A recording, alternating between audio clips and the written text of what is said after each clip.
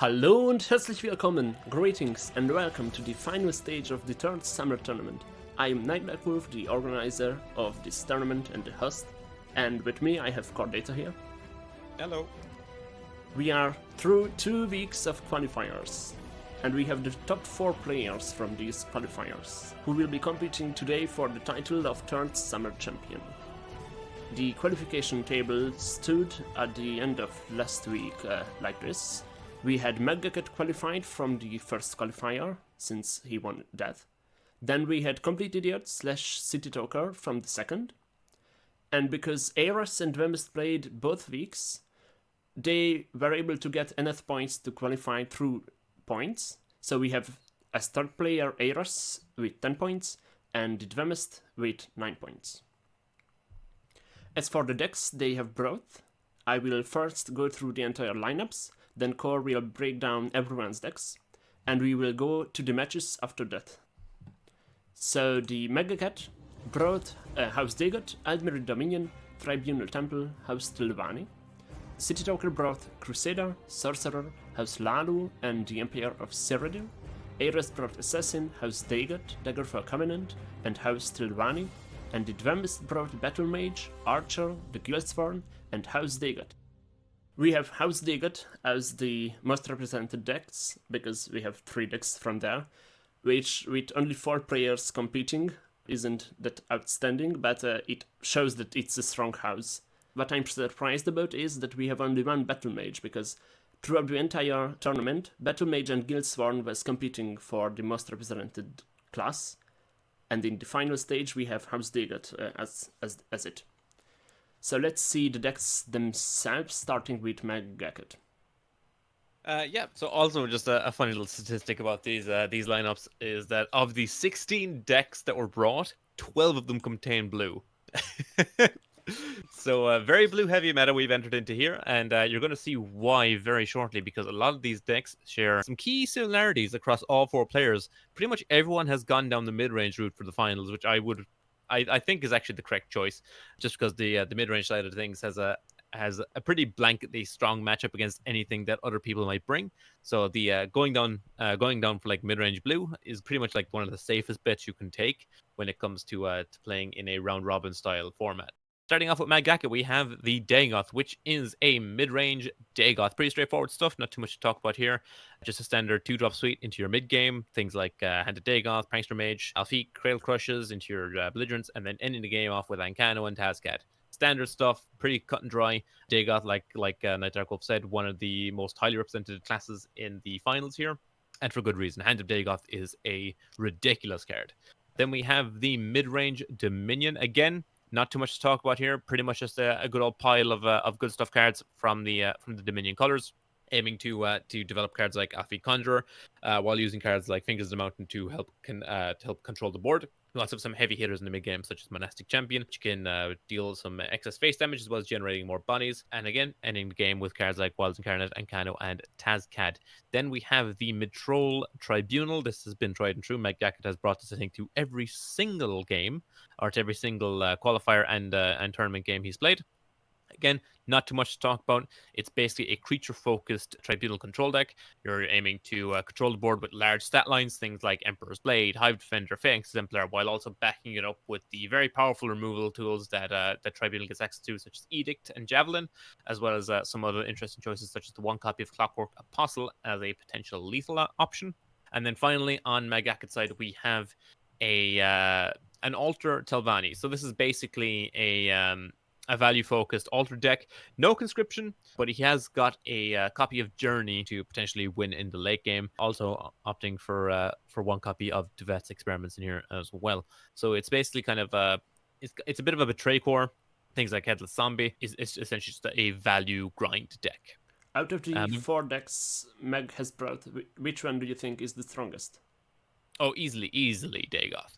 Dagoth is just always strong. There's what if your deck contains Hand of Dagoth, it's automatically very, very good, especially in these matchups. Exactly. we say that there is a lot of yellow, and there's a lot of mid-range yellow that people have brought. Again, we'll get into the deck lists as we go here, but people are playing mid-range yellow, and mid-range yellow is one of the few kind of archetypes that can actually cleanly deal with a hand on 5, thanks to cards like Javelin and Edict. So it's not going to be at its absolute best in these matchups, but it's still an absolute house of a mid-range creature. A 5/4 drain breakthrough with ward is it's pretty strong. It lets you race and stabilize you at the same time. So yeah. As we move on to Complete Idiot's lineup here, he has brought a Rage Crusader, a deck that Aini has been. Many of you will be familiar with Aini playing Rage Satyr. Pretty solid stuff. Basically, just aiming to land a breakthrough creature and end the game with Unstoppable Rage. Also has one copy of Revenant's Hunger for potential stabilization later on. Failing that, you can also slap a Crusader's Assault onto a creature and rage that way. He's not running the Guildsworn Oathman to potentially get the breakthrough weapon. He's running which is one, but not more. Oh, is he running one? Oh, he is running one. Yeah, but only one. Yes, I thought it was three Housecarl. My bad. Yeah, so he is running one copy of Oathman as an option to get the breakthrough weapon. Not running what's it? Ornate Sword, I think it's called. The 2/1 mobilize, or is it the 1/1 mobilize breakthrough weapon, which is another standard option you see in these kind of rage decks. Then we have a purple heavy mid Sork, which is an interesting option. So basically, moving away from the more blue focused versions of the deck that run Cunning Ally, opting for the stickier purple creatures such as Young Mammoth, Bleak Coast Troll, Haunting Spirit, Corrupted Shade, a card that we've not seen in a long time in mid Sork, but has been historically very, very powerful. We also get to see Lucian Lechance in here, which I'm excited about, as well as one copy of White Prone Protector. Again, same thing as Corrupted Shade, one of the strongest mid-range creatures that has been since Power Krypton taken out of Mid-Sork. Back in Heroes of Skyrim, this was one of the strongest 5-drops you could possibly play in mid-range, so it's interesting to see one copy of it back here again. As well as a standard suite of blue creatures, 3 Elfiques, 2 Temple Conjurers, and the Encanto at the top. Also, very happy to see Bone Colossus, a card that I knew think you will mention that. Yes, it's a card that is like massively underrepresented these days, and I genuinely think it should be considered and played a lot more than it currently is. You're paying 7 mana for 9/9 in stats across 4 bodies. It's pretty solid. Also very good because it comes down the turn after Ice Storm in mid range. So it punishes control fairly hard and also lets you fill a lane and get a lot of pressure for one card in mid range matchups. Then we have the House Halalu. This is a mid-grow Halalu, or at least that's how I'm going to classify it. It's a bit strange. The build is a bit weird. He's playing a lot of aggressive 2-drops, but he's also curving a little bit higher than you'd expect out of other aggressive Halalu decks. We see 3 copies of Leaf Lurker in here, as well as a Sharp-Eyed Ashcan, and then we're going all the way up to Raz and Tazcat. So I'm gonna say it's an aggro Halalu. It's aggro Halalu, but leaning a little bit more mid-range with the interaction from the Leaf Lurkers. And City Talker said that he has tinkered this deck especially for this final stage. This is the only deck he brought that is a new deck. So we will see how it fares. That'll be interesting to see how it runs up against the other mid-range decks in the other players' lineups. Then we have a aggro/token Empire. Again, I'm a huge lover of Aggro Empire. It's one of the decks I very much enjoy playing. But we see a list here that's a little bit different. Curves a little bit higher, again, like we've seen throughout the tournament, capping out at Tazcat and Raz. Also running a copy of Umaril, which is interesting. And we also see 2 copies of Javelin and 2 copies of Edict in here. So it's got a little bit more interaction than you'd otherwise expect. But other than that, it's a fairly standard and aggressive take on Empire. As we move on to Ross's list, Ross has brought a move assassin, pretty straightforward.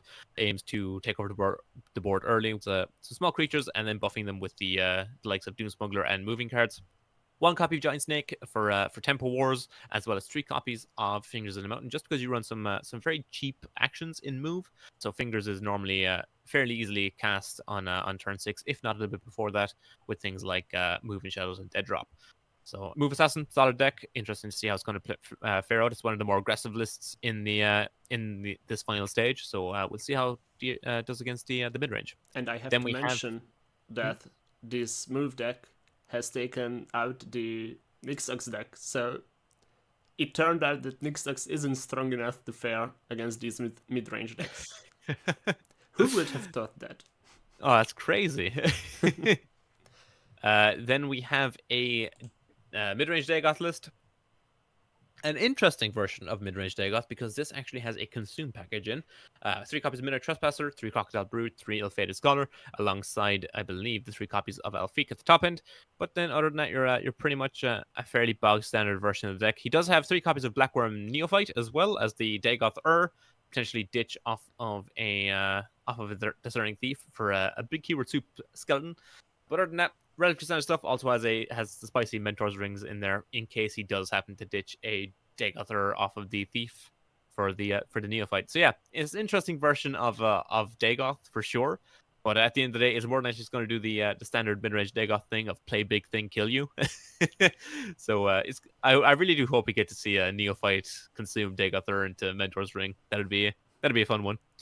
Then we have a mid-range Covenant list. I believe this is also a version of Daggerfall that was it or was it Matthew played to fairly good success using Daggerfall or Covenant Masterpiece on Manic Jack. I believe was the old game plan.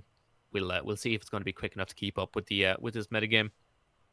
But very standard mid-range list again. All the good blue mid-range creatures. Some of the Giants package, and then we have just the solid purple creatures, as well as 3 copies of Soul Revenge, possibly one of the most broken cards in the game. 5 mana, 5/5 guard that also on death domes your opponent for 5. It's just, I think, in a vacuum, quite possibly the strongest card in the game. But yeah, we'll see how this works out. I think Covenant is one of the least represented classes this year, so it's going to be interesting to see how this version of the deck works out. And finally, on Ross's lineup, we have a Singleton Telvanni. Not too much to say about this. It's basically, it's just your standard Telvanni list that wants to basically hit Strussmakai in 10, grab a Mushroom Tower, and kind of go from there. It's basically Singleton value with Soul Burst on top. So it's going to be interesting to see if this is going to be consistent enough to keep up with the pressure that the mid-range field is going to put up. And finally, we have the Dwemist. The Dwemist has brought the only Battle Mage in the final stage here with a very nice mid-range Battle Mage. Not much to say. Pretty standard stuff. He's playing everything bar the Cradle Crushers in this list. He's playing 1 copy of Tilvas Magister, 2 copies of Fingers of the Mountain instead. 2 Battle Maces, which is 1 more than was the norm for this entire stage this year, at least. But I'm glad to see 2 copies of Battle Mace. It is one of the best finishing options in the deck, but he did cut 1 Lightning Bolt for it, which is interesting. But other than that, fairly standard stuff. It is a tried and true deck, and I don't think any of us are expecting this to... we're expecting this to play about as well as it normally does. Then we have a Move Archer, similar to the Assassin deck that Ross has brought. Archer is the more common version of Move, thanks to cards like Dune Ripper giving you massive tempo swings. And it is a primarily mono-green version of the deck. There is 3 misses in the deck for the Nimble Allies, which is the 2 Spinners and the Garnag. But they're well worth the miss potential because Spinner and Garnag are some of the strongest cards in the 4-drop slot. But yeah, fairly standard stuff. You're looking to play like an early Caravan Enforcer or a Dune Smuggler, and then just kind of spiral out control with some move effects, and then end the game with a Swift Strike or a Tascat. Then we have a mid-range Guildsworn, again, one of the more popular decks this year. Mid-range Guildsworn is a very, very solid list, or a very, very solid archetype. Basically just packs in the best of Battle Mage with the big stat lines and removal of the other decks. So, yeah, pretty cut and dry. The most interesting thing in this deck is the 1 copy of Vivek, which is... I think for all intents and purposes, like an 8 mana 10/10. Not really much else, but also got 1 copy of Defensive Broom in here just for potential board swings versus aggro. And the final deck list in this stage is once more a mid-range Dagoth list. Again, a pretty standard version of mid Dagoth. Not too much to discuss here. I think the most interesting is there's 1 copy, or there's a Grey Fox in this list, which is not a standard include, as well as the 3 copies of Dagoth Oathman. I'm not sure if the other Dagoth lists were running Oathman or not, because it can be a little bit inconsistent, depending on the draw and how aggressive the list is. I'm just checking. No, so this is the only Dagoth list that brought Oathman, so it's going to be interesting to see how this works out. Oathman is generally a sign of a slightly more aggressive Dagoth list, so we'll see if it works out for the Dwemist. But yeah, that's the full lineups. The decks are very, very interesting. We've seen while 3 players have brought Dagoth, they've all brought very different flavors of Dagoth, which is interesting. They're all mid-range, but with variation, so it's going to be fun to see how they play out against each other. Is there a deck that you want to specifically see? More than likely, I think a deck that's not going to get banned that we're going to see is going to be the Daggerfall Covenant, actually. Now, I'm familiar with this deck. Like I said, I know Aini played a decent amount of it, and I know I see Matthew played a decent amount of this deck as well. I believe I actually played against Matthew on this list in tournament. So I'm familiar with this deck, and I know it can produce big swing turns, and I know the Covenant Masterpiece on a Manic Jack is terrifying. So yeah, it's going to be fun to see if he manages to pull it off here. He does have a Covenant Oathman to tutor up the Masterpiece, so we'll see. We have done it with Megacat's list, so we go further down the line. Which one is City Talker's strongest deck? Just based on the deck list themselves. I'm going to go ahead and just say Sork. Yeah. As a mid Sork connoisseur, I can tell you that it's You it's see still your very bond at strong. the end, you press Sork. Yeah. Now the only thing about this build of Sork is there is no Daggerfall Mage. It lacks the early stickiness that a more blue focused deck would. Outland Patrol is also an interesting choice. It is a 3-mana 3/4, so the stats are decent, but I don't know if it's worth losing Daggerfall Mage for. I'm not 100% sure. I think just on the back of it being Sork, having Sorcerer's Negation as well as the mid-range blue tools, it's still going to be fine. And into like the likes of the Singleton Telvanni, it's going to be very, very strong. But it's just going to be interesting. I do think it's probably City Toker's potentially the strongest list, but we'll have to see because I could be wrong, and I'm very okay with being wrong because the Halalu potentially might be able to do a bit more than the Sork. Also, Rage Satyr, it's a deck that it's a known quantity. It's a good deck. I think we're all fairly familiar with how it plays. So I think it's either the Crusader or the Sork. But because I'm biased, I'm gonna say Sork. All right. And the Atrocious. Which of the four So decks would you prefer? out of Ross's, I would probably go. Yeah, I'm gonna stay with the. Am I? No, I'm gonna be safe. I'm gonna say Dagoth again. It's an interesting build of Dagoth, but at the end of the day, it is Dagoth, so And it's just if he flat bodies. manages to pull off the combo with the Dagother and Ring. Oh yeah, if he does anything with like Blackworm Neophyte, Dagoth, and Mentor's Ring, I'm gonna have a field day. I'm gonna have a great time. All right, and at the Dramist decks, For the Duelist, Battle Mage or Dagoth?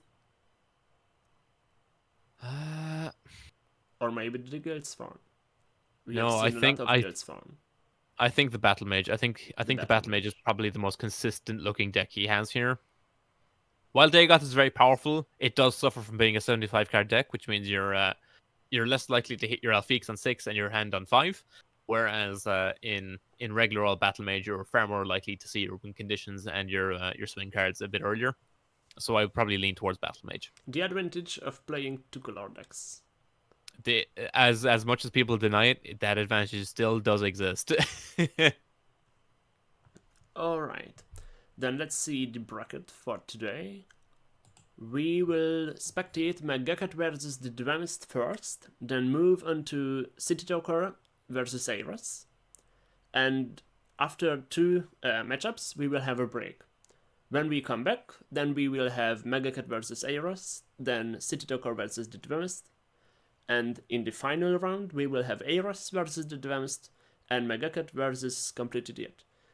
The tournament itself, the final stage, is, as you can see, not single elimination, but round robin. And instead of the usual highest win player wins, we are playing by the rule that the player with the highest win rate wins. This means that if someone goes 7-3, they can defeat someone with 8-6. Yes. So you might win all of your matchups, but if you win all of them just by an inch, you are still losing the tournament if someone does better. It will It's be very much interesting to see how this turns out. it's very much a case of the players need to lose as few matches as they possibly can Yes. while maximizing their wins. Every match counts. And having one bad deck can ruin your entire night. First matchup, McGucket versus the Dramists. We see the decks here. If you're McGucket, which deck will you ban? Well, it's one of two decks, really. You're probably looking at either the Guildsworn, I think, or it's actually it's very difficult. Actually, the Dwemer's lineup is it's difficult to ban against Because you have a Battle Mage, and then a version of Battle Mage, and then a version of Battle Mage, and then Archer that just is a hit or miss because movies like that. Exactly. That's exactly it. You're playing against 3 versions of Battle Mage plus Archer. I don't know. It's very difficult to call. I would guess one of the versions of Battle Mage would be one of is what you're That looking leaves at here. 3 decks out of the 4. Yeah, like, it's difficult to distinguish between them because they're all subtly different.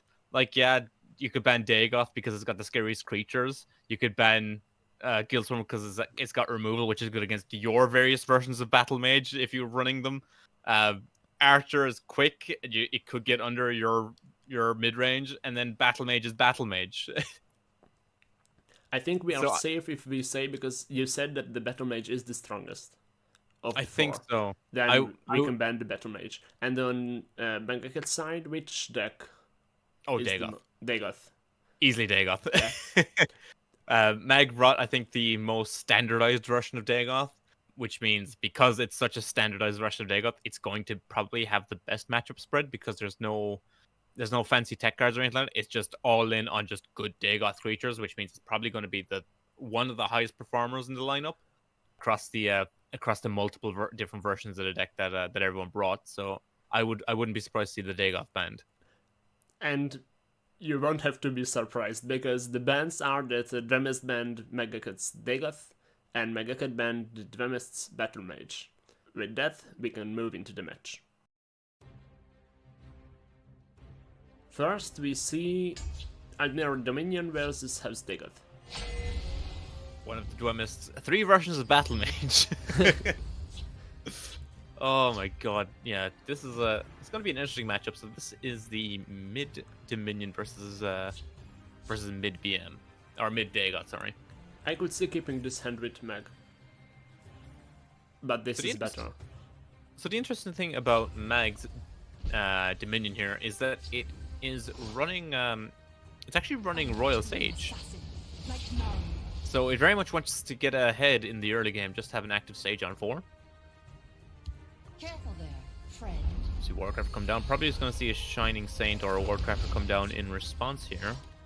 Careful there. See Warcrafter and face. Yeah, I think Warcrafter was better here. And we see the Sage off the top there for Mag. Which will be active next turn. Mm-hmm. Unless you go Well, Shining Saint and something you just throw. We will see what the draw is. So, is the Drums going to take the ward off here? Your blood Yes. Okay, well then if you're Mag, I think you just... Oh, okay. Just going to get a second body here. I was going to say you likely take the trade and then Sage afterwards. But this makes a little more sense. He has to take a trade into the 2-1 here. And if you want to, you can play Cliff Racer this turn. Oh, a second Royal Sage. No, it's Sage into Sage.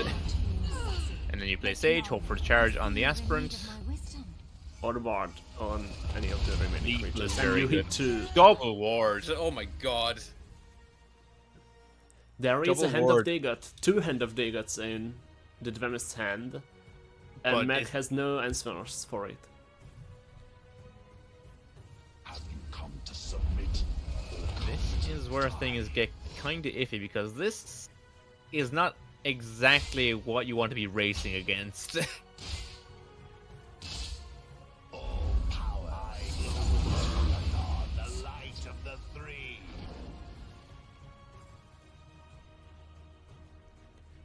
sometimes. Can a Just Hand gonna- of Dagon save this? So he's gonna just suit it up with weapons here to try and drain as much as he can, I think. But then doesn't that just delay? I think playing the second Hand of Dagon is... I think it's the correct line to play the second hand here. Hand and dagger the first hand. Have you come to submit or come to die? Because this hand will get cleared. Oh, Bolt makes it a bit easier. I think, yeah, Magaket can... You don't need to clean it if you can win this turn. You have Magaket has a Cliff Racer Oh, or a Reclaimer. Reclaimer. Yeah. This is 7, 11, think- 13, lethal, right? 15. You have lethal on board. Yeah. And you can skip. There is a prophecy. Protector Here's a of card. Innocent. That's We'll see 2 damage how they save. like someone who fights back. Which leaves the Cliff Racer and the Reclaimer in hand. Yeah. Doesn't matter. There's no Let's see no if last we room can prophecy do here to something make useful. it interesting. Simple 5 and Mag takes the first game. The Royal Sage plan worked. Yeah. Oh, Sage when it high rolls is it's not fun. I remember you had the deck with Sage and... Oh, what's the name of Uh-oh. it? Solrus Marshal, Tempo Assassin. Yes. Yeah, high roll potential on Sage is quite nutty, especially alongside cards like Solrus Marshal when you're pooping out 0 mana Alphix. God, that was a fun deck. I really like that deck. As we see the mid-troll Tribunal into the move Archer. This is a matchup that the Tribunal is a little bit worse than 2, but Mag has opened a very good hand into it. He will have answer for... Not for this, but for the Daring Cutbars. He can play the Profiteer in Shadow and get a... Empowered Channel Storm yeah. next turn.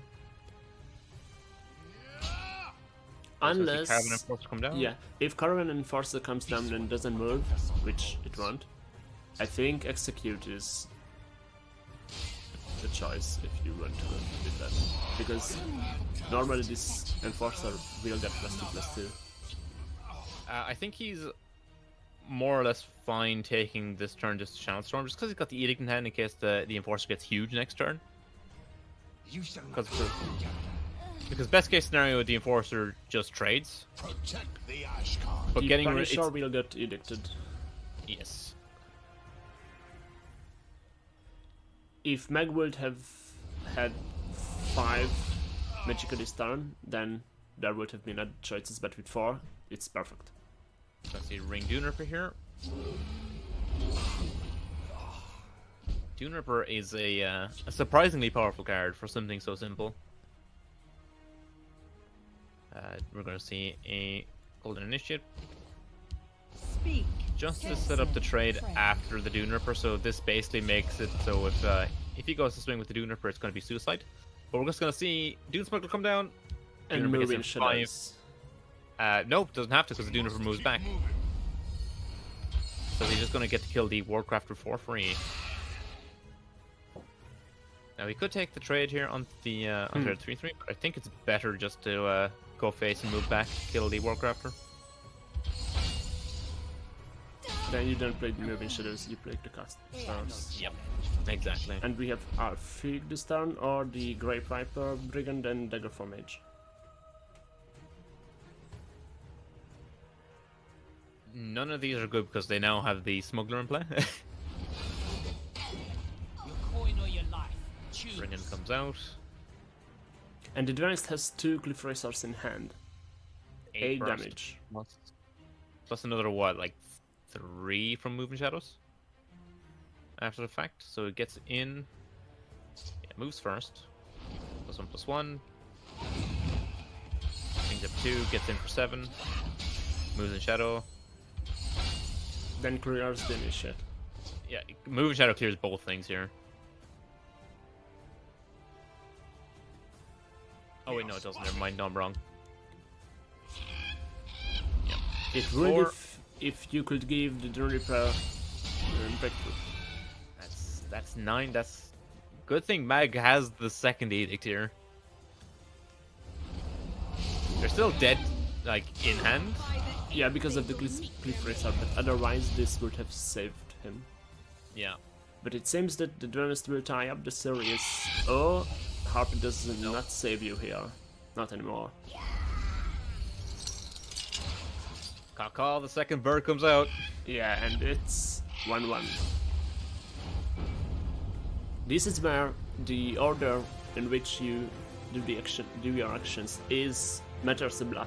Because if you would have attacked with the Cliff Racer in hand first, then you lose here. Exactly. This is why you always make your attacks before you play anything, Yes. if possible. 2 very quick matches. Yeah. As we see Guildsworn into Tribunal.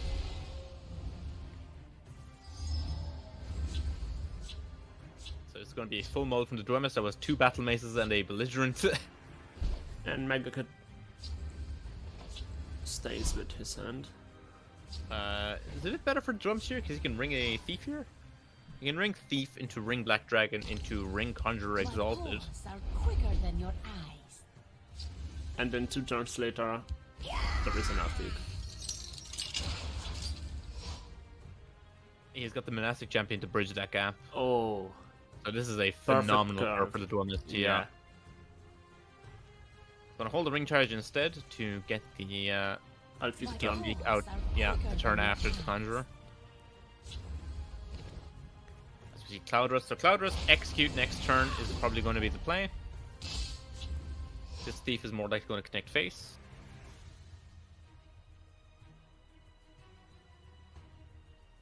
Gonna take the trade here. He does Considering take- trade and takes it.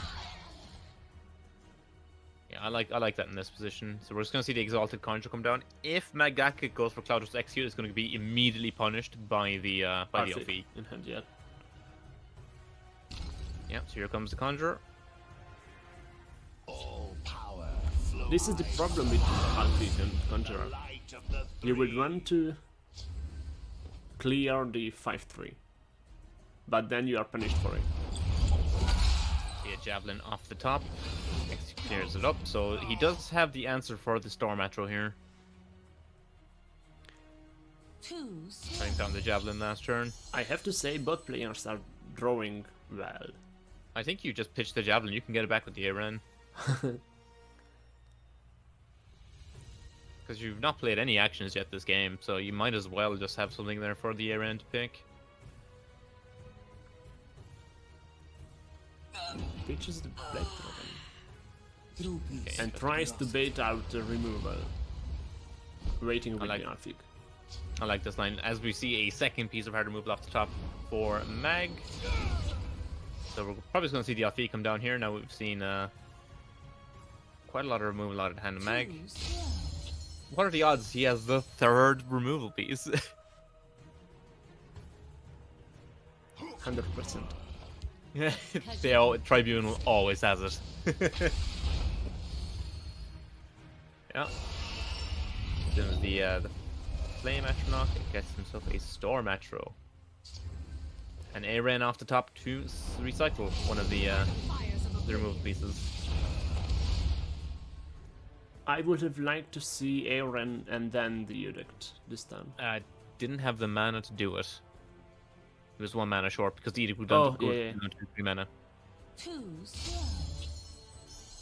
Burning Thief. Probably just going to pitch the other Thief here, and you just shackle down the Daggerfall.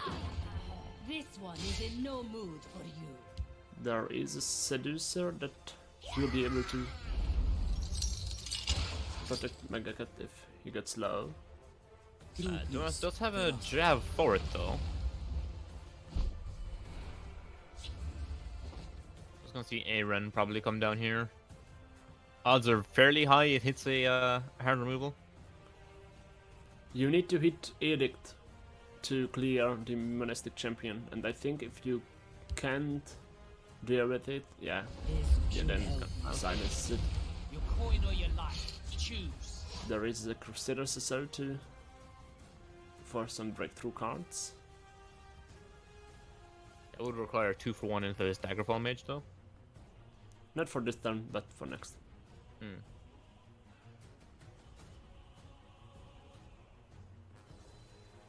This one is in no mood for you. Thomas just gonna go full aggro here. Too slow. Cradle. Probably pitch this Cradle Crush. I don't think you don't really want to cast this. You could just pitch Javelin and play the A-Ren here. You're not really doing much else with your turn. I could see a line pitching Cloud Rest. He's going for the Javelin here, so we are going to see A-Ren come down here. Yeah. Oh. Assault first, then Aaron. I would have...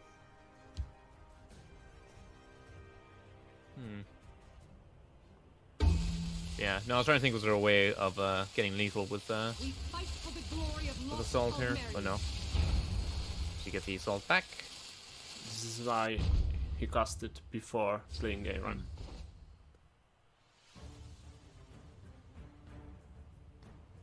In case Magaka drops a guard, now Dramis has a breakthrough. Yeah, so now Alfik won't stop any damage here. But won't need it. Is the thing. So we do have a Fingers clears Harpy, then Aaron. And you still need something. You are 1 damage off on board. Yeah. And Magaka recognizes it. This means the series is 2-1 for the Advanced. 1 deck left, and it's the Dagger. We're seeing some proper mid-range slugfests here. This is the kind of Tesla I love. I know, right? I got you the perfect final stage this year. Do you queue up Tribunal or Telvanni into the Dagger first? You want to... I think I queue the Tribunal first, because I think the Tribunal has a higher chance of beating the Dagoth just on the back of the removal. Yes. Because now everybody... Oh! Mike goes for Telvanni instead. Okay. Just because the Dagoth has so many warded threats that the Tribunal really has no problem dealing with, whereas Telvanni has a lot of damage-based removal, things like Fire Bloom, Death Scythe, Vipers, Sanctuary Pets, things that have to make contact with the thing to kill it. So it's interesting he'd go with the Telvanni here. I strike like the Moraton. Spymaster come down. The hand is not great from the Dwemis though. Missing turn 1 and turn 2. No ring. By the 8th, they will meet their makers. There is 2 Hand of Daggers. And the Glyph Racer though.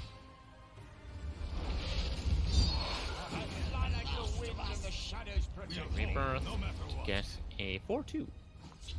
As the perfect thing to get eaten by this Daggerfall Mage. Sheol. Okay, Slayer. Just give me an A. Yeah, the hand from Magakit is on the poorer side. Count on our We're will. probably going to see Shackle, the 0-1, grab something like Fire Bloom. And Fire Bloom, the 0-1. And it is a 3-3. I know. It's an Assail Madman, which does get cleaned up by a Cliff Racer. Do you clean it up or do you play Hand of Daggers? I think you have to clean it up because yeah, you're not going to be able to clear it if it starts Later, yeah. starts ticking. Second Fire Bloom off top for Mag here, so we're probably just going to see trade into Tree Minder and Fire Bloom. That's Hold because Fire Bloom. it's only 1/2. Well, the reason I thought we might have seen it was because he knows about the tome in hand.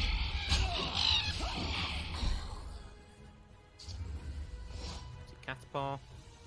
Off the top, probably just going to see that developed here. He could cycle Fire Bloom for 2 cards here, but I don't know if it's worth it or not at this stage. Kano Kano. breaks the rune. We're going to see Laneth potentially next turn. Breaks the rune at the perfect turn with moves coming this at 7. If the rune would be there, you would play Muse every time, but I can see a reason to hold it. I mean, it's still decent. You're still selecting a card here. Yes. So next turn, I would imagine we're going to see like an Exalted Temple Conjurer potentially, and a Dagoth Oathman. Or potentially just Hand plus Oathman. The Ordinary Necro off the top.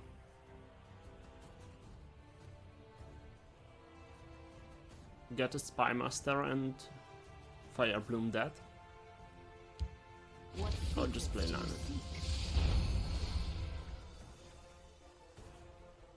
Yeah! Almost said it faster than Magaket went for the line. Tinkering will be... because next turn then you play Necromancer for a Spy Master and then you tinker. Oh god. Oh, it's gonna happen again, isn't it? All power flows. we're gonna see all the high rolls, aren't we? We are 3 Magicka away from that. And now 0 Magicka away. Find something useful. Oh, Let's here we go. see. And the altar. Oh! Plays Brahmin Okay. instead. This is safer.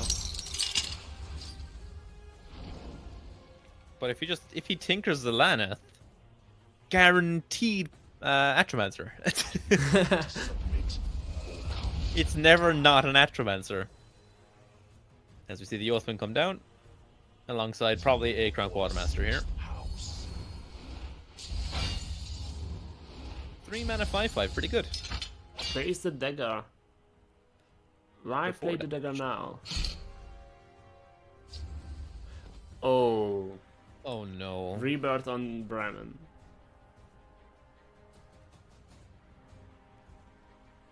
Can you add damage Hand of Dagger though? You I will don't have 7 left after the rebirth. You could just tinkering the hand to get rid of it. But then you would give an Alfie. No. When you tinker their 5-drop, it's always Studium Headmaster. It's always just draw 2. See, Night to Remember. So we're gonna get the Brahmin Blink. Must I do everything myself? And then here it comes. Ring. Yep, Manticora. Draw Yep. 2. You're gonna tinkering the Brahmin here. No, the Manticora again. Ah! Oh. Right. So the thing is, I don't see any card in the devil's hand that can deal with 15-15. Well, I mean, there is a There is belligerent the that bounces Belligerent. it. And you have to play it. Yeah, I think the belligerent might be just enough tempo to not immediately die here. But it will come back. But that's Mag's entire turn playing a 15-15. And if you're the duelist, if you're skilled, you just draw the Abner. Ah. So this is how Dagot works. Now Exactly. I understand. It's just- Simply just draw the answer. You see the Magic second has- Oathman come down. Black and Messenger. And then Necromancer. Maybe. You are not worthy. Experiments. This is good here. Doesn't do much yet this turn. I see a greedy line of Black Hand Messenger, Necromancer, and then Mastermind next turn. Well, I'm erring on the side of Necro into Spymaster and Firebloom. I like you Black and Messenger to 2/2. Can seize all. Oh, the 5, yeah. 500 better, yeah. Well, the only reason I think it was 2/2 is because you're happy to hit anything else with the Firebloom after that. But now it's just guaranteed to hit the 2/2.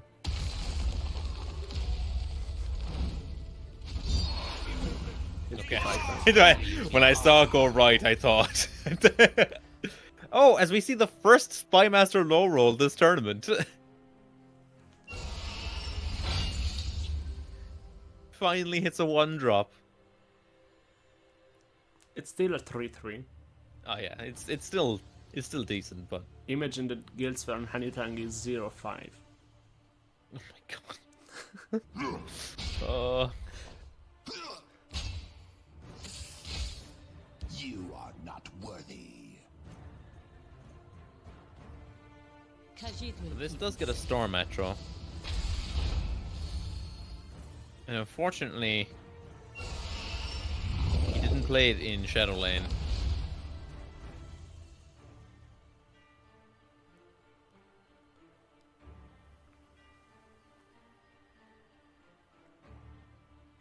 Which means he can fairly easily clean this up. Not the hand. Submit. Hand is a little bit more of a problem. Now, if you are Meg, you could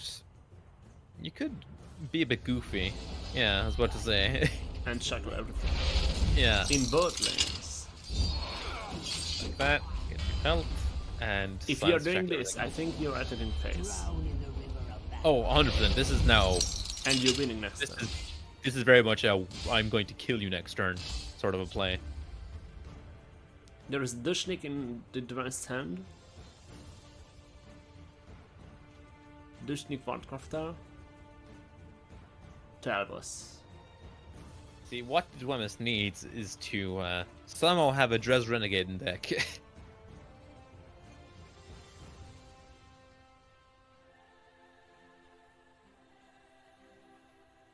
By the aim, a fine battle. That's it. I think that's 2-2. It has been my honor.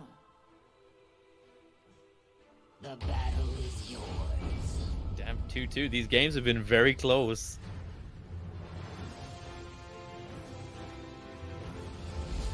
This leaves the Tribunal versus this Dagoth. Dagoth.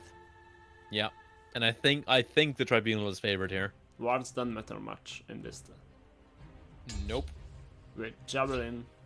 Wait, Edict. Negation. Shadafan.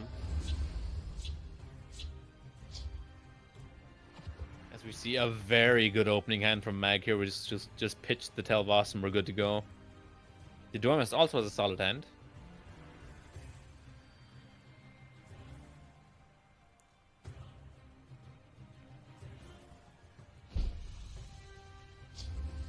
Oh my god, this is nuts. Daggerfall on turn 2. So you turn 1 Awakened Dreamer here.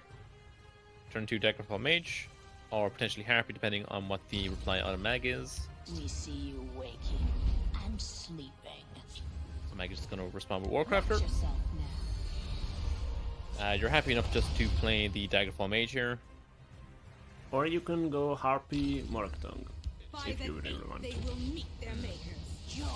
Place Daggerfall. Yeah, I think the threat of Daggerfall is just is much scarier.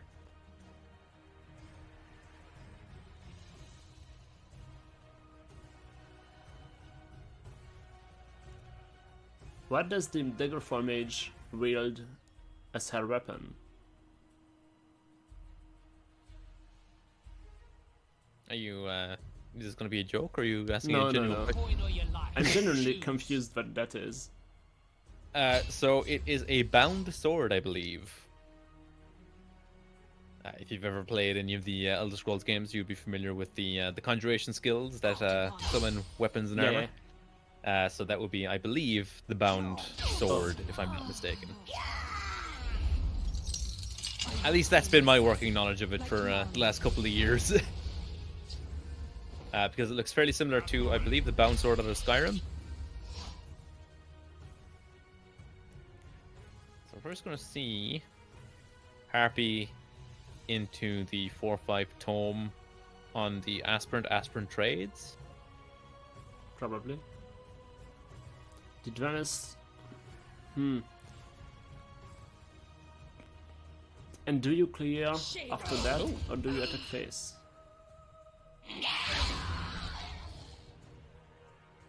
Is he... Joy. Okay, so we're just going to tome on the... okay. That's the same Yeah. as the other line. I will have no vengeance. Like Naru. has Alfik next down. They will meet their maker. Oh, but the tempo was- control is much better. I was about to say that the Alfik isn't active, but I will have my vengeance. I think if we would have seen a high cost card, then you still need to play Alfik. yeah, 100%. But this was much better. We can help one another. Now you can play Moose and draw 2. Yeah, You are not worthy. play Moose in Shadow in front of the Hell Boss. Grab 2 cards. And next turn you can break through on the Galvas and play Alfik. Yeah. Or play a Mighty Contouring. Megacat will have an Unsparred with Edict and Boeth in hand.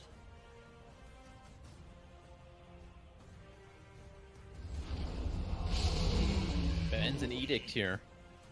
Speak, citizen. Initiate Okay. comes down.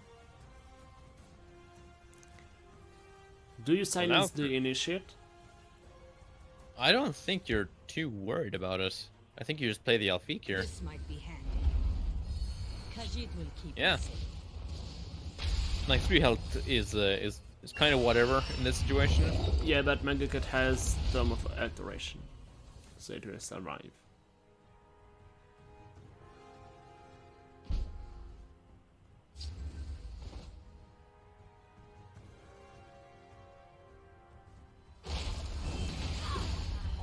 Oh, Just good goes straight. for the clear instead. Okay, so we're pretty much back to board parity yet again. Thomas gets to take the trade with 2-1. Don't underestimate. Gets to play a Cornucopia Gambler in Shadow, pitching the dagger, Dare to make a friendly wager. and develops a Dagfall Mage. As Mag does not find an answer to kill it. Does he find one here? He does. Yes. The Nick kill the Gambler. This is what Peak Castle looks like. Just 2 mid-range decks throwing big creatures and removal at each other. Galling pox. Here you've been Transformation comes down. By Arcade's I'm blade. surprised at this spinner. It's may just stop the discounts. It also puts in range of Bolt next turn.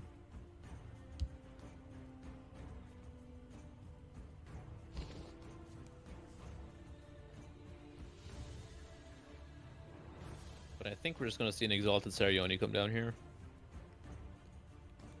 Do you play the Initiate or the Dagger for Mage before the Exalted Serioni? DFM. Yeah. I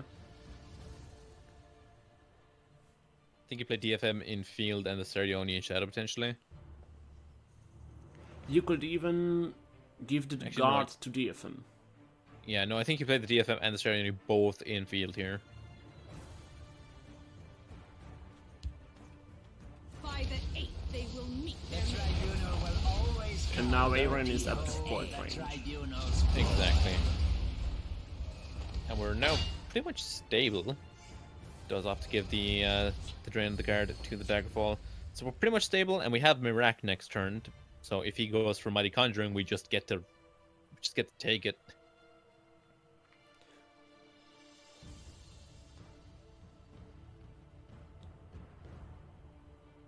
Out upon it. goodbye.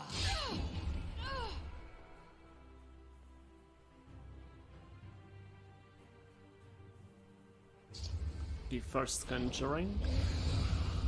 We'll get answered pretty cleanly by the Mirac.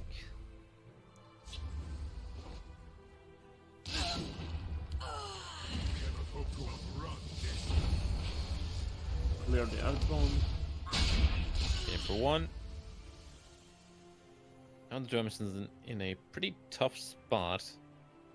Because you can Conjuring in the face of the other Conjuring and bolt the Aren.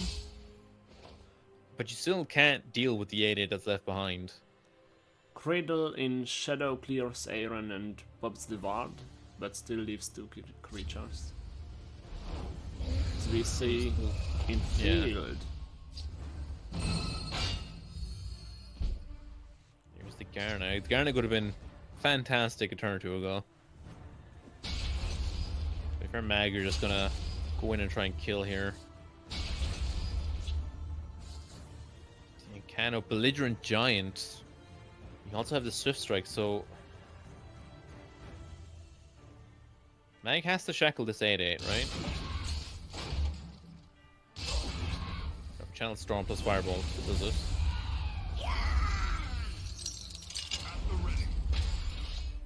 So Duemas has now lost his Citizen. lethal here.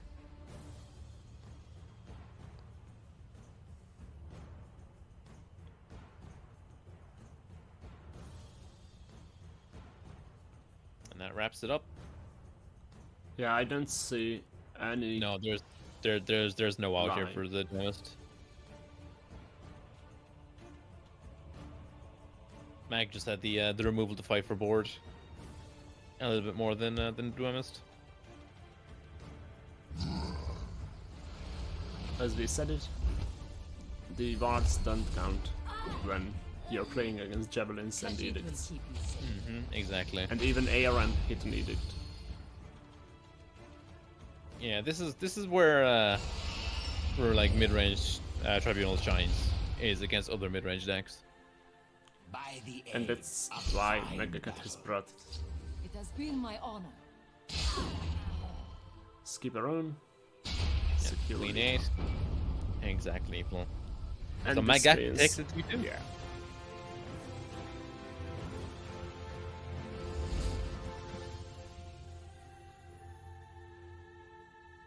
As we go into the second match, City Talker or Complete Idiot versus Ares.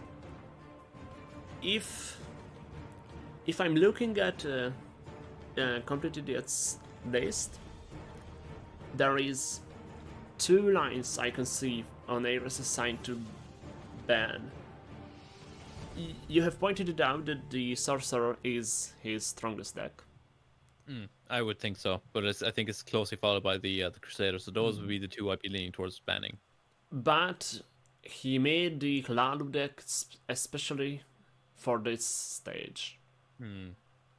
And if you don't look at the list, just hear that I have made this list for the final stage. Then if you are Ares, do you ban it? Or do you stick with the Sorcerer, is the question. Depends. Because I'm just looking at the The list at itself. Lalu. Yeah, like there's no javelin. You've got like there's no scourge. There is Leaf Lurker, but there's no scourge, no curse generation to go alongside it. So you're just looking to basically wound things naturally. And all of Ross's decks are blue based, except for the assassin, which is primarily green for the move package. So you're not like it's not that the Halalu is going to be able to remove your things easily, because it's just not. It's going to have to fight for board like really really hard. So I don't know if it's a deck you're really concerned about. Whereas things like Crusader and the Sork, they have slightly more tools to fight for board against what Ross is doing. I think when you look at the curve, you could say that it's just faster than the Ares' decks. But you have to maintain your spade.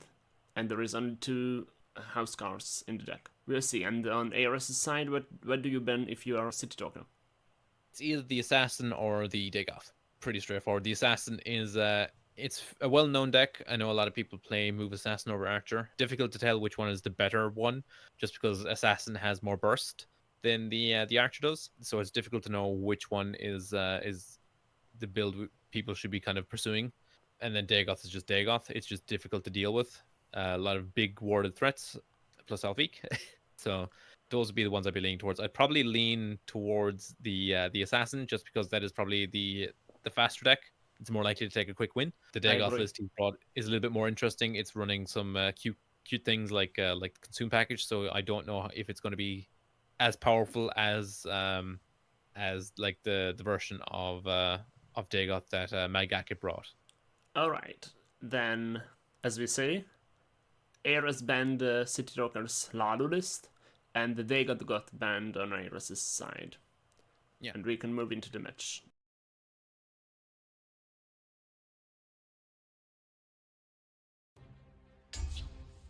Sorcerer versus the Daggerfall Covenant. So Sorcerer versus a version of Sorcerer. This Daggerfall is primarily its early game is mainly Sorc, and then its late game is leaning more towards Warrior.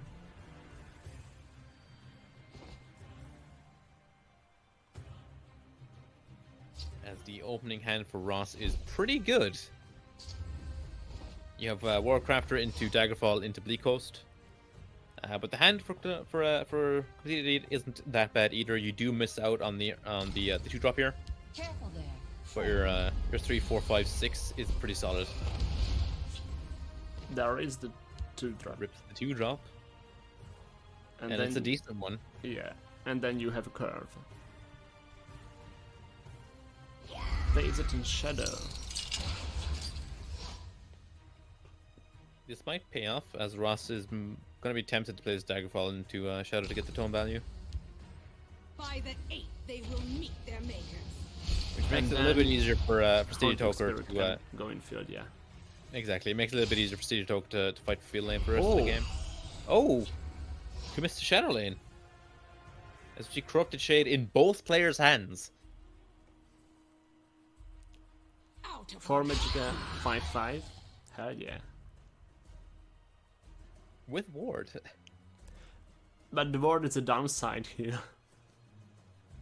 I believe blood will spill. both players are running means of silencing their shades. In the Sorcerer, there is 1 copy of Mute, and of course you can play your negation on them if you could find lethal with that. This is why the versions of Sorc with Shade should always be running like some Shadow Fens. Yeah, there is 2 Shadow Fan Priest, but it comes. You need to draw it yet. This troll just munches on the Shade here, or the Hunting Spirit, and Shade And the trades Skaven troll. in Eros' hand is looking really good into that Shadow Yeah. lane. Shade pops at the end of turn, correct? Yes, Yeah. I think. From what I remember, it's at the end of turn. If it doesn't have ward, it pops. Is that going to develop the tome here? Face me, you dog. From the looks of it. They will perish Still, in nope. flame. This is the Game. best part. Yeah.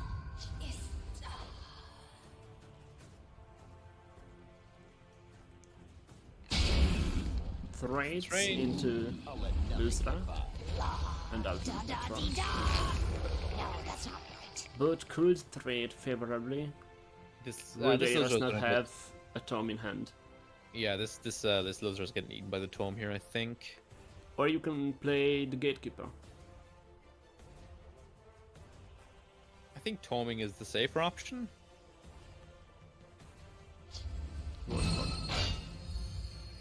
As we see a Negate. negation top deck. Your blood will spill. Blood and faith.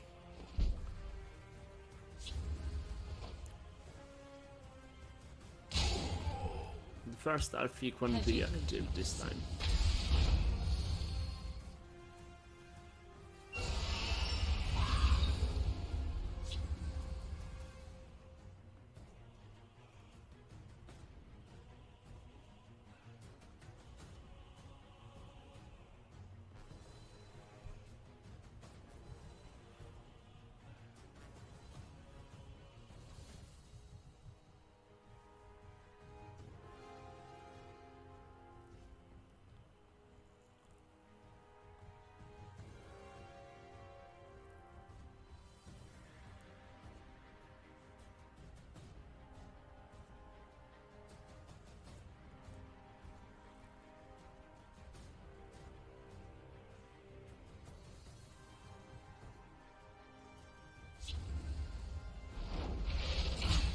Face Negation me, into you Young dog. Mammoth then, or the Corrupted Shade.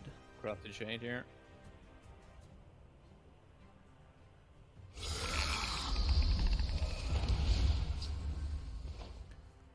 control off the top for idiots.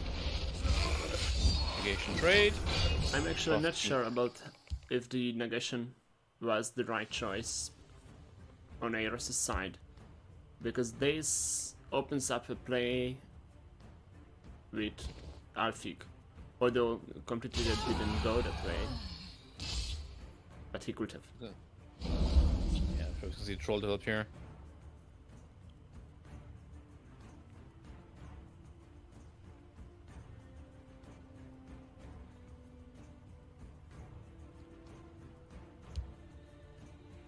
Telboss comes down in shadow. Perhaps we can help one another. Docs 3 damage, but not all. Oh, and the mute. 5. Manic check off the top.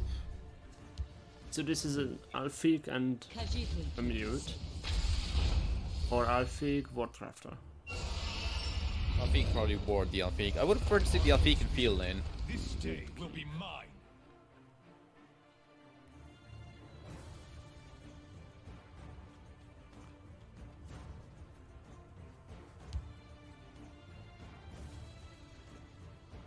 Gamekeeper, this is going to be a solid mute target. Gamekeeper to allow the sharpshooter. I only need Silence the Alfik. Sorry it had to come to this. His face, okay.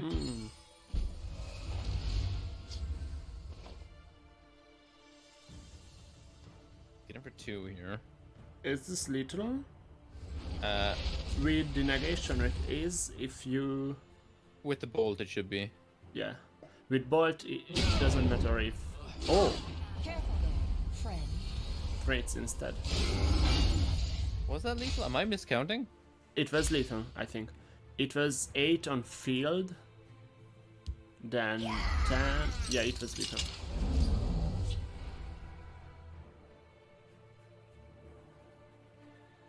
It was 18 damage if the spell sword pops the bard on face. And it was exact lethal. Yeah, okay. Just opted not to risk a prophecy here, I guess. Although there's only 5 prophecies total in the Daggerfall list. I think Ares' only chance is to go Aspect of Her Scene into City Talker's face and then hope for Bolt.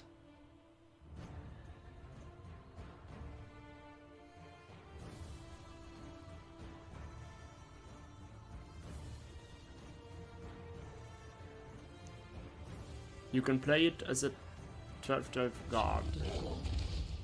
No, I think going for charge here and setting up the potential bolt lethal is correct. Now there is only 1 copy of Lightning Bolt in Ross's deck. Right, you just need to hit it.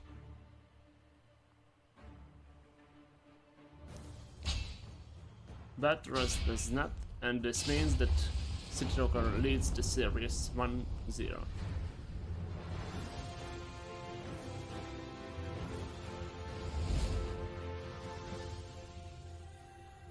It's interesting that out of all the matches, the Sorcerer felt the longest, although it wasn't the longest. Yeah, it did actually. Yeah, that went what, turn 9. As we see the move assassin into the token Empire. Yeah. Ditch Crusader, keep the soldier, and maybe keep Lion. Oh, keeps everything.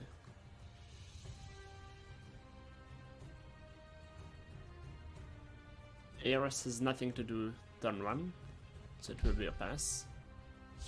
And then you can bring out Inspiring Soldier. Just in the nick of time. Missing turn 2 on Ares' side. This is not what you want to be doing as the move deck. We're just going to see a ring lion here. I'll lend you my support.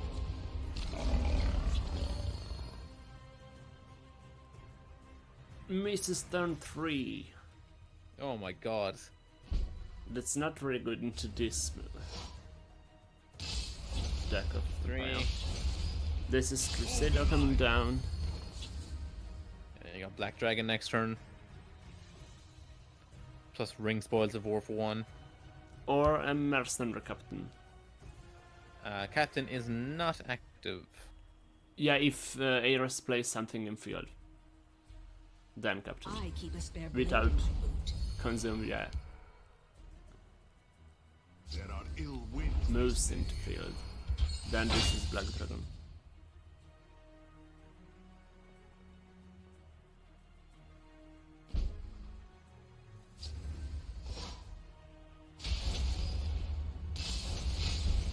Oh, Prophecy. Oh, But just the bolt. on the 4-3. Gets him for 1 more. Spoils of War. Here Black comes the Dragon. Black Dragon. Death to assassins. Speaking of long matches, this isn't one.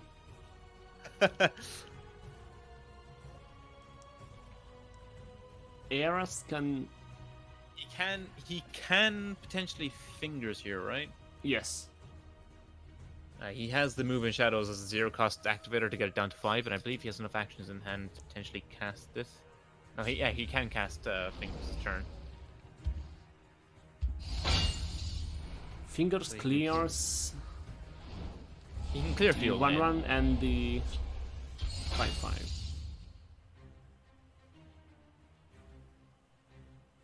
But you're better off clearing field, and it's more damage off the board. You're clearing everything. You trade with your Oh, yes, 6-5. Do your work. The smuggler dies, but you stay alive. He's gonna move in shadows. Hardly. You need to move in shadows the you have to. Crown Master. Yeah.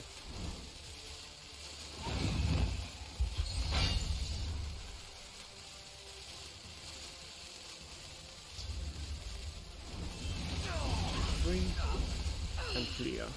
We are spotted.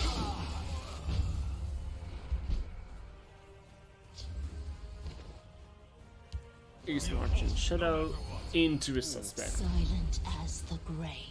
6 damage. We see another smuggler off the top here. And for there is a Ross. rest coming in 2 turns. We're probably going to see one of the 3 Apex Predators develop, though.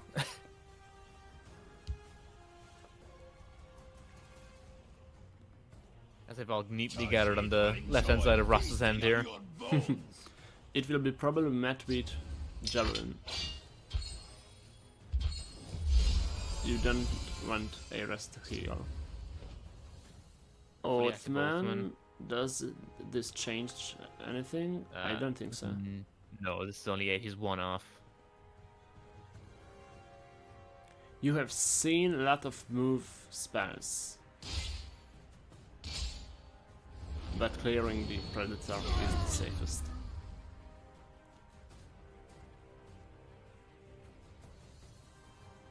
This pretty much guarantees that Raz should be lethal here next turn. Even if Apex Predator would move twice with Shadow Shift, it wouldn't be enough. Because of Yeah, he has- Raz, because of Oathman, because of Mercenary Captain. Exactly. He has to clear both creatures here to not die. And that means you can play Apex Predator. Eros has to play Wardcrafter and Swift Strike. And then is left at 3. In range of Careful Raz. there, friend.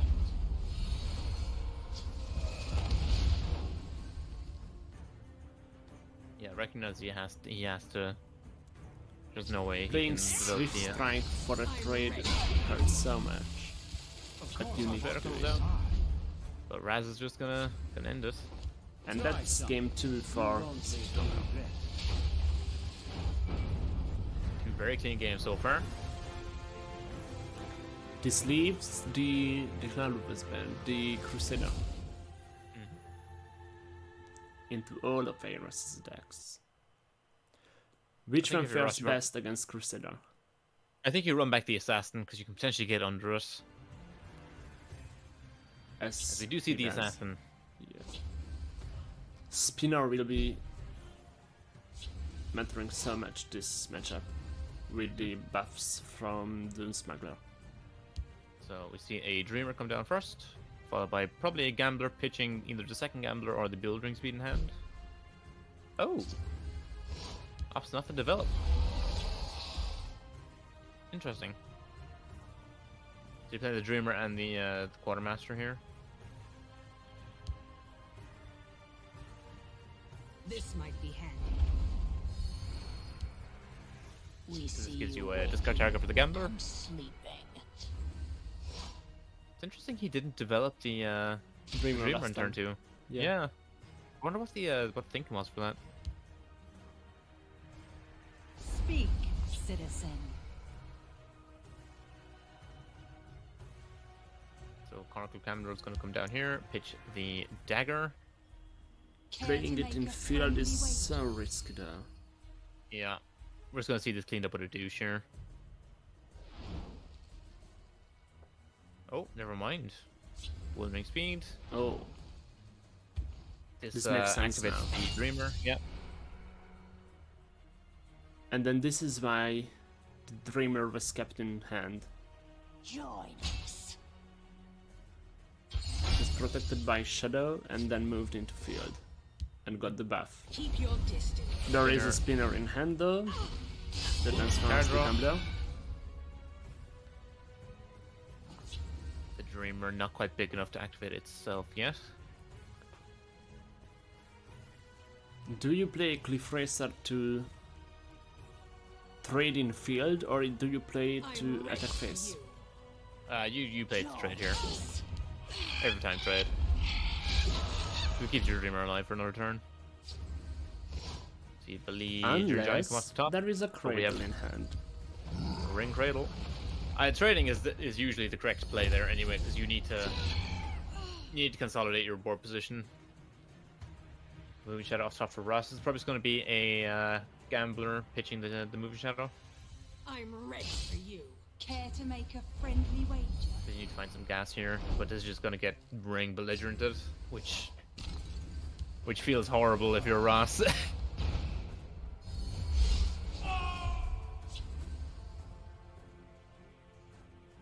So you play the Sentinel Reclaimer, you play the Gambler again. Just hope that City Toker doesn't find a Rage.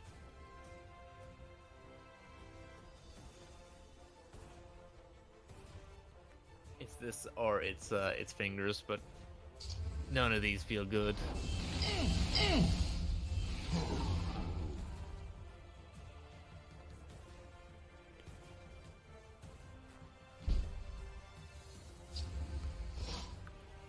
Yeah, so you just get in for 7 and you douchenick ping the 2-1. Protect the giant. Choose. Yep. And Eros is still at the Reclaimer Gambler problem. Yeah. You can play Reclaimer and Cliff Racer to deal with a Yeah. 3-3 or a 3-4. So you clip first clear the 3-3 and then you play the Reclaimer behind us. And still hope for no rage to No. come. Yeah. This protects you from rage.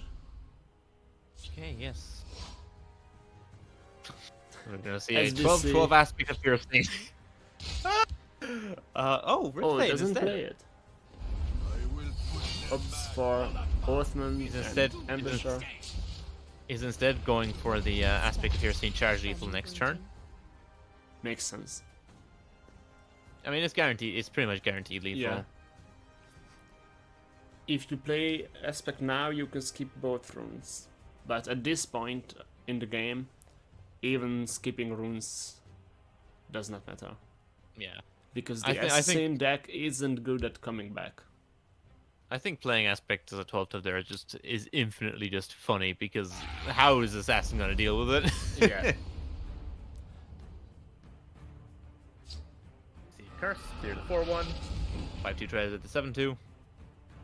but you are still dead on board, and you have no way of not being dead here.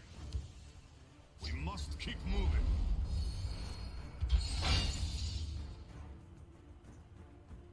So Ross has to hope for a prophecy, but it's not going to matter with the aspect in hand. That's seven charge with the improvised weapon.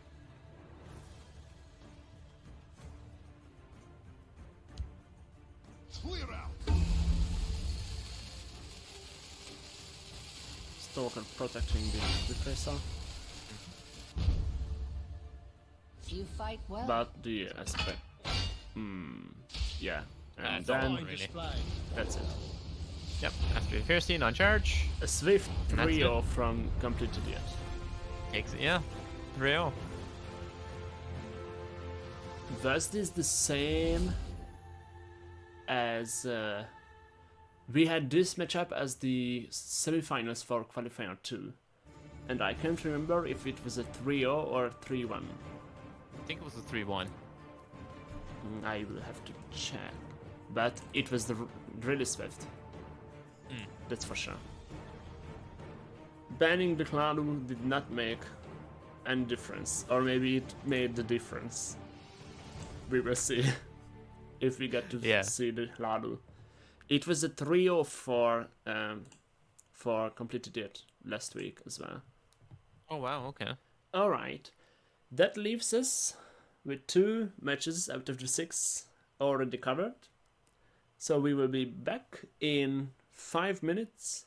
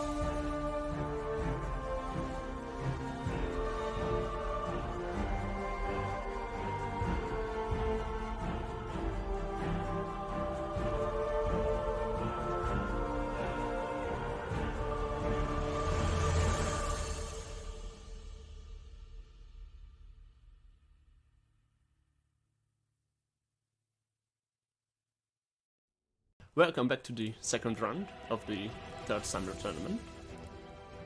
After the first round settled, we have two matches that are updated on the bracket. So we had the first match was Megacat versus the Drumest, where Megacat won 3-2, and then Complete Idiot versus Ares, where City Talker won 3-0. And with that, we will update the standings. So as you can see, the win rate is what matters, and because of that, Complete Idiot is up front with 100% win rate, 3-0. Then comes Megacat with 60, Dremest with 40, and Aerost with 0. It will of course change as we go deeper into the matches, but at least it gives an understanding of how the scoring works. And with that, I think we are ready to go into the second match. Or the first match of the second round, which will be Megacat versus Aeros. So Megacat brought the House Dagon deck, Admiral Dominion, Tribunal Temple, House Telvanni, and Aeros brought Assassin, House Dagon, Dagger for Covenant, and House Telvanni. So Kerr, what are we banning? Yeah, I think if you're Mag, you're probably just banning the Assassin, just because it's the quickest deck.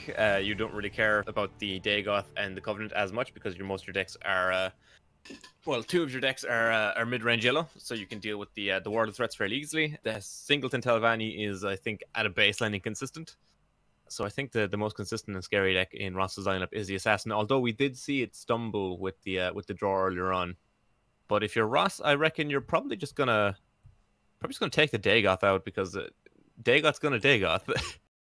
The bans are that Megacat banned the Dagger for Covenant from Ares, and Ares banned Tribunal Temple. Okay. So it's completely wrong.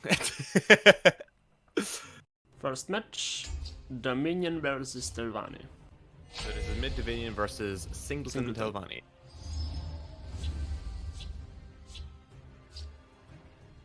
As you see, a reasonable opener from Ross, and I think this is actually a fine keep on Mag's side as well. You could pitch the either the Initiate or the Reclaimer. You're not worried about healing in this matchup, so the Initiate is the more likely thing to pitch. I Just would looking for two even drop. consider pitching Cloudress because it's a prophecy.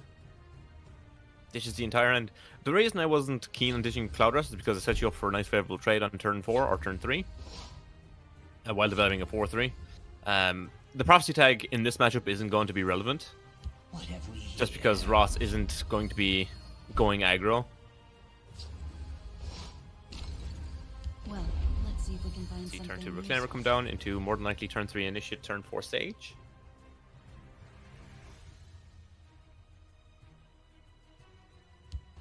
As Ross drops a Well, Reclaimer off let's his see if own. we can find something useful. My scales move in shadow. This might be a Harpy. Takes favorable, followed by Harpy. You are correct. Question is, does Ross want to negation this? Probably not. Is more likely going to be develop a... Oh my god, there's a Zavara Atronach in the hand of Ross. I've just seen it. Yes. I just saw he had heard it. Okay, alright, that's interesting. I mean, it's another sacrifice outlet to activate your last gasps, so makes sense. Also gains the stats, so you can sack a Nicholas Baroness after an attack and gain 5/5 plus draw card, so not terrible. So we Headless Zombie come down. Gets in, into Cliff Racer, take the trade. So Reclaimer comes back to the hand of Ross off the Headless Zombie into a top deck Barrow Stalker.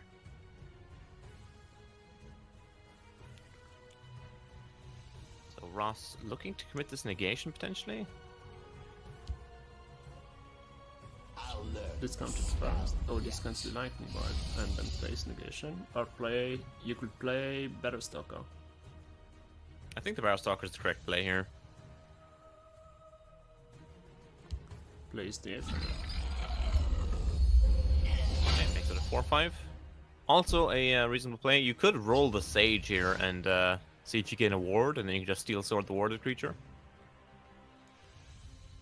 Play Shining Saint before that. No, because then you can't play the sword. Ah.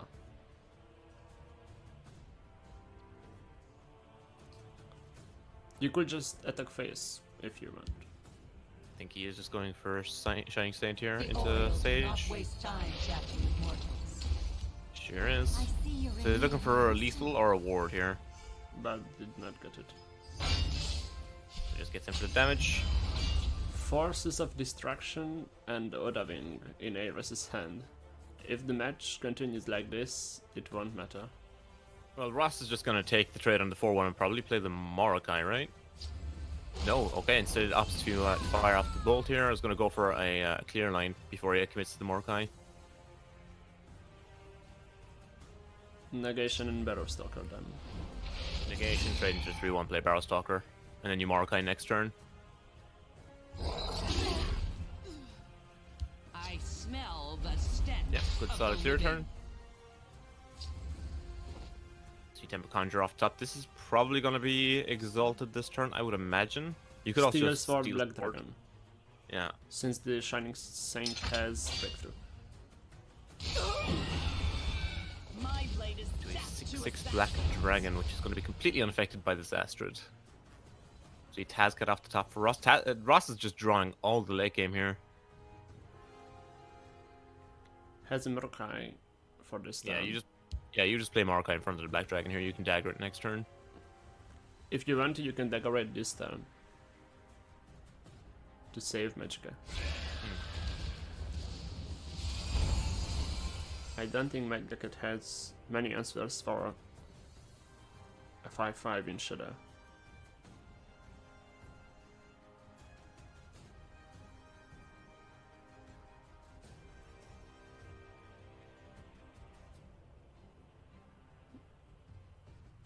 Want to see a Steel Sword committed here into field end?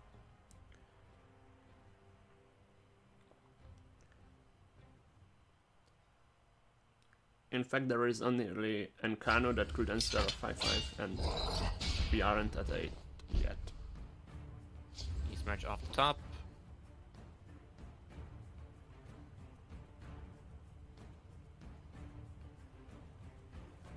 Six. Wardcrafter off the top for us. That's huge for next turn. Lets him keep the Morokai alive after taking the trade. So we're going to see just the Conjurer Exalted here potentially. It's either that or play East March plus Golden Initiate, but I think the getting the Exalted off here is better. So that's a Bralfik for next turn. Hannibal see- Anteportas. So we're going to see just Dagger Warcrafter here. Plus probably the second Sentinel Reclaimer come down. Or Astrid if you want to Doesn't play want it. Odawa forces a turn sooner. Oh, Interesting. Okay. Watch yourself. He's instead going to try and fight for field lane a little bit more. makes sense. But I Well, valued let's Shadow see if more we can find something useful. in this Yeah, state. it's odd because it's still just going to get traded by the 2/2, whereas if you'd warded the 6/5, you still take the trade with the 2/1. Yeah, no, it's immediately punished by the Warcraft draw by Mag here. I think you could even not care about tier 2 because it will get favorably traded with the Reclaimer and ward either the Wardcrafter or the Alphic. Oh, you ward the Elfique every time. And play You've already Shadow. seen the negation, and you've seen Bolt as well. And that's the thing about Singleton Telvanni is you know they only have one of their powerful tools. Yes. There is a Taskad coming down. So warding the Alphic is the Khajiit will keep Yeah, better choice. I think it's the correct line here. Yeah, so he is go full into Shadow. Make it very difficult for Ross to deal with it. See Necro off the top.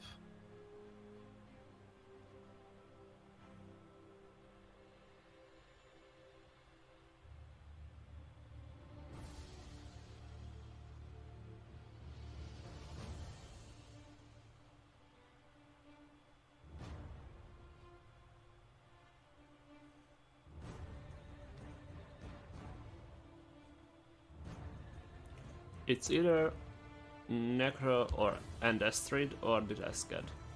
And Necro and Astrid gives you more bodies.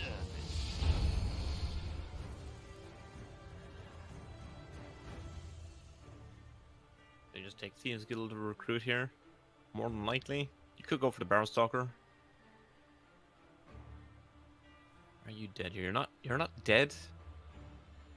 So maybe digging for another answer is potentially better.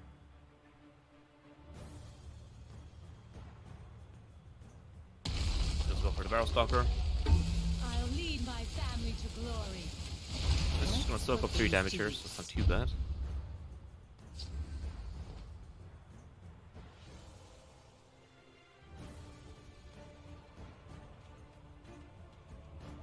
Get him for 3, get him for 9, and then you cycle first for sure. Oh, Bolt.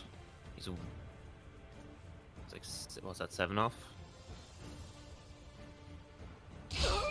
9 plus 2 and 4 off.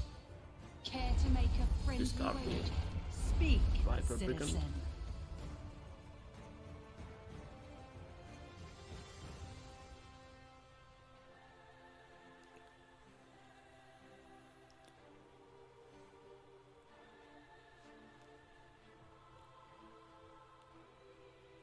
there is Behold, a line. Not anymore. I will have it. So there is a chance that Ares plays Sun in Shadows, draws the Lightning Bolt, not Well, Lightning you Bolt, can- Ice Storm, and You can take with the trade here Slayer- and then Sun and Shadow and then Fingers, right? This will be a Fingers, I think. Yeah. Oh, Baron Zaya. You have to Sun and Shadow first before you Baron Zaya here.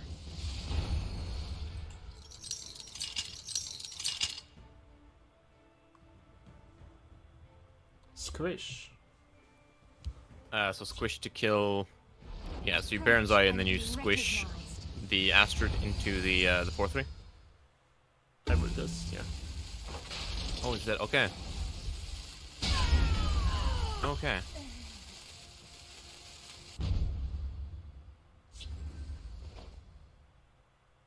your coin or your life.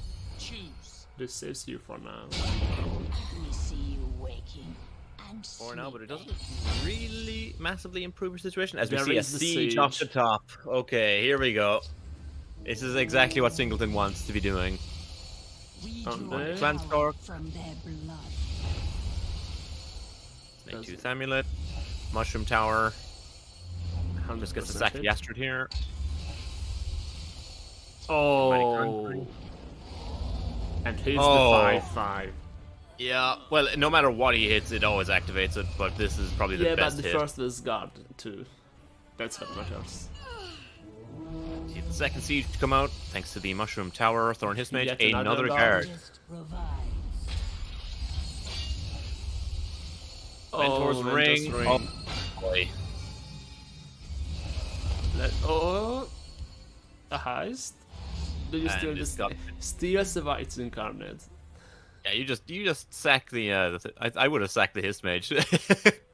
I too. I'm greedy that way. Yeah, this is turned into a dire situation for Mag. He can clear the 11/11. Careful there, friend. Gonna see him take the trade here. This is gonna be really bad considering we know he's got the Snake Tooth necklace. So it's this. I think this is just GG. It's gonna drain for 12. And forces. Oh yes. Let's see what we hit. Oh A no! full board. You know what? You know what will happen now. When you sacrifice one and play forces again. Oh no. Okay. There is only one creature you can hit like this. Oh. And this means that Ares wins the first match. Dude, that's fucked up. I did not think Force of Destruction worked like that. That is the only tankest Tetra.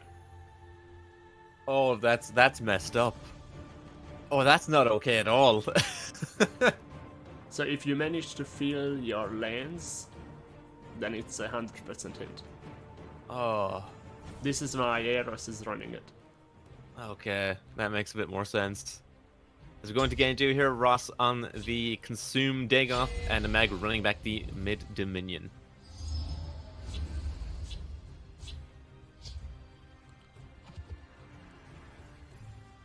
There is a Fervor in hand. I could see a reason to keep all of this on Megacut's side. I think you ditch the Fervor, you would keep the other two though. Ditch I would the be tempted to Fervor. keep the Fervor. I would be tempted, but I think versus Dagoth, it's you need to fight for board a little bit more. He does keep the Fervor, okay. And Eros has a hand of Dagot on 5. And a douche on 4 for the turn 4 Fervor out of Mag here.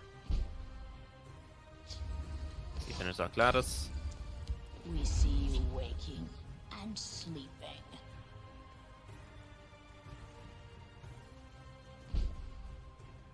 Gonna get a Listen to- ring thief here.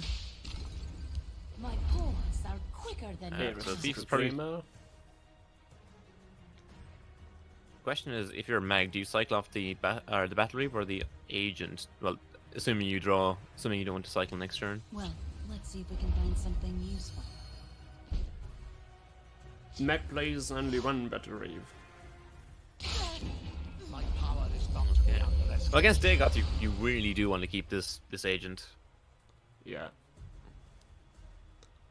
With the hand of Dagot coming down next turn. Mm-hmm.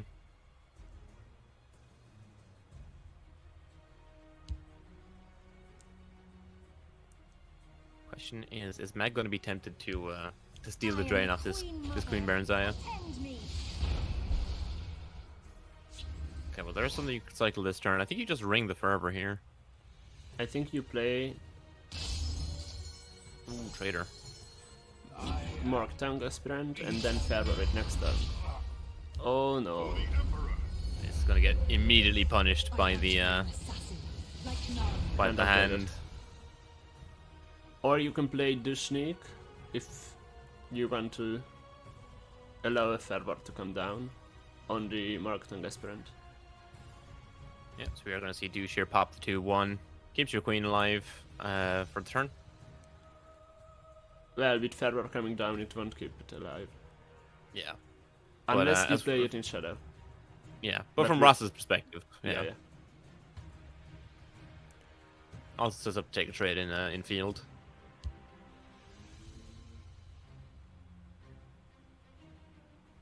We must Still going for protect Shadow. our stronghold.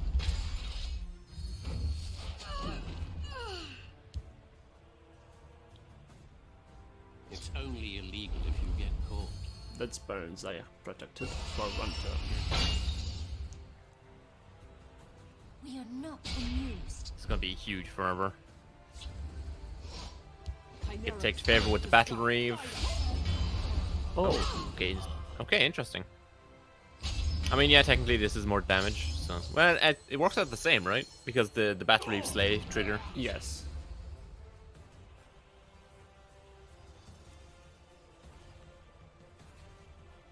We are not There is Prankster Mage coming down next turn. I think we're just gonna see the Alfie come out, honestly.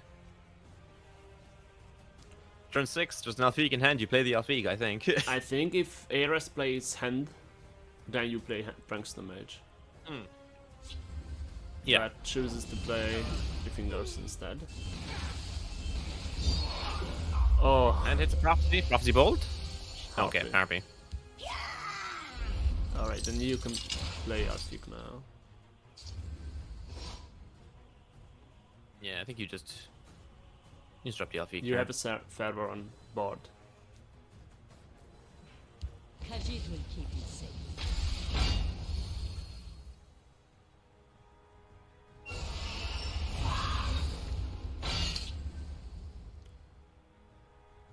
Steel Sword, kill the Alfik. Play hand. Or you can play Fingers. Kill the Alfik and the Ephra.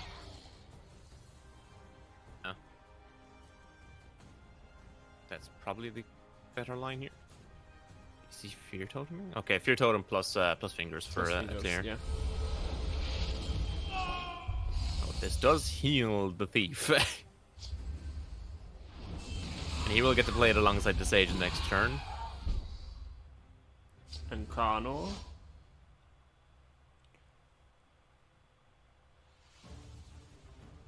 I think he just played the thief and this. Oh, he's just going to ring the Ancano. I would have held the Ancano for a turn. For next one, yeah. I would have just developed the Sage and the thief. Are quicker than your Bird eyes. Giant and Giant Bat. They're on the Belligerent. side. Belligerent isn't gonna do much in this board state. There is an illicit butcher in Ares' hand that can shackle the Ancano. Oh, Steel Sword and Giant Bat. Mhm. Leaves you at 2. Play the Illustrated Scholar in Shadow.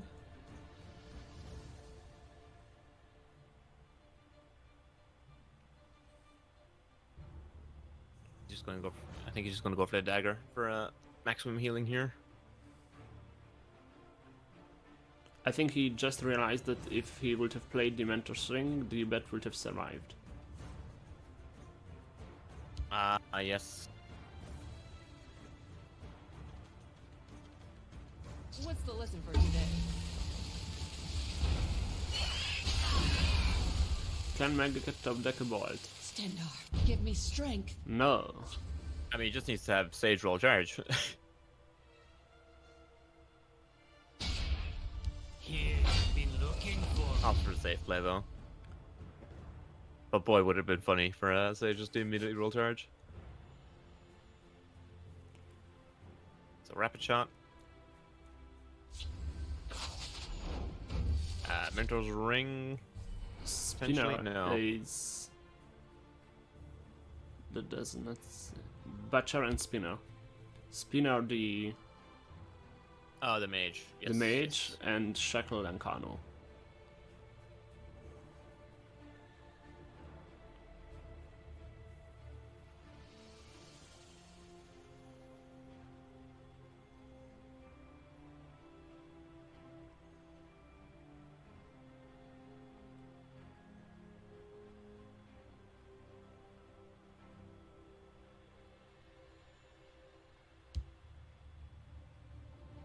I fight with the fervor of the wild hunt.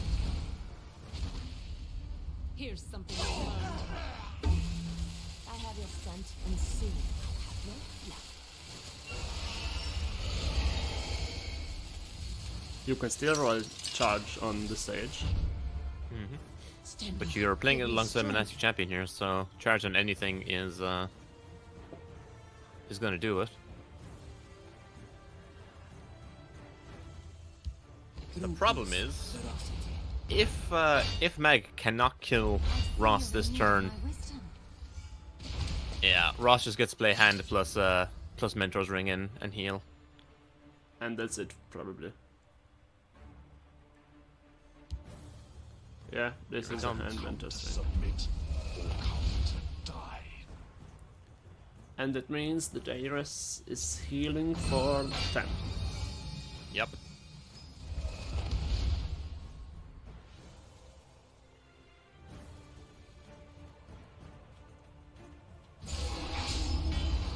Be silent. Even the gods won't hear your screams. You can still top deck Lightning Bolt, but it did not happen. So you fingers on one to kill or to remove the ward off the hand, and you kill the 2/3/2s, I guess. Or you could run the Sage into the 4/3, ping the hand for 1, clear the hand, kill the Spinner and the Butcher. You're left with a 5/1. And then Ares trades. Yeah. But I think he will trade with Tascad to leave the Drain alive.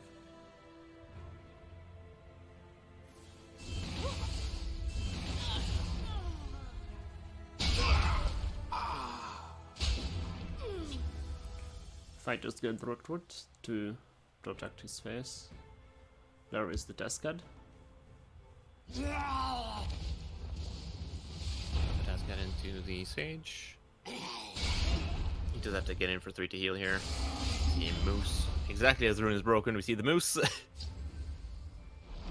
Cascade moves. To a Grey Fox. That can steal the battery.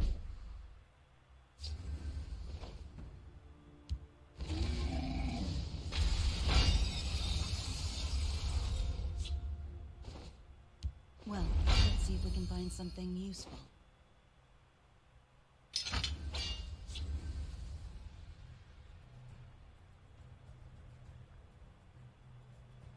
Why play the dagger now?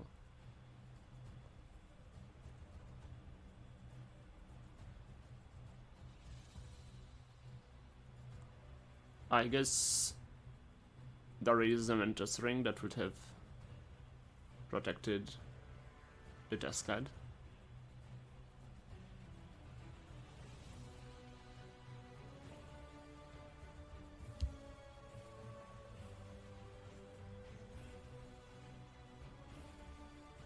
So Blizzard comes down, bounces the Wildling cards here. Oh, Oh! here's the third one.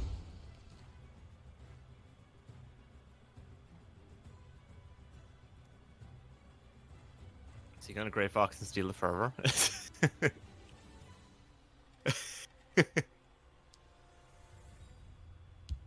If I fall, Nope. Okay, so we're just gonna see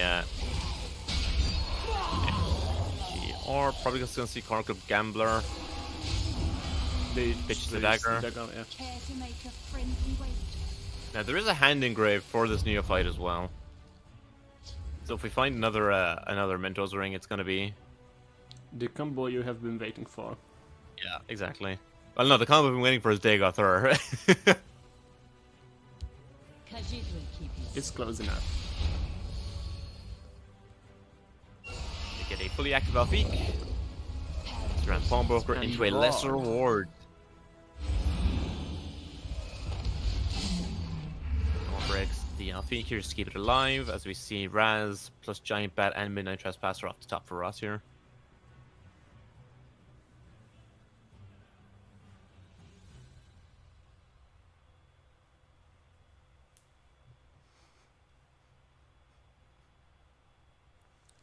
You bet the wrong side. There comes the bat.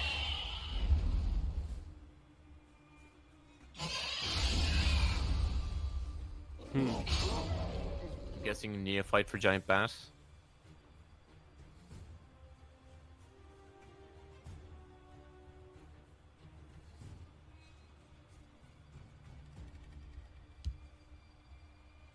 hear my command and rise. Yes. Yep. You were right. Thing. Probably supposed to see, I don't know. I don't think you swing if you're Ross. No, you don't want to give mad cards. Just gonna see Grey Fox. You'd probably pick up the fingers. Just forget about sin. Or the feather, as you said. I think the fingers is probably the safer line here. Let you kill the Atronach next turn, as well as You could go for lightning bolt too. fingers. Okay, so Mag has a couple of opportunities here for a couple of cycles. We'll hold no matter what. Crown Quartermaster, This is still a steel sword. sword, kill the belligerent, get in for 7. Oh, takes the trade. Interesting. I keep a spare blade in my boot.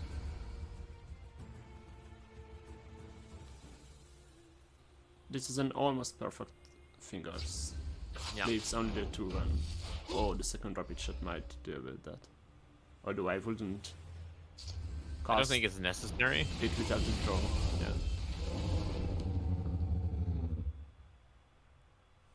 Trespasser come down here. I don't think it's worth firing it off. You're not at risk of dying. You don't need to clear it. Get cool. You know what Ross? You know what Meg's got in hand. It's only a dagger.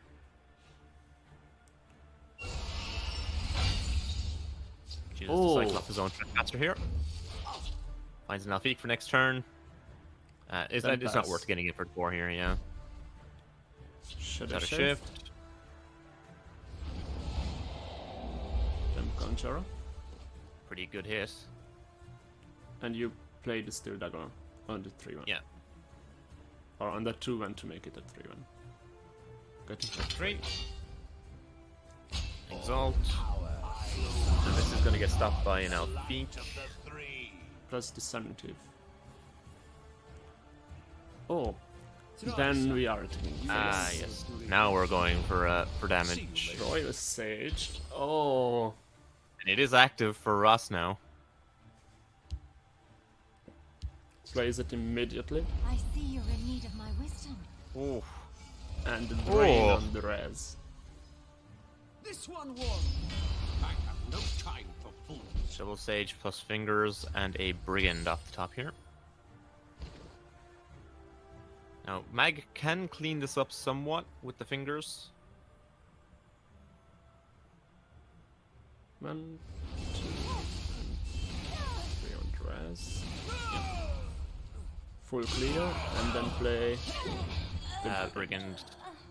Plays the same. Their time grows short. It's more stats and it's as a mana efficient technically. Then Ares can play the Stunning Thief, the Brigand, or the Reclaimer, and the Quicker than Arfic. your eyes. Yep. Oh. Your life. Choose. Alright, here we go. chooses Arfic. 'Cause you I think would have been surprised to see the Reclaimer. Oh, because there wasn't an in this card pile. It's still a lot of pressure to develop here. Yes. Ooh, that's not gonna do it. Magnets to hit a prophecy. Your coin or your life. Choose. Sage plus Streamer. their time grows short. Waking and sleeping. Rock Brute. But no, Ross can just skip the last round here with the Reclaimer in hand. 2 3, ditch the Brute, And there you go. Reclaimer. Well, Yep, let's Steel see if we Sword can find something is useful. lethal. You fight well. No chance for a Lightning Bolt to save the day. Nope, unfortunately, Ross up 2-0 over Mag. So this leaves we have one with Tilvani, with Vegat, Tribunal. No, Tribunal. There's the Assassin. Yeah. Yeah, so move Assassin is the last deck here. Against all the mid-range Pyros from Meg. So Mag is probably gonna bring Telvanni if I was to guess, yeah. Telvanni can have the Telvanni draw, so it makes sense. So as we see, Oathman, Necro, and Spymaster in Mag's hand. I'm guessing we're just gonna see everything ditched except for Spymaster.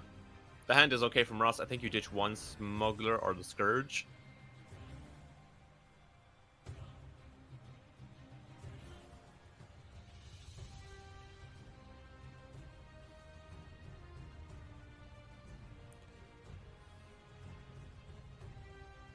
Ice Storm. And then I'm gonna. Ross opts to full keep here. So we see turn 1 Unglim. The Night Mother will guide us. Bring Dreamer. Then you can do Smuggler next time. I wonder that if we were to unnerf Unglim, We see you waking. would he still be too powerful? I don't think he would. No, not anymore. Yeah. I fly like the wind and the shadows protect me. For those of you who are unaware, Unglim used to be a 2-1.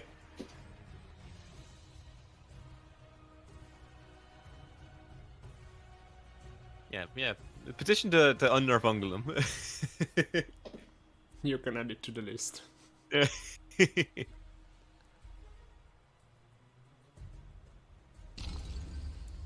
We must keep moving. Add him for 3. Join us. There is a Baron Zaya coming down next turn. But Ares can do Smuggler. Yeah, I mean, if you're Ross, you're popping the Spymaster before it does anything. Are you? I think you just I go would face.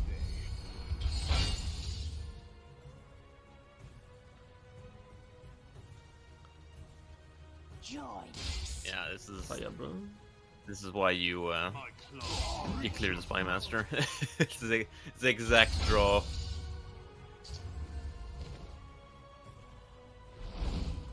The Spy Master is going to hit a douche to kill the other one, right? And then you Time to Isaiah. make more enemies.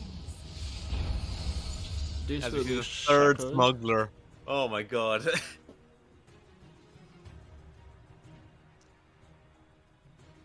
I think you still play the giant shackle. No, you're developing the other smuggler. Join. Second fire And blow another and the negation. Plus negate. Oh my god. Yes, you negation the 5-1. Or the 5-3.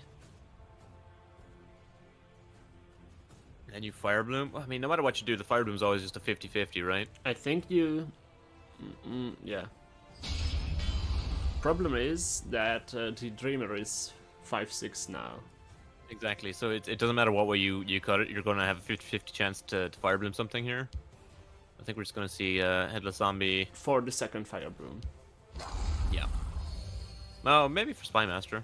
You never know. But yeah, goes for the second fire bloom here. Oh, Yep. Is that? unlucky. You're still taking a lot of damage here. The Warcrafter isn't actually going to matter too much. Because negation. Join. My claws greet your throat. Careful So there. you ward the 5-1 and then you just drop Trader and Shadow. You can trust me. This is an Ice Storm turn, though. But not with negation. I think. Oh. Ice Storm doesn't feel great here. Oh no. It's turn 6, Ross. You've seen him swing face. You know it's coming. You gotta move the smuggler. You gotta move the smuggler. Time to move. Yeah. There you go. Now this Ice Storm feels absolutely horrible. Yeah. Yeah, you have the negation. You have the Rising of Bones. And you sack the Isaiah. Just Yeah, for God value. You have to do this to set up for the storm next turn. Yes.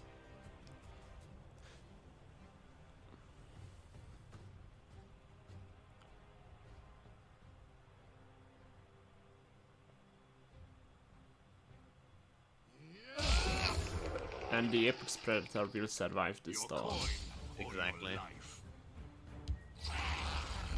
Oh, Is instead going for Scourge just to be able to protect the smuggler. the smuggler, yeah, and also lets him kill the guard after the ice storm.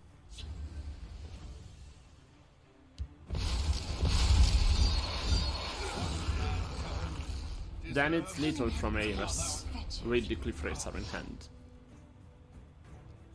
Or you can go for the Apex Predator line too. You curse the 2-1, get him for 6, and you have either to pass or to attack phase with a Cliff Racer. There we go. This is 3-0 for Ares. Yeah. First round.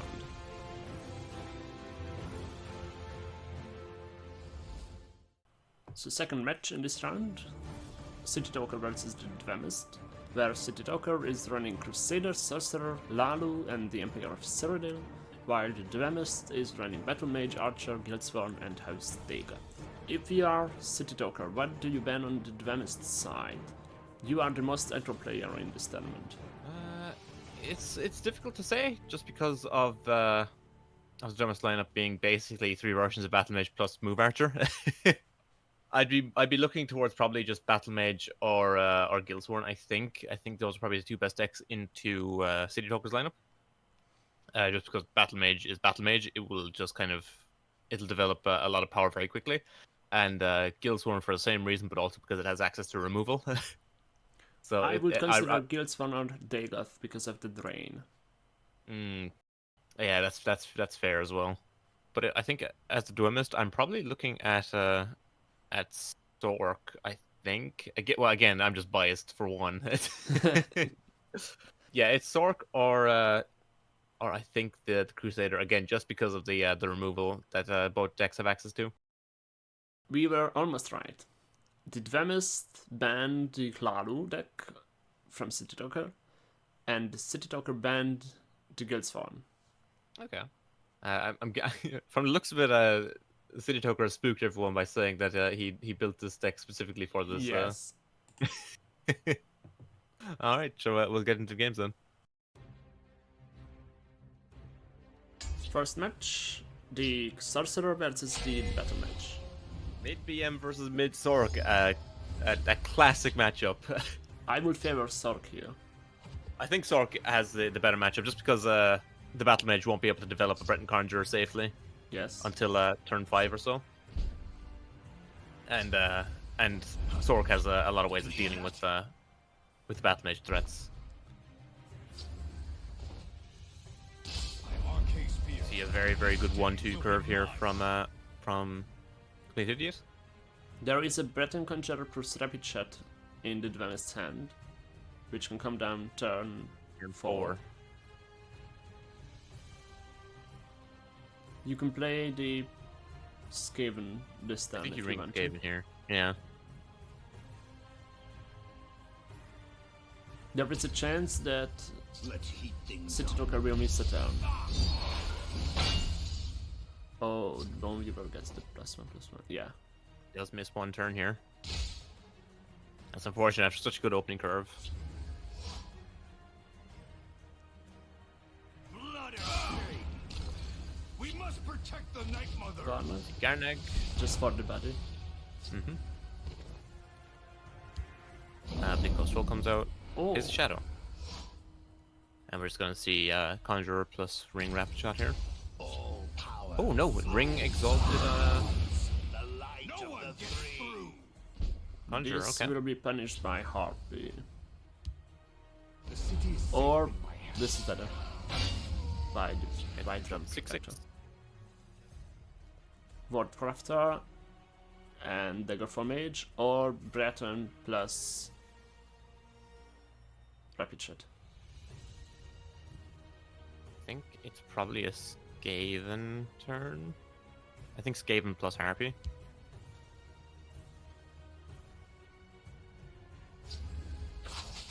Rapid Shot. Said chooses to spend the Rapid Shot here. Finds himself Abner or Crafter. Takes the trade, and then Harpy's Then down to Harpy. +5. No one And you can Abner next turn the Ward. you have met your end. You can Abner the Ward or the Harpy depending on what you need. Negation up the top. Negation You can negate your own troll here to take the trade. does exactly that. Can also ward the Ward troll it, here. Yeah. And Kano in the Dvemist's hand.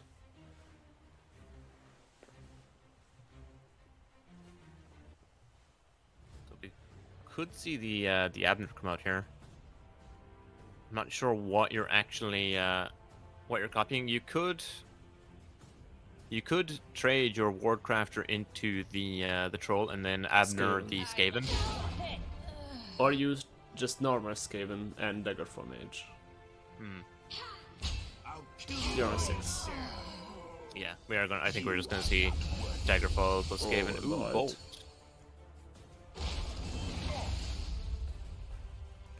This sets Max up for damage. a Emmerich. An Emmerich. Yeah. By the fires of oblivion. Yeah. DFM followed by Skaven.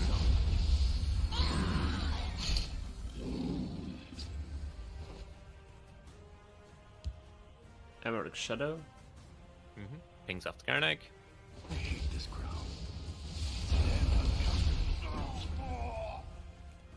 The second Emmerich does not have guard, right?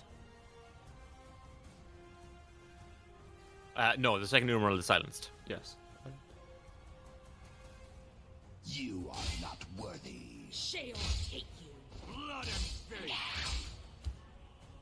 I will not be on the wrong Abner, the Shadow, Harpy. so you're just gonna trickle down, yeah. And then next turn you pretty much have guaranteed lethal with the Encano.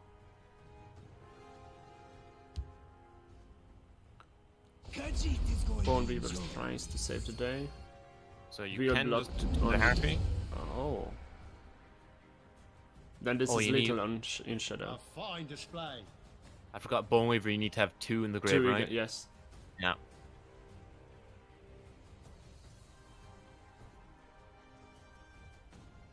Garland Cox. I have many important things. Yep, and Plays then the Incarno. Incarno. And this is 1-0 to the Dynamist. No more 100% win rate for City Doctor. This leaves the Archer and the Dagoth on the Dynamist side. Runs See the the Archer. Archer. And Steve Toke's choosing to run back the Sork here.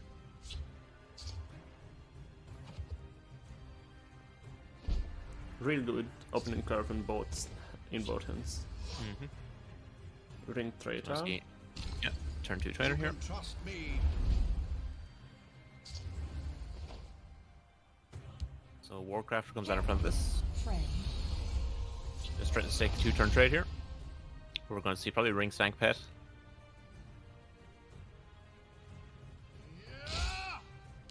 This one will protect us on the road. Saturn Enforcer in Shadow. His line is up for the Dune Smuggler next turn. He Yes. can then take the trade. Young Mammoth. Here That comes makes it- the Smuggler. So I think, no, I think in this turn now that the Mammoth's down, you just trade into the Mammoth and you play the Nimble Ally.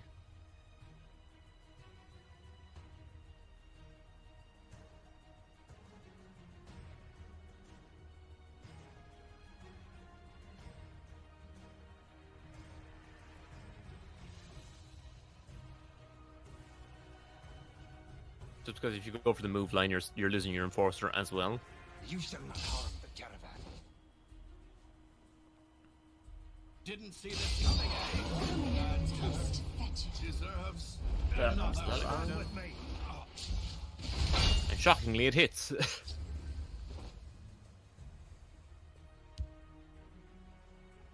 Harpy comes down, Harpy and likely on the Lisa. Enforcer. Da da dee da. Okay. No, that's not right. This is not ideal for the Duelist here. We're just gonna see Doom Smuggler plus trade. Ill winds this day. You shall not harm the caravan.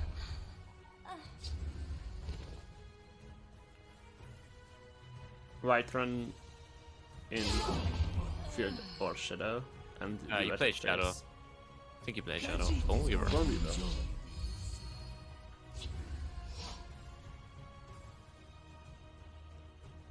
as we see the Shadow Shift a turn too late from the Duelist here.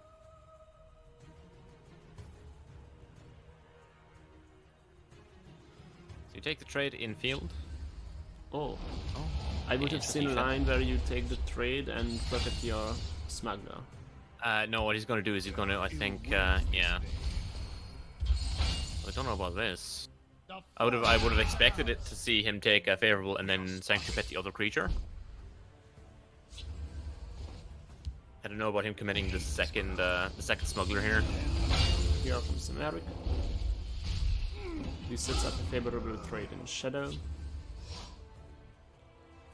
Apex Predator. This Predator is not active. I think you double Gambler Care Yeah. to make a Pitch friendly Predator. wager? and the pet. Pitch. Oh. Oh.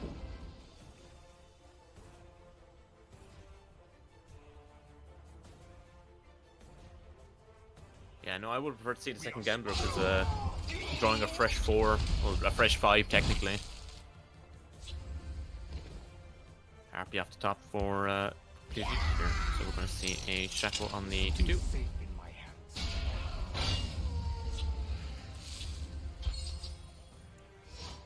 The shackle on the 2-2 means that the City Talker thinks that the Apex Predator is an Archer's Gambit. Hmm.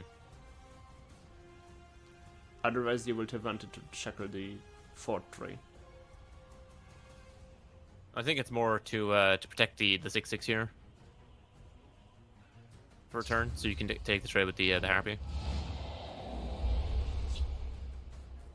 You bet on the wrong side. 4. Defense comes down, gets in for another 4. Probably gonna see Moving Shadow to recover the Cliff Racer.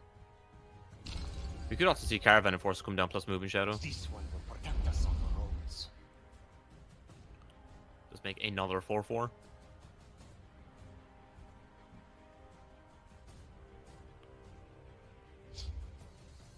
City Rocker can still Unconvoy, but Venice does not know that. Trade the Harpy, Yep. pop an Eric Keep it Sword, 6. and then Uncano. I have many important things on my mind.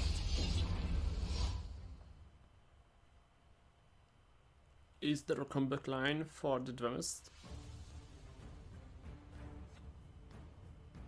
On this board set, I don't think so. Like, you can Predator plus move once, puts you to 13, but you're still dead on board. Sorcerer's stats are just premium.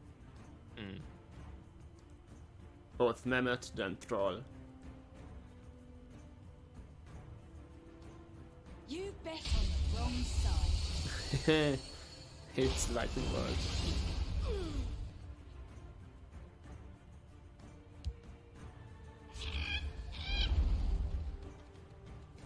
Temperature. Protect the Ashar. The Yeah. egg. A fine battle. A fine display. And it's 1/1. The battle is yours. Crusader and what's his fourth deck? Crusader, Sorcerer, and Empire is the fourth. You see Token Empire into the Dagoth.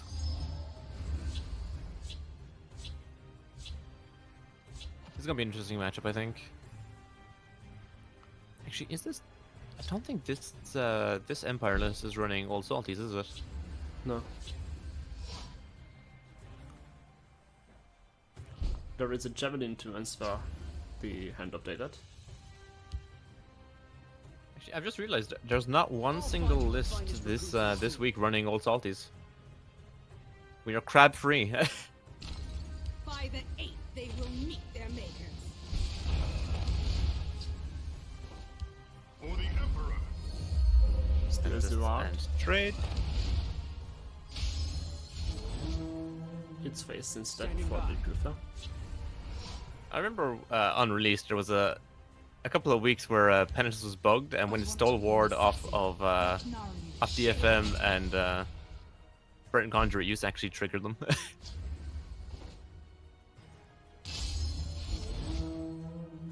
Standing by.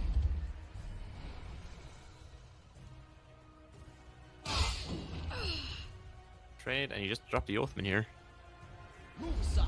Imperial business. Buffed into your board, and then you could even hit face. I mean, that's your plan. I think you just go ahead and start getting damage in. So want to see Then Ring still Hand play here? hand and then immediately answered by Javelin. Yeah. Oh. Okay. With the current gets answered. hand of City Joker, this was the better line. Yeah. So we're just gonna see a Cloud Cloud Rust Rust. come down. We could also see Mercenary Mercenary Captain. Captain, I would have liked to see that instead. But completely just going for a slightly wider board here.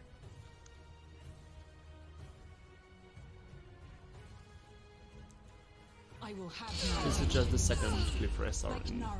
field. Not favorable. He's got 6 mana. I think you just go with Captain Nothing here. like a good battle.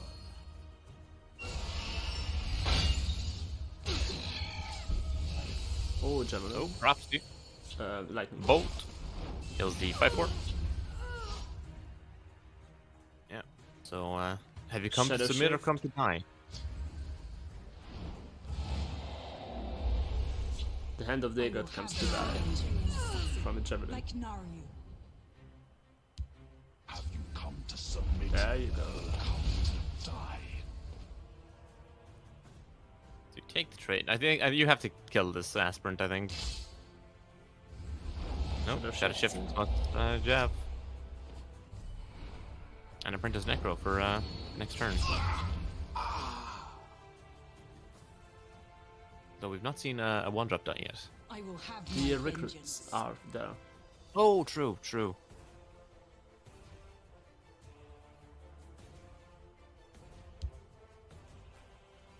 Khajiit will keep you safe. I think this sits up for a Cliff Racer from City Talker. Plays Protector of the Innocent. Yeah, so we're just going to see Cliff Racer into the 3-3, and Young Mammoth dropped behind. Okay, for 2. And then Mammoth behind us. There is a second Hand of Dagat. So I think it's too slow. Potentially. If you don't play this then, do you have time to play it later? I don't think so. I mean, I think this is like the one gap he has to play it, but if City Toker rolls a Paralyze off this Pawnbroker, pretty sure that's just game over. There is also an Encano in hand. Oh, to yes, deal true, with true. the Mammoth. But that gives a card to City Talker. Well, he's getting a card anyway after trade with this Atronach. But the Encano Right. will probably give him 2, right? Just Cliff Racer into the 2-2 potentially. Plus one Hole Trader. And Crasher. Yeah. Oh, I have Goes many for the important Encano line. things on my the mind. Encano. Pass. Ooh. So you play Trainer plus I'll Necro. put them into shape. Have business with House Halalu. And then you play Necro. Oh, oh yes, Troll. I was going to say Necro plus Inspiring Soldier. And recovers the captain. And then now you don't have time to play the Hand of Dagata if you're the Dvemist. Let me see a second hand off the top.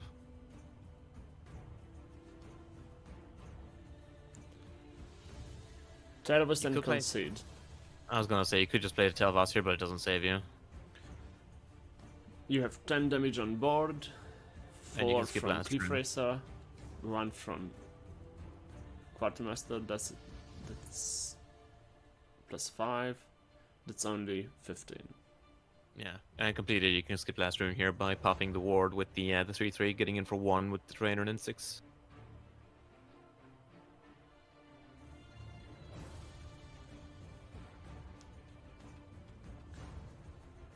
We'll see about this. As long as I draw a breath. I will have my vengeance. And there is a desk guide. At least it wouldn't have This been the might be top handy. deck. It would have been the Trainer. Yeah. Of course I'm on your side. Yeah, that's Fine GG. display. By the egg. 1 in for 6. 2 and 4 City Talker.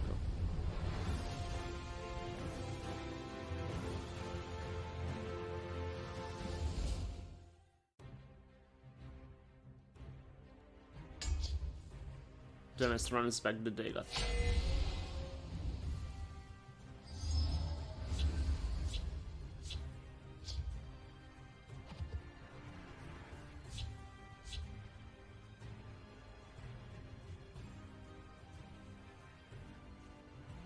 Immolating Blast. So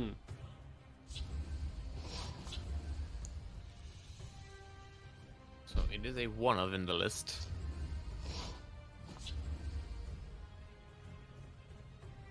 Just give me a name. It's the Ice Storm for this deck. This is significantly worse than Ice Storm. By Arcade's people, stay back. You just see a Tempo Spinner here just to contest. Because if this gets ignored, you just ring the house Carl. I think you just ring the house Carl anyway, right? I would guess so. 5 mana 4/4. Stone's iron shield.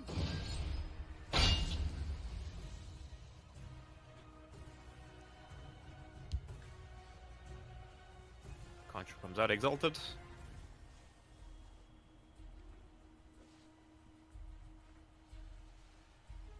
All power flows from the light of the three. Phalanx off the Phalanx. top. It's favorable, and we're just going to see rings and Ring. semi-sentinel. Yep. Superb work. Then you can ward Crafter and burn Zaya.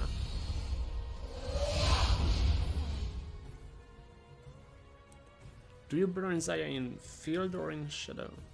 I think you Baron Zion field, but we're just going to see Gambler come out. Probably pitch the Tazcat or the Spinner. I would consider spinning the spinner, ditching the spinner here. It's just Cliff Racer, interesting. Does Shadow shift over into Shadow?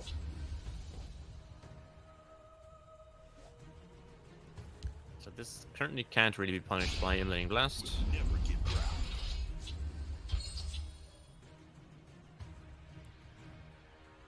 Drone and Alfik and the Conjuring. So the Conjuring is active this turn, but it gets immediately bounced by a Belligerent Giant.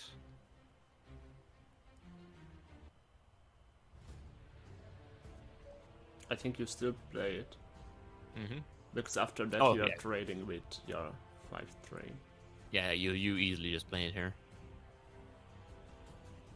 You can Alfik next turn. I fight with the fervor of the wild hunt. Spinner on the 5/6 takes 2 trades. And then you Watch play yourself.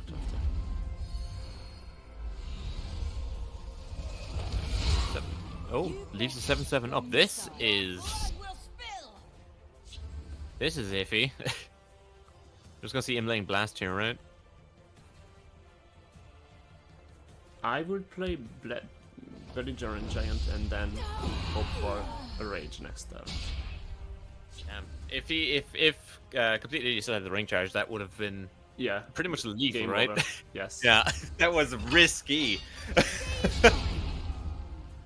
Your You cannot do that into a rage deck. Friendly greeting. Oh man. We see you waking. We'll see how they like someone who fights back. I mean, this is also a semi-reasonable rage, honestly.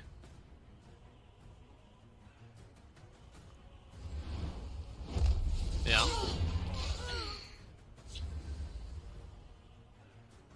Man, that was risky.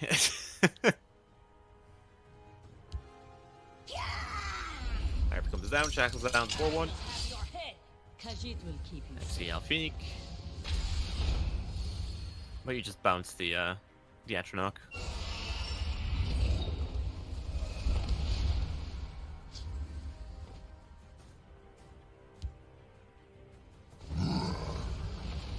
Atronach gets bounced.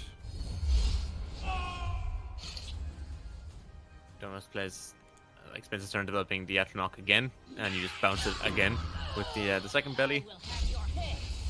Oh, You hold. Oh, I would have I considered would have holding held it. Yeah. because of the Rage. Perhaps we can help one another. Approach and be recognized. Detail Voss. Baron Zaya. Wily Kiva. Have you got lethal here? 7-9. No, you're what, like 5 off?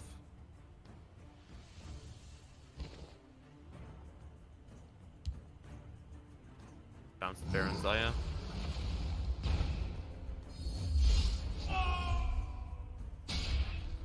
Close ranks, let nothing through.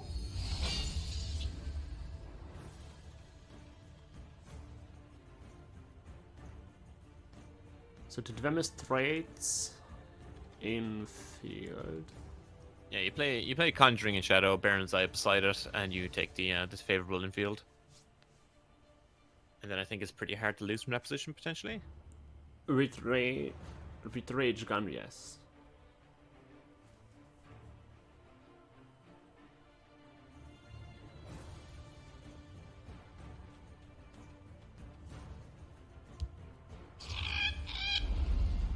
Take us for Cliff Racers, trying to maintain the face ward here. Face ward isn't going to matter with the 2-2. And then it's lethal with Dushnik and Crusader's Assault. Dog. Yeah. Sorry it had to come to this. There is a chance here for one Prophecy Disrupt, Flows from the gods. Guards. but no, the second assault guarantees lethal here. And Yeah, the you just- rage. Oh my god. So you take the trade with the 2-2 here, you play douche target face, and then you double assault the giant, and that is that's lethal. You're 1 over lethal. Skipping both runes. Yep. Yeah, so douche We must face. protect our stronghold.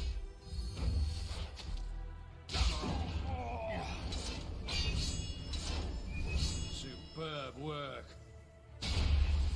Yeah, And going this for means- the conjuring line plus taking the trade was the far safer line there. Yes. But City Token takes it. 3-1.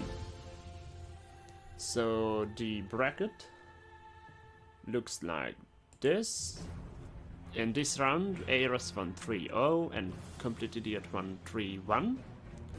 And with that, the win rate table is changed, but just a bit. Complete Idiot is still the first with 6 win and 1 loss. Ares is second with a 50% win rate. Then comes Mangek at 3-5 and Dwemes 3-6. And we'll be back in 5 minutes.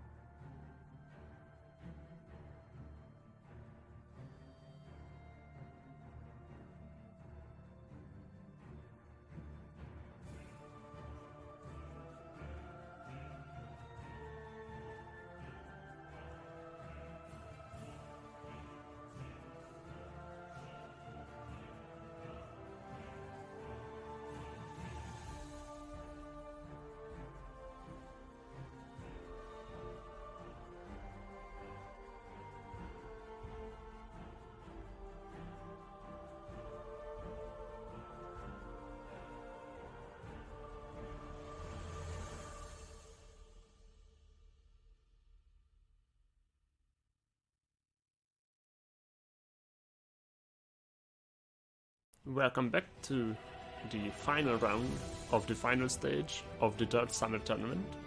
We are watching Eros versus the Dramist, where Eros brought Assassin, House Dagot, Dagger for Covenant, and House Tilvani, and the Dramist brought Battle Mage, Archer, Guildsworn, and House Dagot.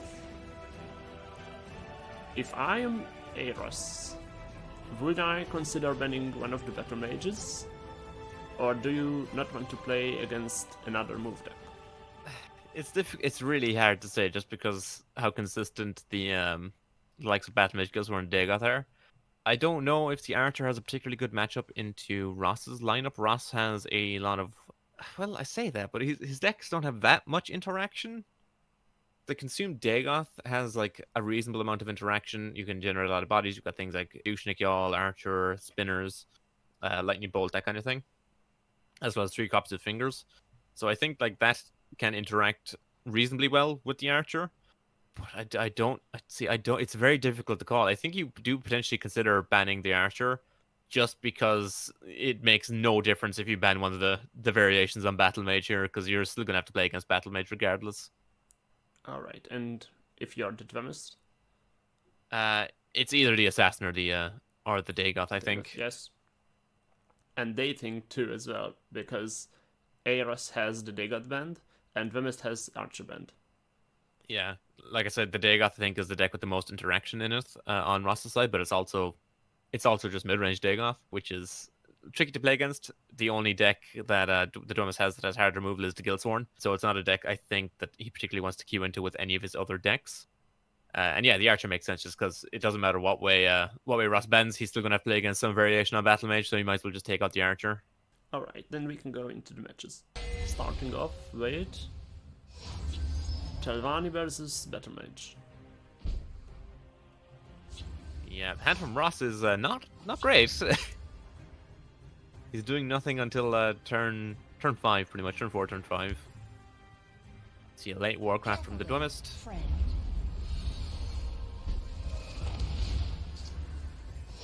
Viper off top for Ross. I think if you're Ross, you just hold this messenger. Pass. And then you can Yeah. bring Gatekeeper next turn. Exactly. Dramist does get to develop the Conjurer. The Black Hand sees all. Does choose just to pop the Warren, interesting. So Dramist probably just drops his Breton Conjurer here. My friend would like a word. And hopes that Eros does not have the single copy of Negation. Dawnfang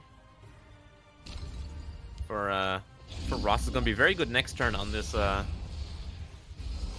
Messenger, yeah. on the messenger, yeah. Pilfer plus drain. Pilfer, draw a card plus drain. Your blood will spill.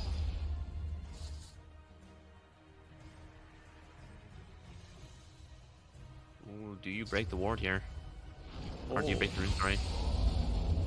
I don't think you break the rune. Yeah. See Odoving off the top. I haven't seen someone play Channel Storm to break the Conjurer's Ward before. I mean, he would have done it with fingers if he had the mana, but sometimes you just got to do what you got to do to pop the ward. Squish on the If it's on the 5/5? Aftermath, it will be punished, so the 1/1 is better. yeah. I mean, it's still not great for Ross here. I will have your I think you just dropped the Alfiq. One of your many Alfiqs. Choose the Fingers instead. Yeah, I would have preferred to just start seeing the Alfiqs get rolled out here. Mordecai comes down.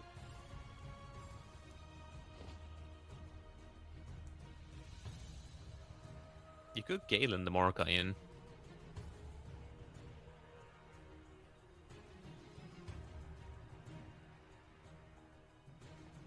Could Galen shuffle in Mordecai, ring the Viper. I wonder what Singleton Tilvani can do against 3 Alfiqs. Not much. Especially given the hand from Ross, and if he does commit this Viper to kill the 5/5, he's going to be in a lot of trouble. Shuffles in the bats, and I'm going to see Ring Viper here, just to kill the 5/5.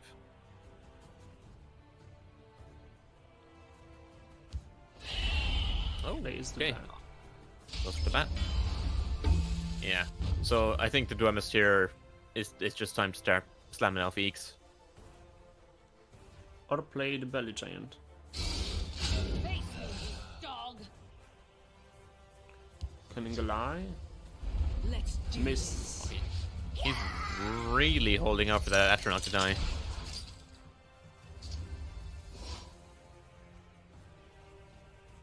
See, my problem with him not coming to Alfix is the longer you leave them, the more likely Ross is to draw the answers. Because if he can't answer the first one, there's not a hope he can answer the second one. And if he answers the first one, then Your second one is active. yes. It's like when you're holding three of them, you have to start getting them going. Face me, dog. Because Ross would very much be dead by now if he had been playing them.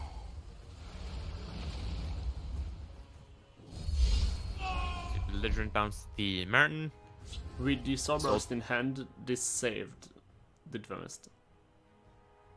Yeah. As Ares would have had exactly 11.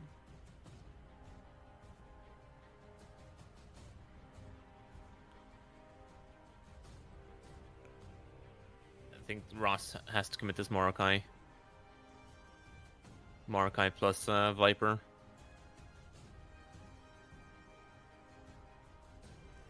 You could Morokai plus Baristoka.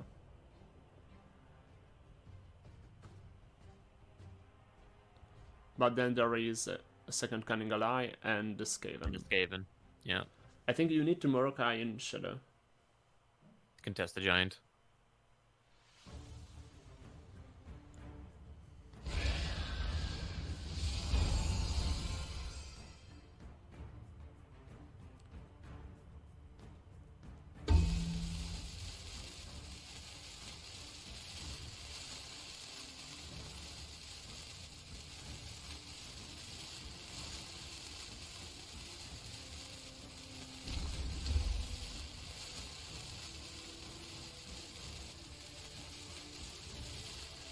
He's going for Martin or the Viper.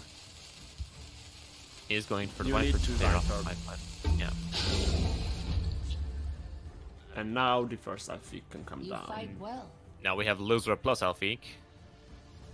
Thank you. So you Luzra field and you play the Alfik in Shadow. Then your Atronach goes field. The rest is 1 damage off later. There's a Siege. Opts not to play the Luzra. But with the ring charge consumed, you can't play Sage anymore. Yeah. Let's do this. As the ally misses again.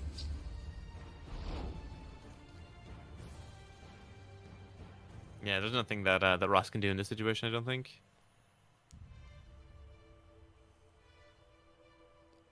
Soulburst can be discounted to 9.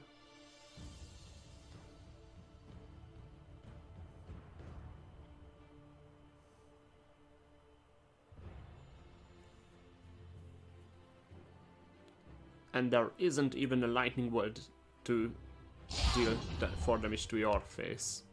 Yeah. Clear the 7/4, ward field, and then die. Yeah. I smell the stench of the living. That's it. 1-0 to the Duelist.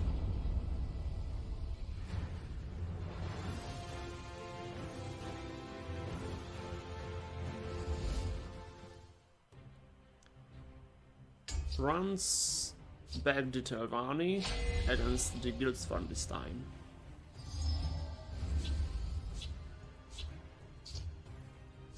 This is just a standard mid-range Guildsworn.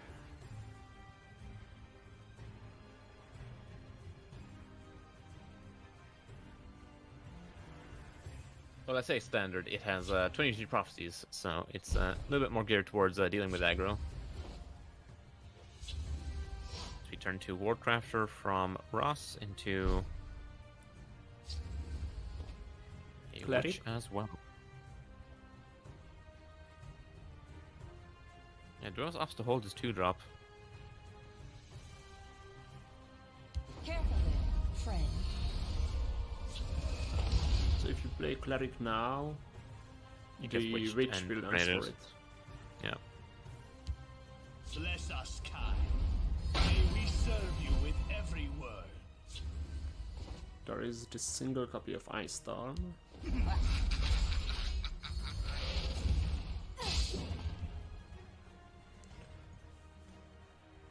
And Ares can play next turn either the Distiller or the Bleakest Troll.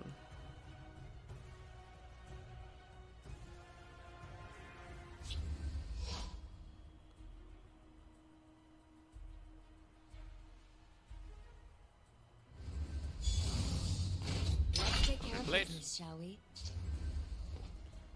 And we're just gonna see probably Distiller in field, I would say.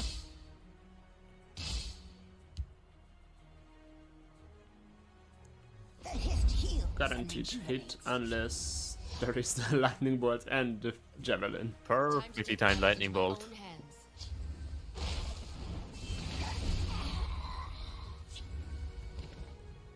Dark Rebirth for Ross. Gatekeeper in Shadow,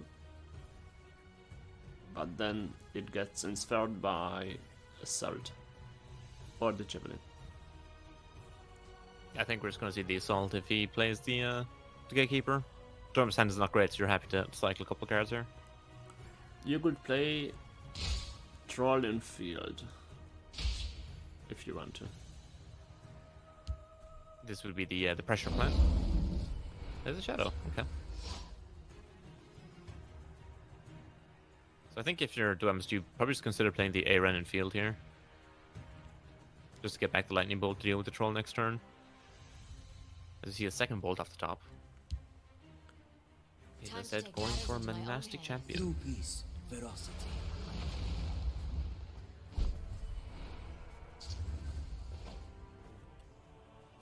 Ross rips an experience of Cypress, probably gonna see his mage developed.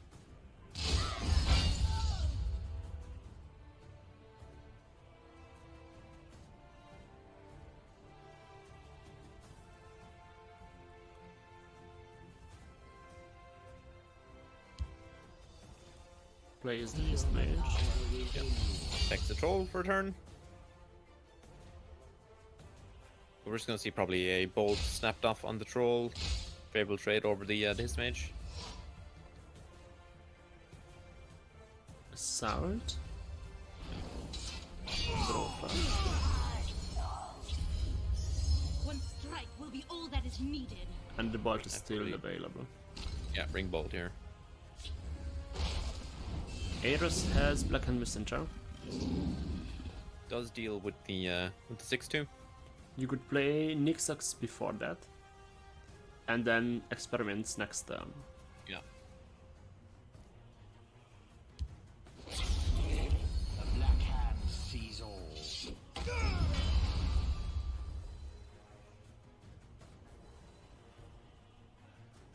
Now Ross is set up for a bit of a pop-off turn next turn if he draws something big. But the Dwemus will be able to answer the Nixox with Javelin. Should he choose to do so.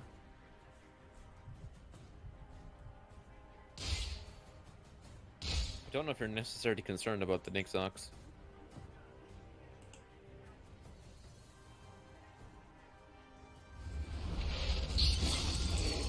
Okay, does Dark Rebirth to get a Gatekeeper down as well?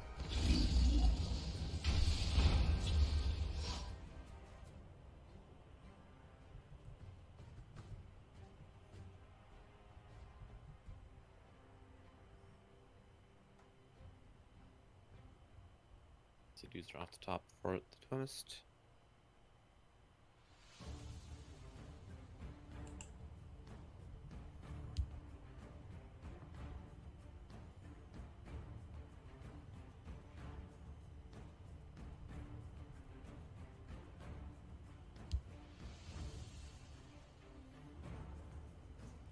If you don't javelin the Nixox, then it will be 2 Nixoxes next turn.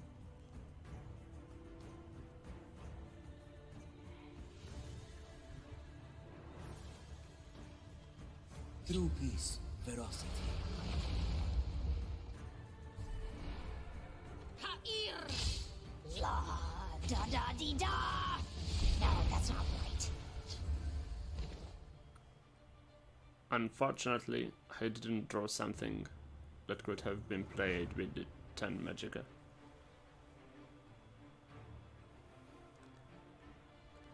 Oh wait, can you go for little bit experiments Citizen. on the Blackened Messenger? 7, that's 1 off, right? You could experiments, make a Nixox, sack a Nixox, make a second messenger, and then Ice Storm. You could also sack the Gatekeeper to get in 3 damage. The Night Mother will guide us. Yeah, deal damage to itself. Sack the Gatekeeper, you get in for 3. Yes, it's lethal if you sack the Gatekeeper. Yeah. Oh, right. The Night Mother will guide us. Yeah, hits itself. You get in for 3. Exactly lethal. Eris ties the series up 1-1.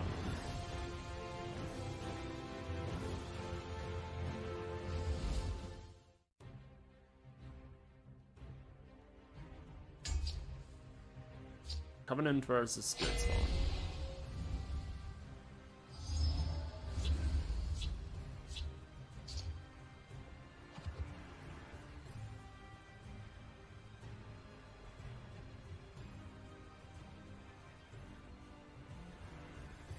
I think you don't need a mark in starting hand, but you can keep the others.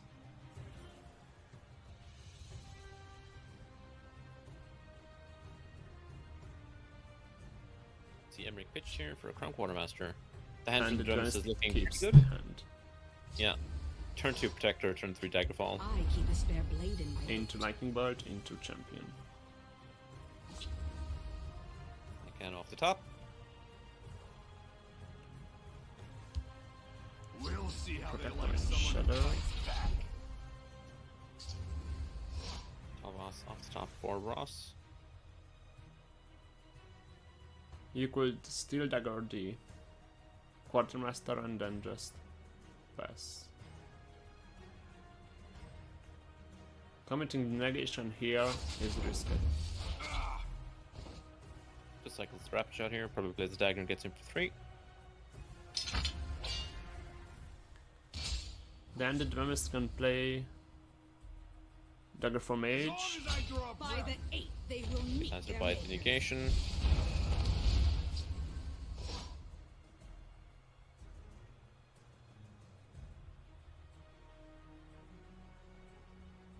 Thing is, do you want to fire the negation or do you want to develop your own Daggerfall? I think fire the the negation negation. is better.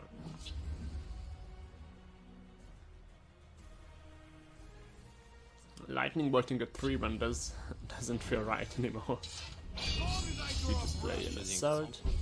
Oh, and Do a gets harpy up top. It's not that big of a punish, really, but there is a defensive Bruma in the Dwemist's hand. But without the board, it does not do much. Fatal Crush off the top. It's just gonna be an easy Daggerfall mage. Probably into Shadow, potentially, just to get the tone value. Does have to take the trade, so he's just gonna commit the field then. By the 8th, they will meet their maker. Harpy Second DFM Daggerfall. or the Champion. Through peace, Just goes ferocity. for Champion. Talvas will be a perfect answer for this. Denies the Purify. Mm-hmm.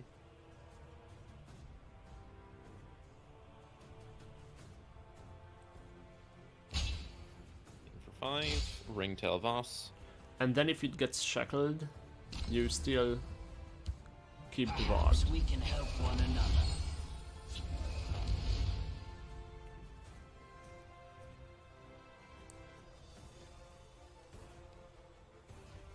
We could potentially just see Alfiq plus defense here.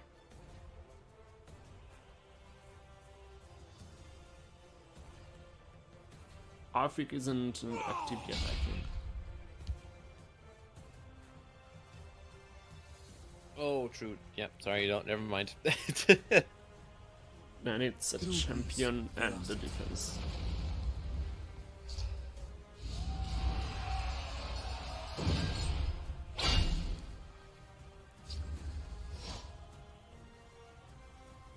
Do you play Cradle in Shadow or Field, or do you play Belly Giant and bounce the Monastic Champion in Shadow, getting for 5? I think you killed the one in field with the Cradle Crush.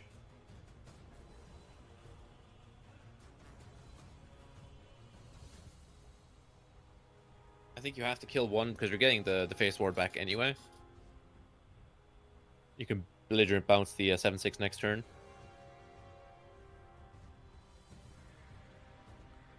But isn't it the same if you bounce this turn, you get in for 5? And pass in field.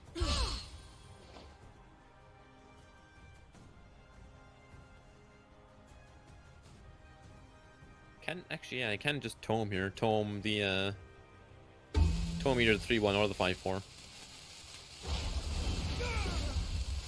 Goes for bolt. Probably play Barrow Stalker in front of the other one. Yeah. Yeah, that's a far better line. And the face ward is still protected for the turn. Harpy. And the FM is only 5. I think you need to play Alfiq without the Storm Metro.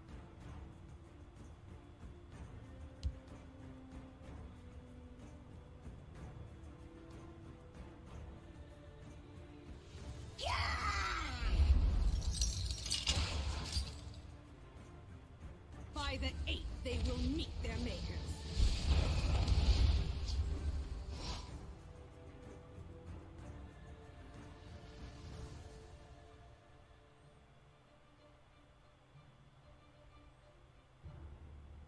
Cradle clears field.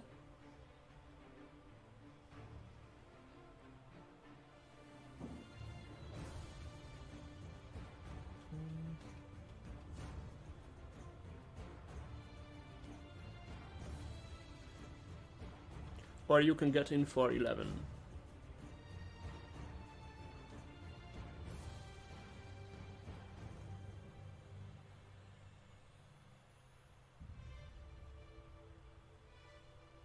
Forward bet the Dagger for Mage and play Tome on Quartermaster. Yeah. I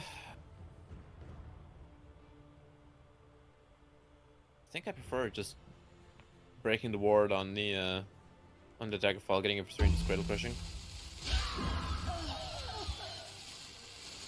Go for Belligerent instead here.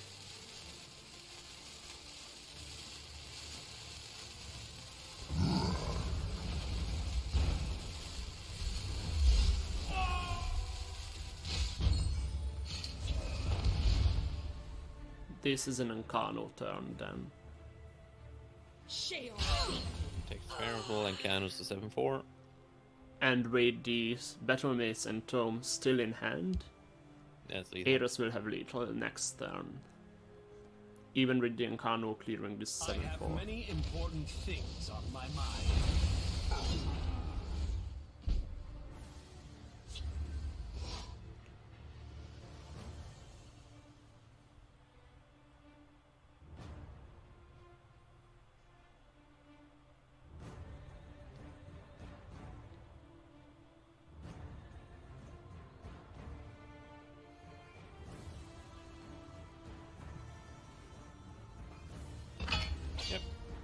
That'll So mess with that's Tome. game 3. You fight back. And the Cloak and And Dagger off the top. 2-1 to Ares.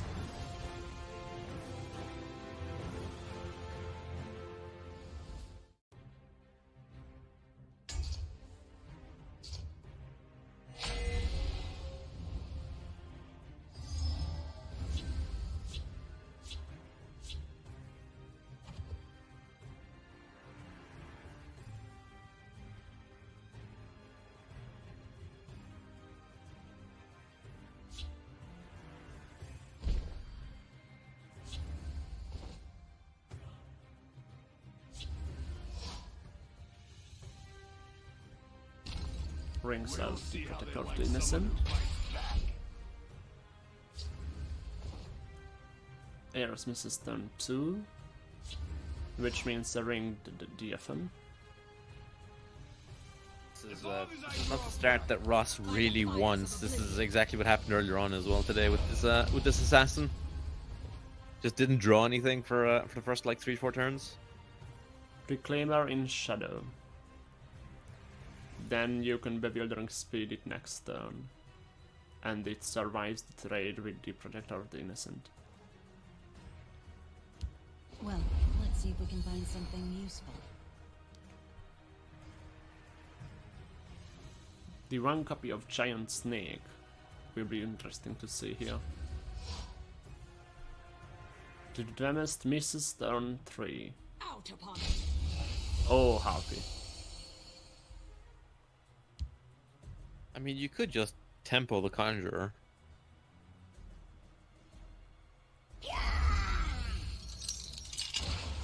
I think I would. I think developing the body is important here. I would just tempo the Conjurer here, because you can just ring the Cliff Racer next turn. Then you have Abner plus Belligerent.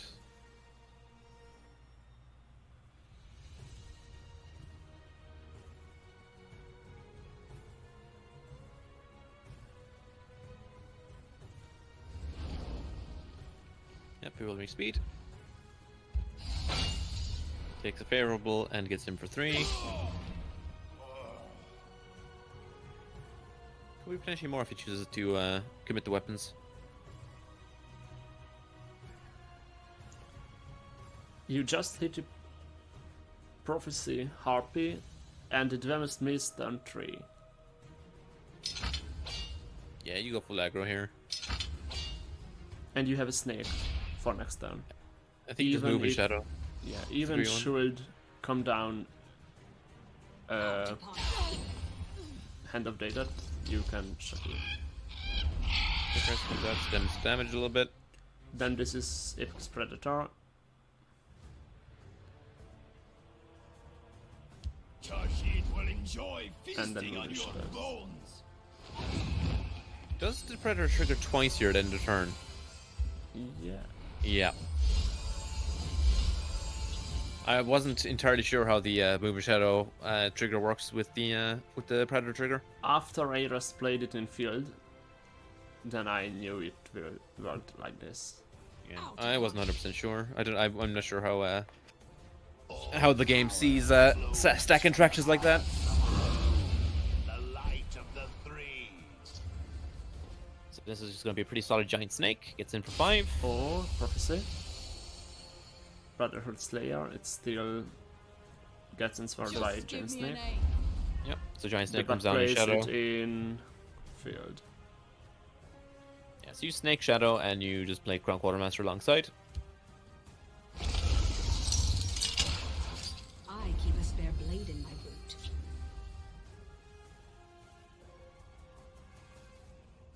And this, I believe, is lethal. I will not be on the Abner wrong Thurn is just going to shackle it back. You fight well. The drum Mr. D just said, no, you. So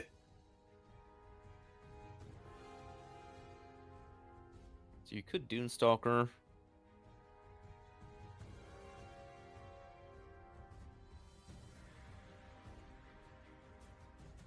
Doomstalker and Cliff Racer.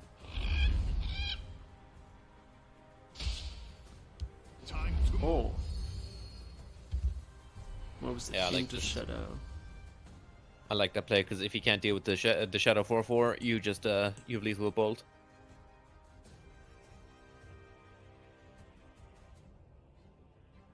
You basically force him to have an answer for the 4/4 here, or just die. Stendar, give me strength. It's nothing personal. Now, there is an Alfiq in hand, but it's whether or not Jarvis is going to commit that.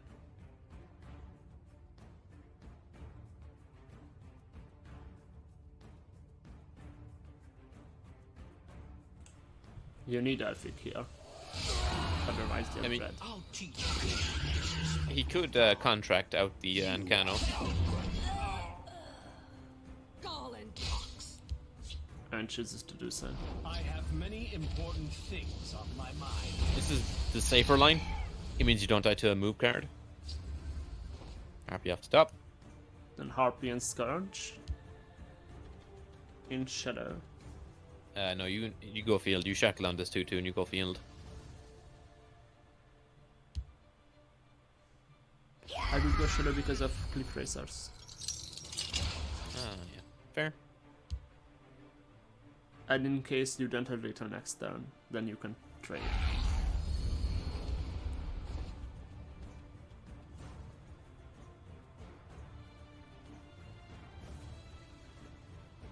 You don't need to steal dagger now, you can just pass.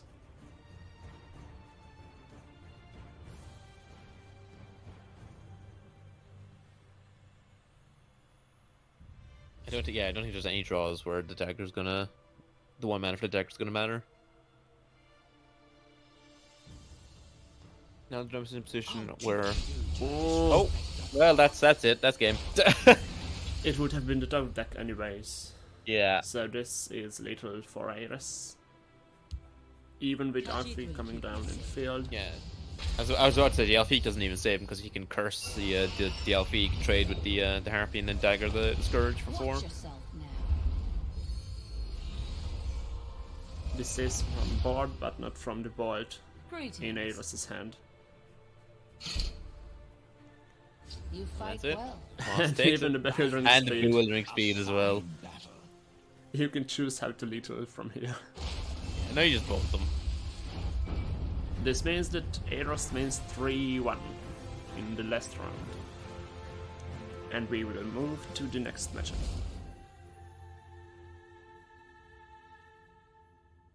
Megacat versus Complete Idiot, the last match of the final stage. Or matches. Megacat is playing House Dagat, Admiral Dominion, Tribunal Temple, House Telvanni, and City Talker is playing Crusader, Sorcerer, House Lalu, and the Empire of Cyrodiil. Complete Idiot had House Lalu banned for the last 2 matchups. Do you still ban it? Or you I know you want to see Sorcerer banned. I just want someone to recognize that that sorcerer is dangerous. It lost the match. It lost 1 match, but other than that, it's been consistent. It's the only Also- loss Complete Idiot has. Yeah, that one Sork loss. I don't know. Like, I don't think the Halalu does much against Mag's lineup. Mag is playing a lot of blue, a lot of mid-range blue, so a lot of wards, things like Alfiq, things that don't really care, and the Halalu list doesn't run really any hard removal. There's no executes, there's no javelins, nothing like that. He's got 3 leaf lurkers, and that's kind of it. But there's no curse generation, so there's no way to easily wound through ward. So I don't know if you're concerned about the Halalu. I think you're looking more at the Crusader and the Sork again.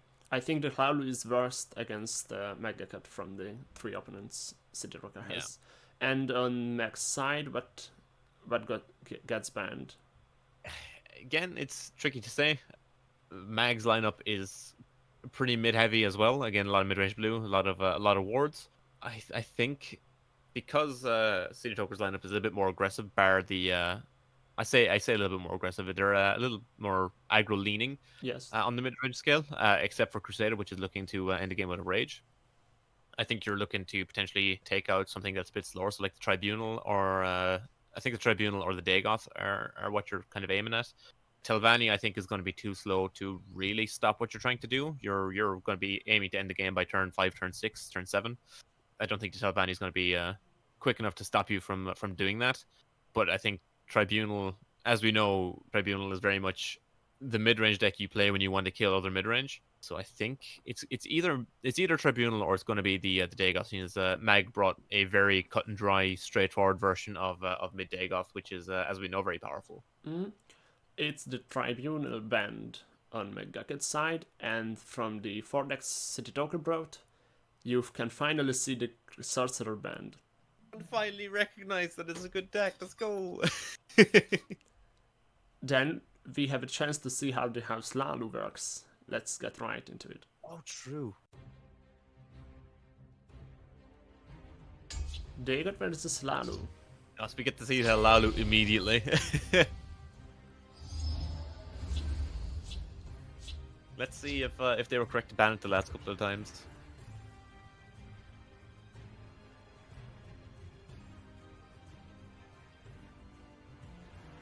So I think Mag, if you're Mag, you pitch Gen Cannon the ball to keep the Gambler, because you can turn to a Gambler. And the Lalu has no answers for that. Exactly.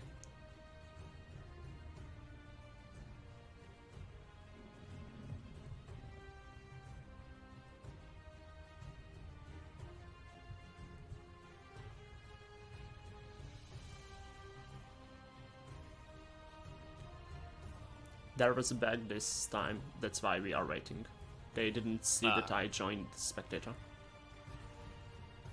Okay. So Sage Talker goes for a full mull, gets back a Green Pact Ambusher, a Sharpshooter, and a Clownder's Illusionist. So he does have a 2-3-4.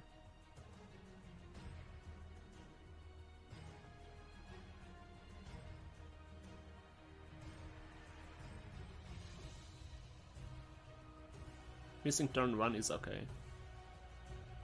Yeah, well, I mean, Tesla's a game where the turn 1 hasn't been super impactful for pretty much its entire life cycle. Most crows start at 2, so not having a 1-drop isn't a huge deal. Hello there. Mag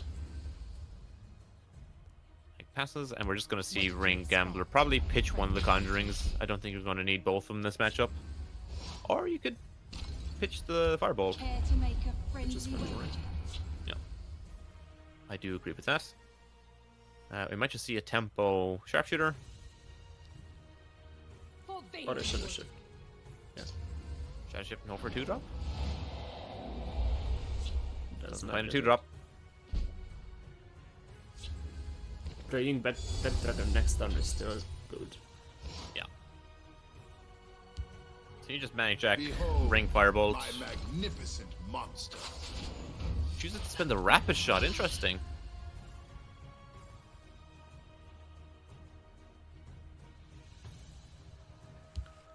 Very used to damage more than to throw. I shall cure it. Second Second Manic Jack. You can just double mutation here if you want. Or Cliff Racer. First mutation. One mutation Hits hits a drain. This X for a Sharpshooter. Rumor Sharpshooter next turn. And then you just develop the other Jack. Second. Behold, my magnificent monster. You get the Gamblers discarded. I am down.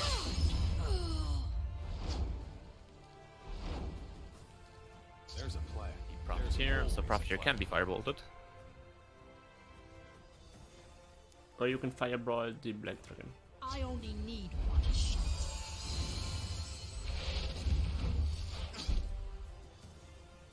I think if you're Mag, you're okay with taking the 5 next turn. You draw a card. I think you just want to stop Complete AG from healing here. Cliff Racer the Firebolt, Trade, Cliff Racer. Yep, this is the line I would have gone with as well. Because it completed, if he wants to swing Black Dragon, he's giving you a card. You don't mind. We must keep moving. discards the Cliff Racer. Care to make a friendly wager? There's Assault. It's pitched. It's fine.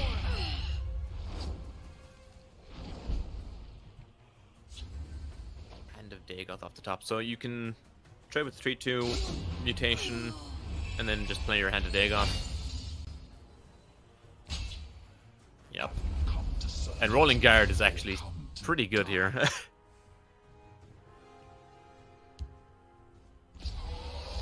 That plus Monastic Champion. But it does not stop the lethal. No, he needed like the Predator to not die. He's hoping on a prophecy, but it won't matter. The only prophecy, I don't think there's actually any prophecy that actually saves him here. Yeah. It's one Game on, automatic. Yeah, pretty much totally agree with every line Mag took that game. It seems the Hualu wasn't the strongest deck of the four. No, especially in, like I said, these lineups, all the mid blue without the hard removal really do kind of mess with the Hlaalu game plan. Runs it back again. Hlaalu into Telvanni. Into the last gasp Telvanni. And the Telvanni has a Fire Bloom and a negation. Yeah, you just pitch this Shadow Priest. You're not. There's not much you want to silence in that deck.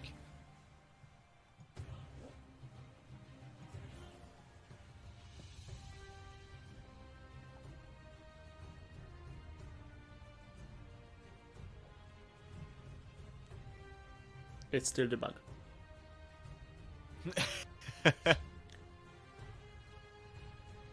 See, turn 1 Morag Tongue Aspirant into turn 2 Darkmane, turn 3 more cool, and turn 4 Spinner.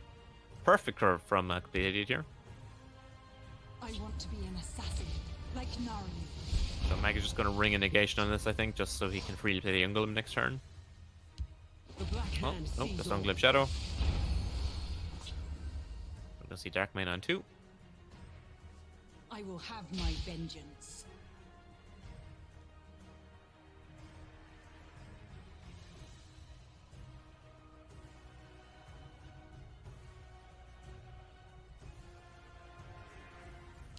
This one will lead you to glory. I would consider ringing the amulet here.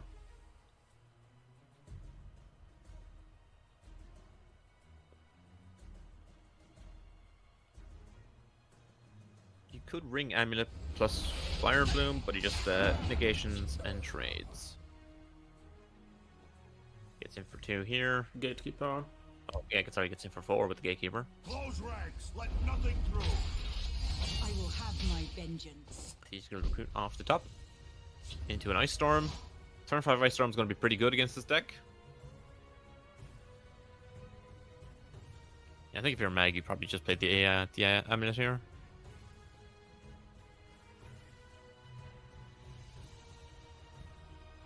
I bark and burn. Oh, This is interesting. Spymaster Fire Bloom. Strike like Yeah. a Morag tongue. Or you can wait a turn if you want to get back 1 health with the amulet. Yeah, you do wait a turn here for the Amulet. Honor and blood. I will have my vengeance. We are going to see Keep Spinner. your distance.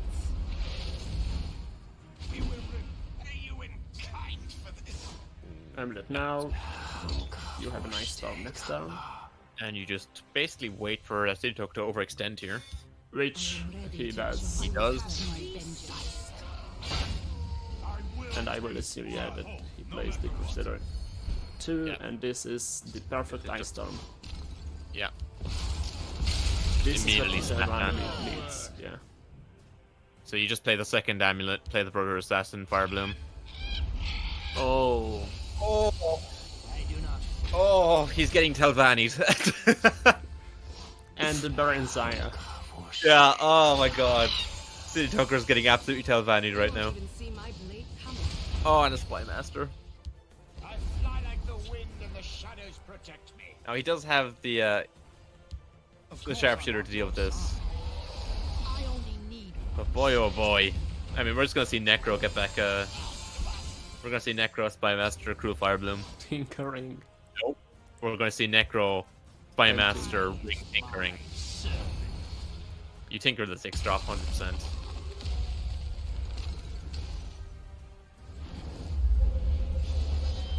Ooh, Seducer Darkfire, interesting. How do you know the names of these cards? Seducer Darkfire was a tournament tech. You tinker. I think you keep the Seducer Darkfire because it's locking him out of Cliff Racer here. Sorry, yeah. Oh, Oh, 10/10 that regens for health gain. yes. Frost Giant, I think. Yep, that is correct. It is Frost Giant. Oh, and hits the 1 in 4. Oh. And I get this back to 15 health. Yeah, oh my god, it's boy. Gotta love Telvanni. Protect the Ashkar. Gotta love Telvanni. Headless Zombie. So you just Headless Zombie and Baron Zaya here. If you play Telvanni Othman, then the Frost Giant is protected. don't think. Approach and be recognized. Yeah, I mean, the health game would be nice, but it doesn't really matter. You're forcing completely to use 2 cards to clear this frost giant that you got for I'll whip them into shape. absolutely free. Ferocity. It cost gain 2. I mean, yeah, technically it cost 2, but you also gained a ton of health and got another free creature out of it. Magacat has little, I think. 18? Yeah. 18 24, plus 6, yeah. 24, yeah, Not plus 3. much till Yeah. Bonnie coming. God. And I don't When think I there talk is- when I talk about Telvanni draws, this is exactly what I'm talking about. Yet another tinkering? You get it for 10 and you tinker it, right? Just for the VM.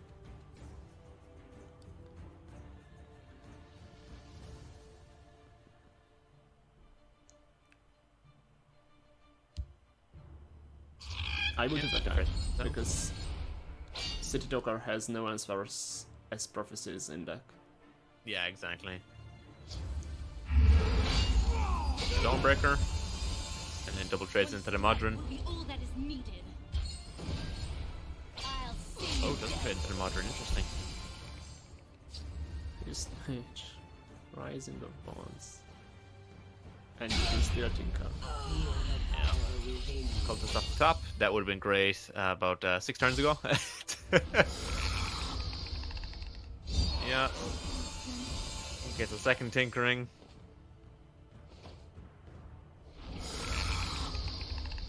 Yeah, this cultist is about 7 turns too late, unfortunately. We must remain. It would have won him the game.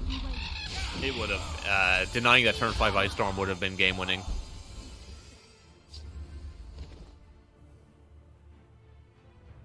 But it's just one of those things. I think you tinker the Gambler. I think so too. A fine display.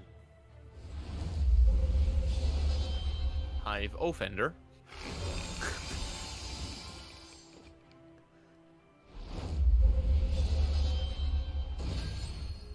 Buffs the guard. Oh, misplay him is 2 damage. Oh god. Oh.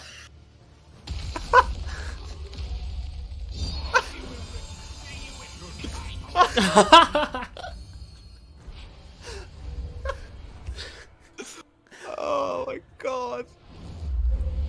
Have I ever told you that I hate Tessel? Oh my god, Steals that's the draw. Oh, yeah, and he gets to draw the 2 cards as well. That's that's so BM. alright. 2-0 for Megacut. Oh, Plalu lost 2 times now. yeah, yeah. If In City Toker's defense, he did just get Telvanni'd. yes. So if City Talker lost 0-3, then Aeros wins. If Yeah. he can win 1 match here, even 1, then the final table will be favoring City Talker, because both he and Aeros will be 6-4 at 60%, and City Talker won the matchup between them.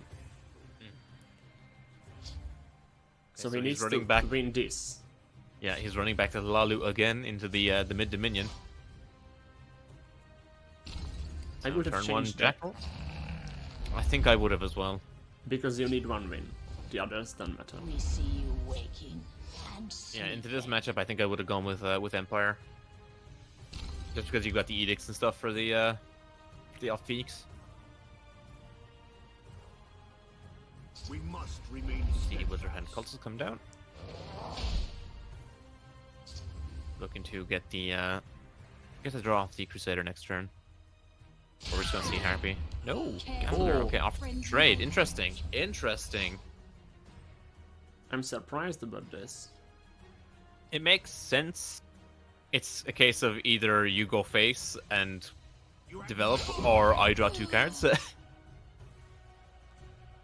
So yeah, it's an interesting But you it's an could have interesting played trait the to offer. Thief. But the thief leaves the cultist on board is the problem. For Ulfric Stormcloak!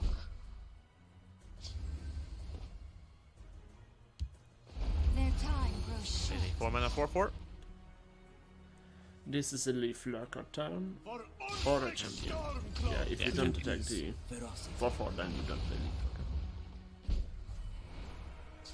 Champion in shadow. First gonna see Destroying Thief plus Harpy Harpy. Yep. Trade. Harpy. Unfortunately, you can play Are quicker than Crusader your eyes. without the... Or you can, but it wouldn't draw you one. Doesn't feel good. Sometimes you do have to just tempo it out of the body. See another monastic champion up the top.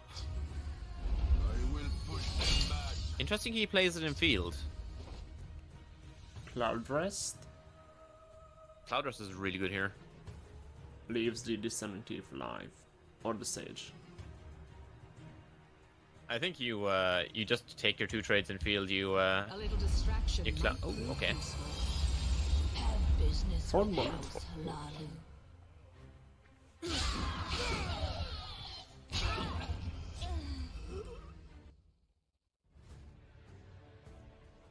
Yeah, I would have sacked the thief to keep the sage alive.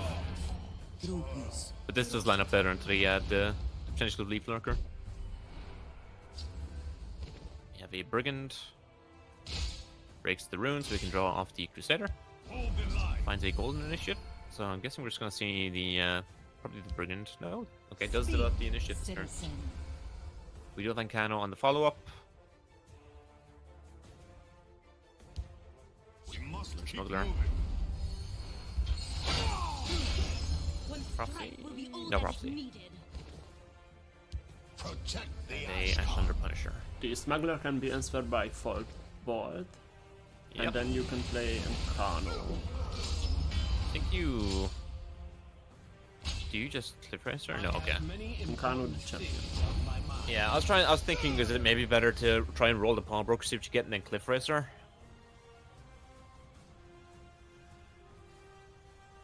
For the Ash.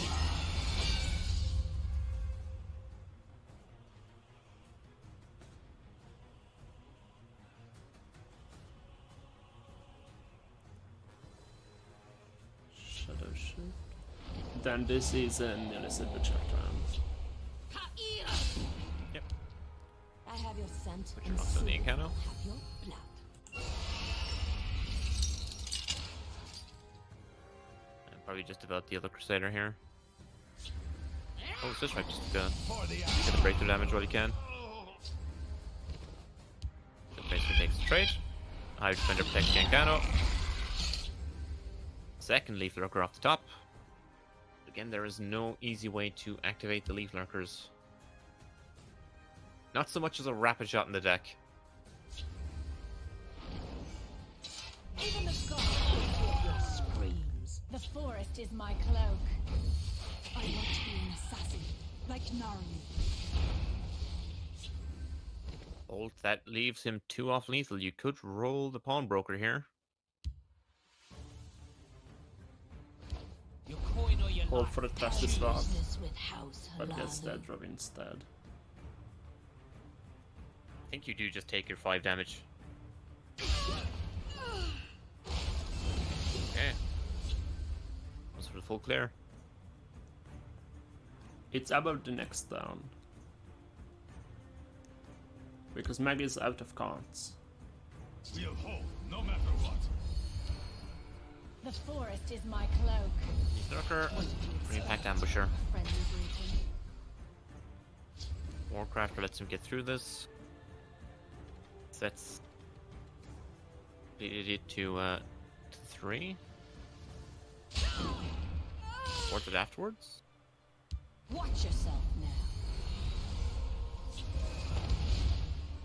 Yes, does force a double trade.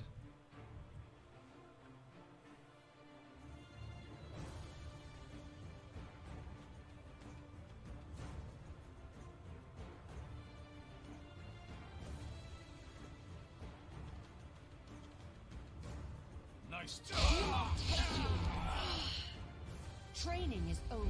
It's time to act. City Talker was one of the two this time. With Cliff Racer in hand. He's lining up to potentially get him on the crackback here, though. Black Dragon up top is not going to do for Mag. Now Mag there is needs to obviously draw Lightning Bolt. yeah, it has to be a Prophecy Bolt here. Prophecy Harpy also potentially stops him dying and does set up for lethal on the crackback. Doesn't hit it. Played. They need to take in a very, Does not very finish. close game.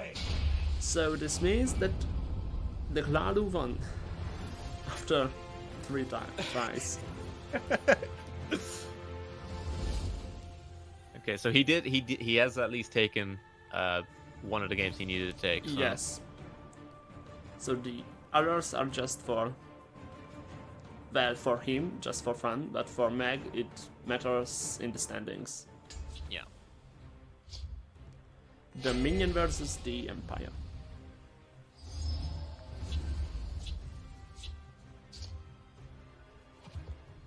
Ooh. Do you keep the Incarnate here? No. I would be so tempted. Silent as The the brother grave. suspect off the rip. 1 mana, 2/4. It's pretty strong. For Father Sithis. He's thinking Jackal. We're going to see a Ring Sentinel here, I reckon. Your coin or Breaking your it life. instead. Choose. I think you trade. Yeah, because you're developing the Mammoth here, so you just take the trade while you can. Father Sithis. Sage. Their time grows short.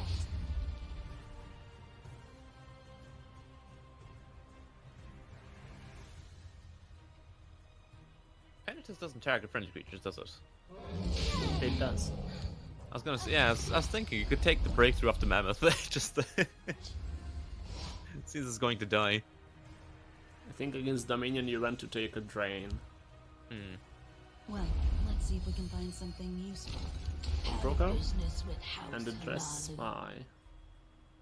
Does play the spy just for the body. Nothing will trace back to Ooh, us. that's a pretty solid one on top. You know you're gonna probably get it next turn as well.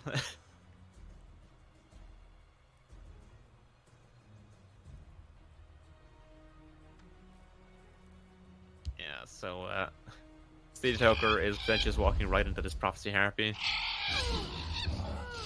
Father Sithis. Doesn't, okay.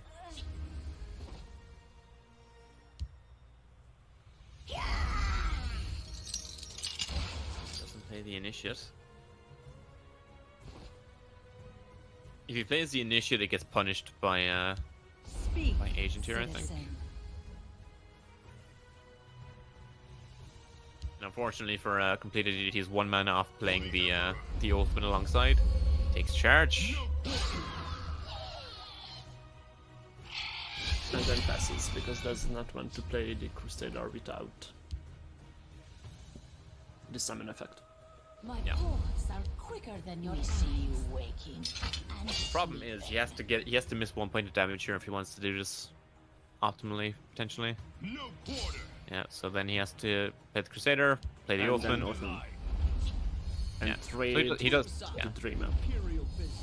Yeah, so he does miss 1 point of damage, but I think it's worth it. I find the Shatter Shift. Father Sithis. So we're at the point in the game now where the contract really does not matter. Moose comes down. Crusader. So you can Shadow Shift the 5/3, or you can Shadow Shift the 3/2. No quarter. Who's inspired by Javelin? Get in, play your 2-drop, and Shadow Shift your 3/2 out of the way. And then you've got Tazcad next turn for lethal. Megacat can play. Plays the Alfeek. Alfie got fingers, but it's still not enough. Alfeek plus Ward, but he still dies just to Watch yourself. Ward here. Break the Ward with a 2/3, get in for 3, get in for 5. And then Each. Tazcad. Or just Anasi. And that is a pretty good rip here. And then you're dead from board. Get out of my sight, peasant. City Talker dies up the series 2-2 then. And it's only the Crusader left against Yeah. this Dominion deck. This is the last match of the entire 3-week event.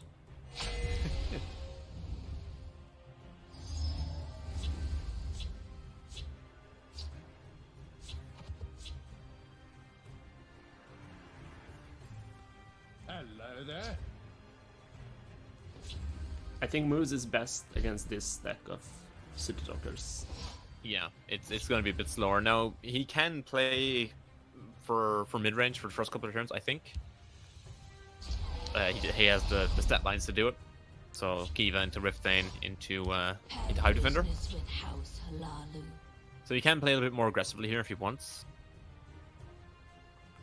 So you want to put Rifthane into Shadow here.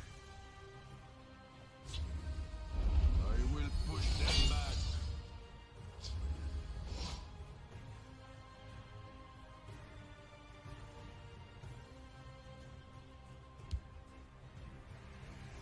Watch yourself now.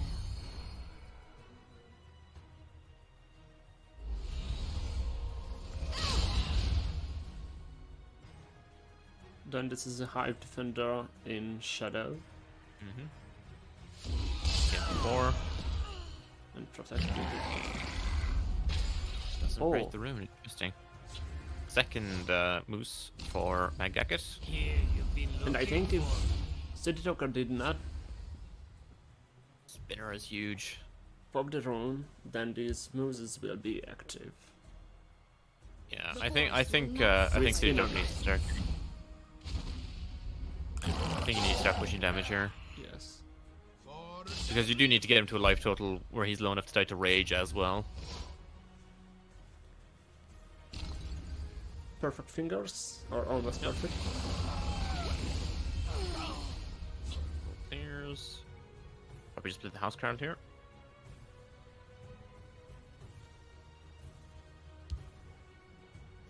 Go for the ambusher instead.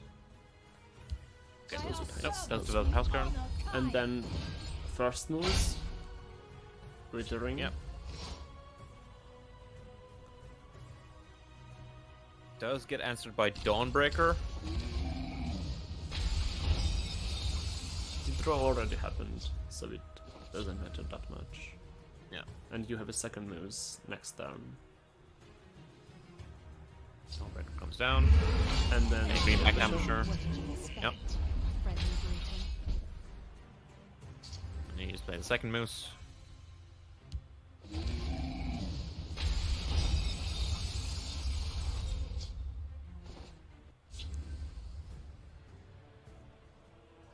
No easy way of cleaning this up this turn. You have to sacrifice J3. Face me, schemer. Not fair. 4. Your coin or your Brigand. life. Choose. I Small would to have the played ambusher. Ambusher too. If you are taking this more aggressive line. Yeah. I think he's holding it just potentially to have a cheap creature in hand to rage on. The light of the three. Organized. Rifthane is arguably better though. You can play Aspect now. Maybe As even a 12-12. consider it playing as a 12-12. I think you do, because realistically, how is Mag going to answer it? I don't think Mag runs Javelin, does he? I will check. I don't believe he does. Yeah, there's no Javelins. So he can't realistically answer the 12-12. Then the 12-12 would have been as easy choice. But instead, City Talker putting him to the point where if he commits to a lane, he can just Rifthane Rage. That's the plan. Yeah.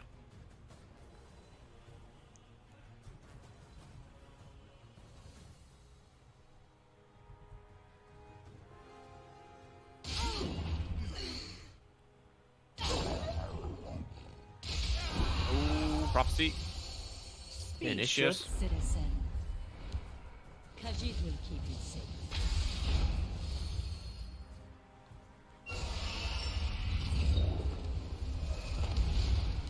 I want to be an assassin, like Nara.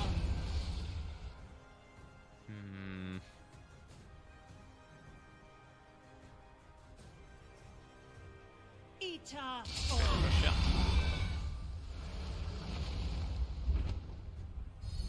I would consider Rift in.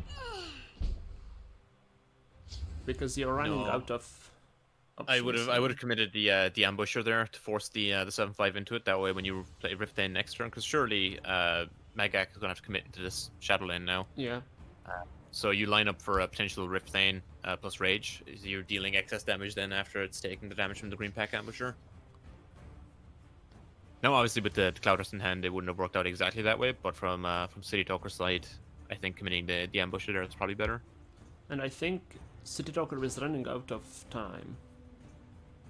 Because he took the aggressive option to play the deck.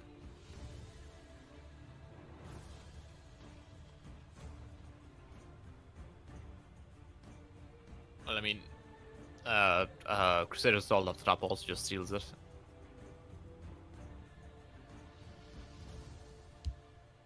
Just forget about Fox. everyone. Grabs probably Earthbone. Yep. Silences off the 6/4, takes trade. I fight with the fervor of the wild hunt.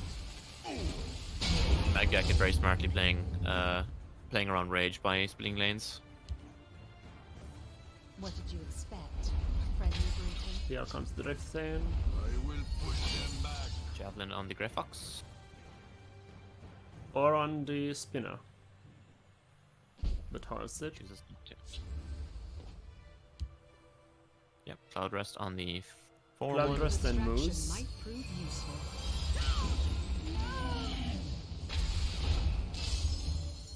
Well, he now has the information that the Rage is in I hand. think Second then Rage. this is the time to play the first Rage. No, I use the Javelin to get through here. I think.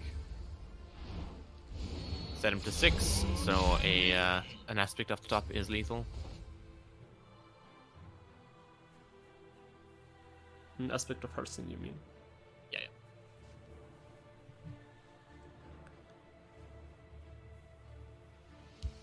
Well, let's see if we can find something. Oh, there's only one in the deck. Never mind. Aspect is no longer in the deck. He's Yeah, already I played was it. just checking that as well. Yeah. The light of the three. You trade the Rift in. Drawing a Rift in would win here, but it's just a Northman. I think that seals it, because you Yeah. don't have the breakthrough. You're one man off actually Rage clearing a lane now. And Mekaket has played the mid-range plan. Prophecy. I don't think he's actually saves him here. Yeah. Citizen. A Javelin would have saved display. him from board, but See if not we from can find hand, Something useful. Yeah. because of the steel daggers and the swords. And That's that's it, lethal Magak as to attack. the last room. This means that we have the complete bracket filled out now. The third round went as follows. Aeros and the Dvemist fought against each other, and Aeros won 3-1. And Megacat versus City Talker has gone 3-2. So the final standings are that in last place we have the Dvemist 4-9. Then we have Megacat 6-7. Then Aeros in the second place 6-4. And completed yet the City Talker wins the entire final stage 8-4. Congratulations to City Talker then. Well played. The decks ran fairly well. The Halalu stumbled at the end there, but other than that, the entire lineup was fairly solid. This was it for the final stage and for the entire third summer tournament. Thank you, Core, for casting with me. Yeah, no problem at all. A pleasure as always. And thank you to the players, because this year with the matches that have been scheduled midweek, it was a lot more tiring than the summer tournaments from last year.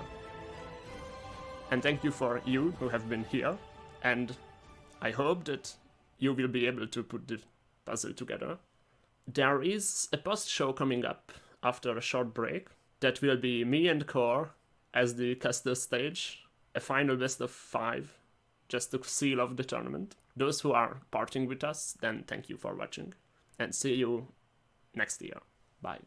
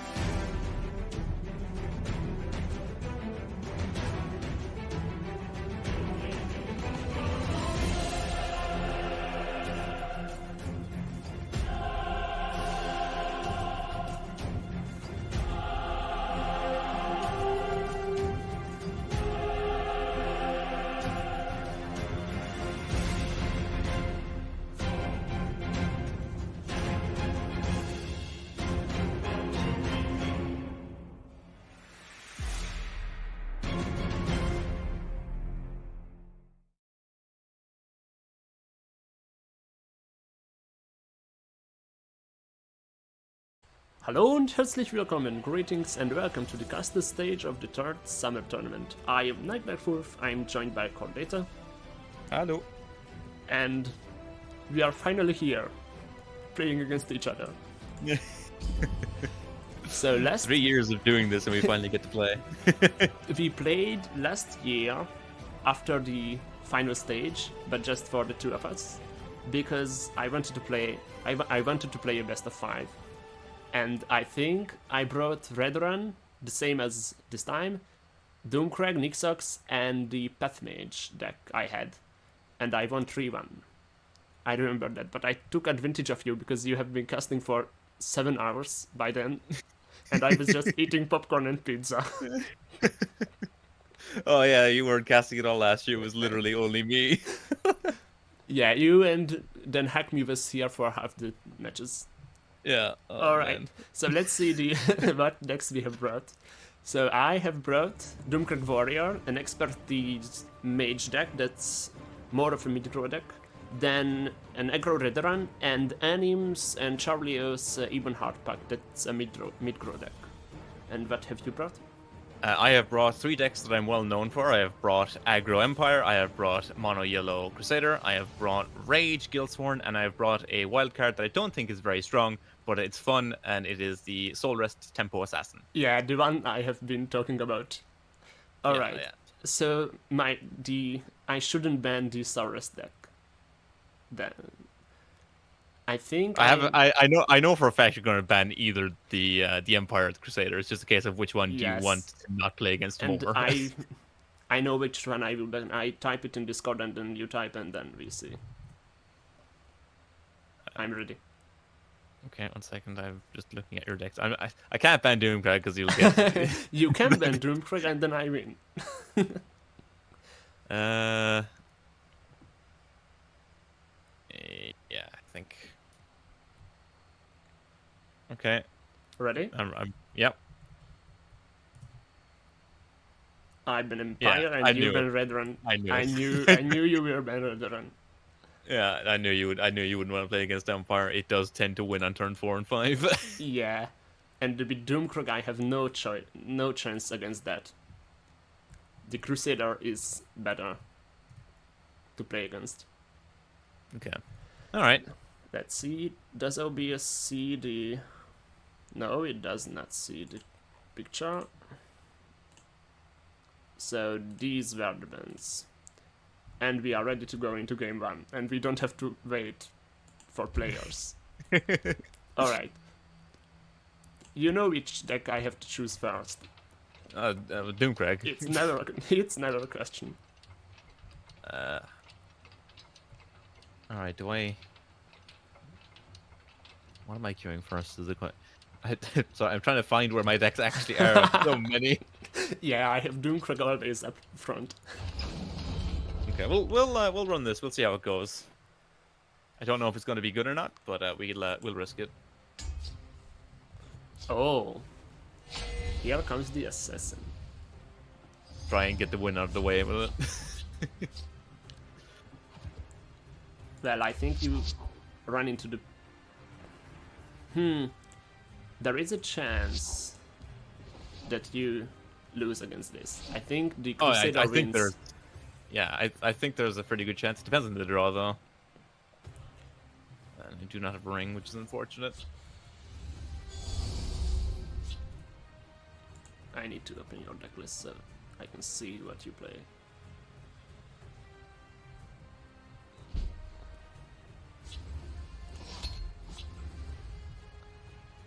You have no bolts yourself there. now. Oh no, you have 3. Of course, who doesn't run 3 bolts? I will never understand players that do not run 3 bolts.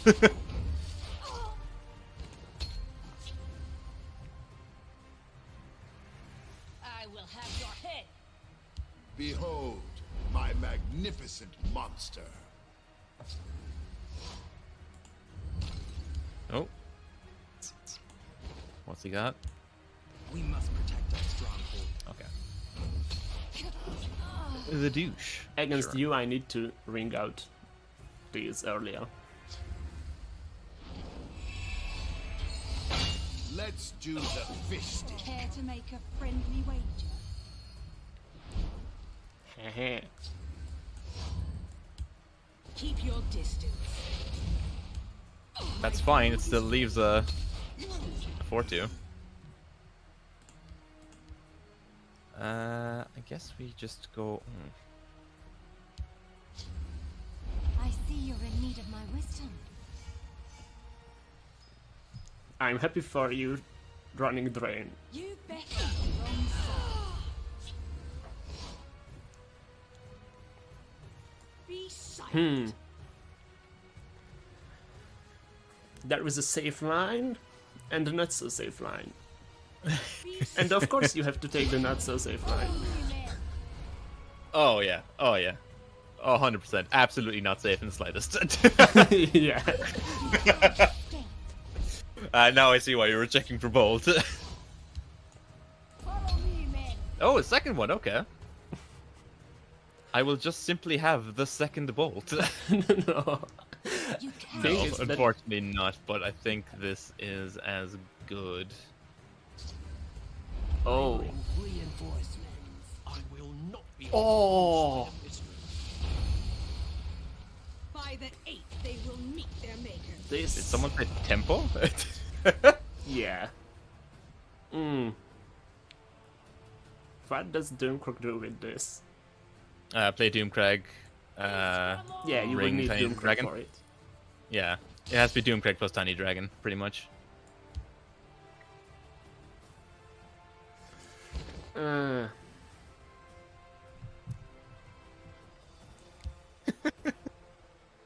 That's so funny. No, just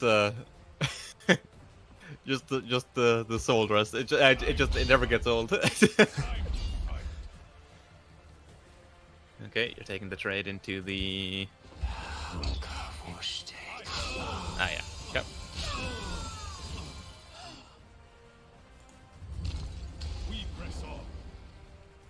Okay, you killing the. Sure.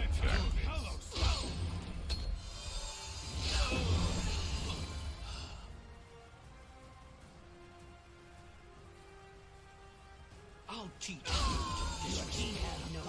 Cause it will keep you safe. Oh. This isn't active yet, right? Yeah. Nope. I don't think it doesn't really matter too much against you. Like you've got pings and stuff, so the wards won't last. And yeah, this is fine.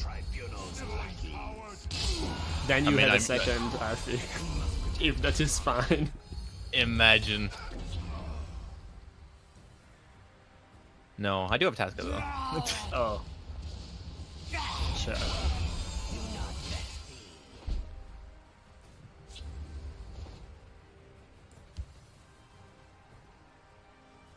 We don't see the Doomcrag? Not yet. The mirror hungers for blood. Oh wow, okay. He's really struggling for the Doomcrags. Yeah. Do you have Bolt or not?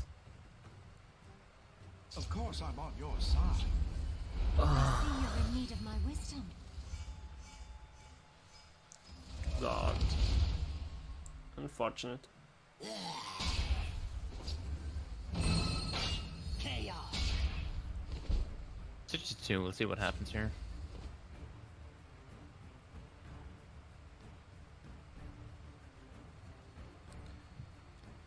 Can I deal with this?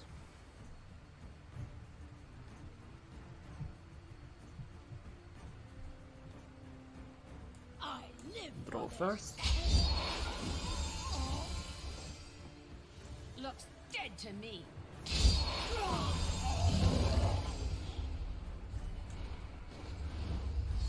Right here. Yeah. Up to 6. I will spill your blood. Another.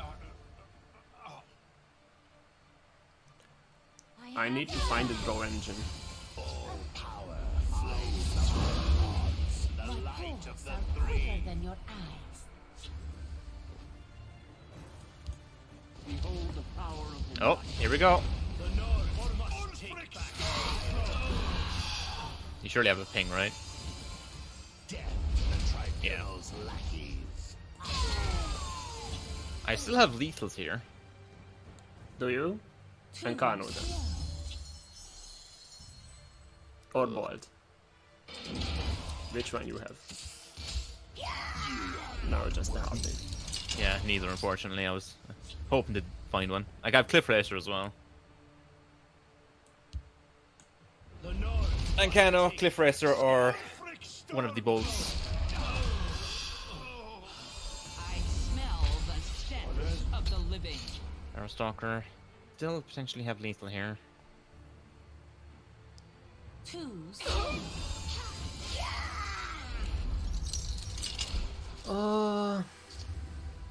And dead. It would appear that No more pings. Okay, we got there. We got there. You run with the assassin. Too soon.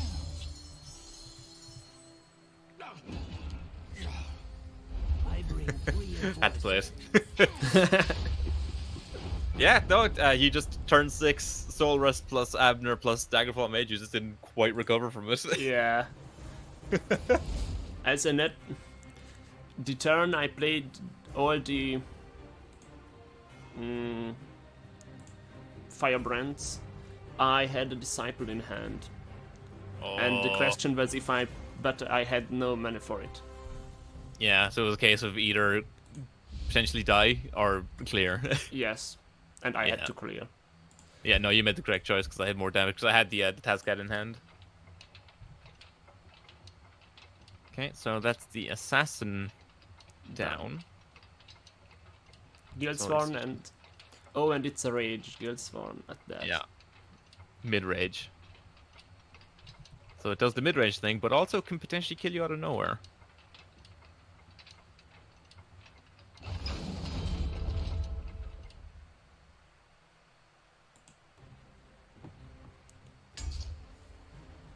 Crusader.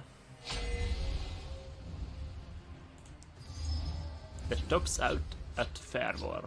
Oh. Yep. Oh.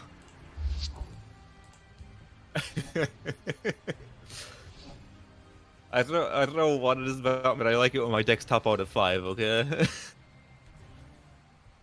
Yeah. I think I just full ship this. It's not worth keeping. Too expensive.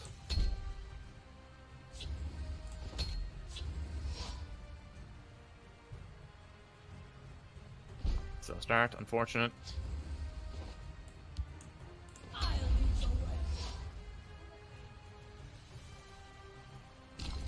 Hold the line. Oh. It's unfortunate because you will have a ping for this. Do you think, sir? In Well, Doom but Craig? the way my hand is right now, it doesn't matter. I just need to. Must take back. I base just need to get resources out of you. Mm-hmm. You're so sweet. I Oh. can just eat you up. That's nice. Then I will play a day. Draw power from their blood. And I am sad. Ugh. Chimeric spirit of the sky. Fervor. Yeah, my hand is garbage. I had a bad starting 3 into a bad mull. Oh, it gets worse. A little distraction might prove useful. Skip. Yeah. Not even Crusader can I keep my Bannermans. See, I'm one of the few people that believe in Cloudress Execute and aggro. Praise to Namira, whose sphere is I the ancient smell the dark. stench of Okay. the living. Feel free to give me cards. Yeah, I'm down. Your fear betrays you. My bow is ready. Sure. Wait. You hear that?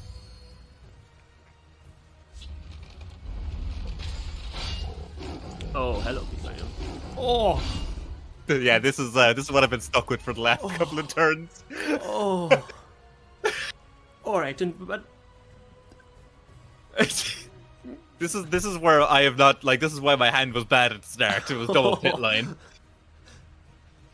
oh, Double pit line East Mars Crusader. What am I gonna do with that? 1, 2. Oh, nice! All 3 average shots. Oh, ooh. Which one is worse for you?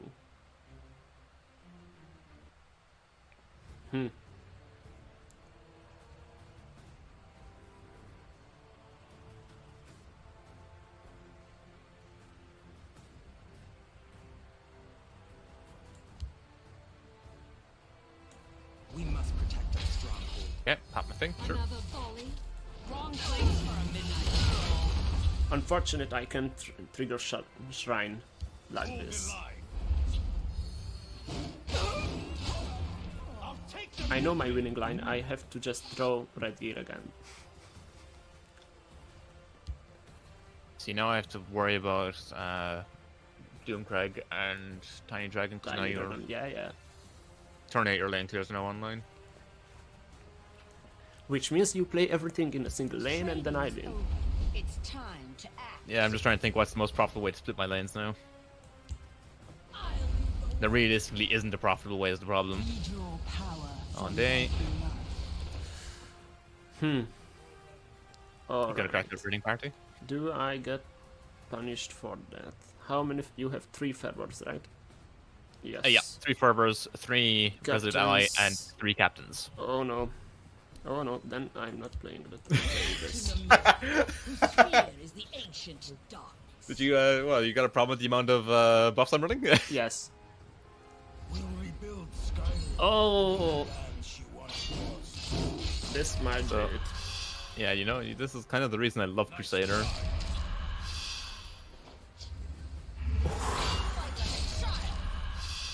I'll take them with me. Okay.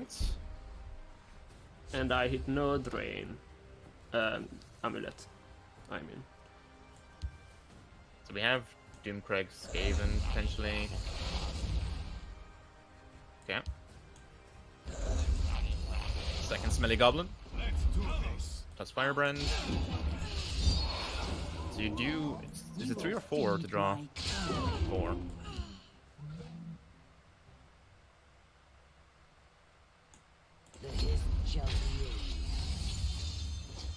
Do you win? That save you.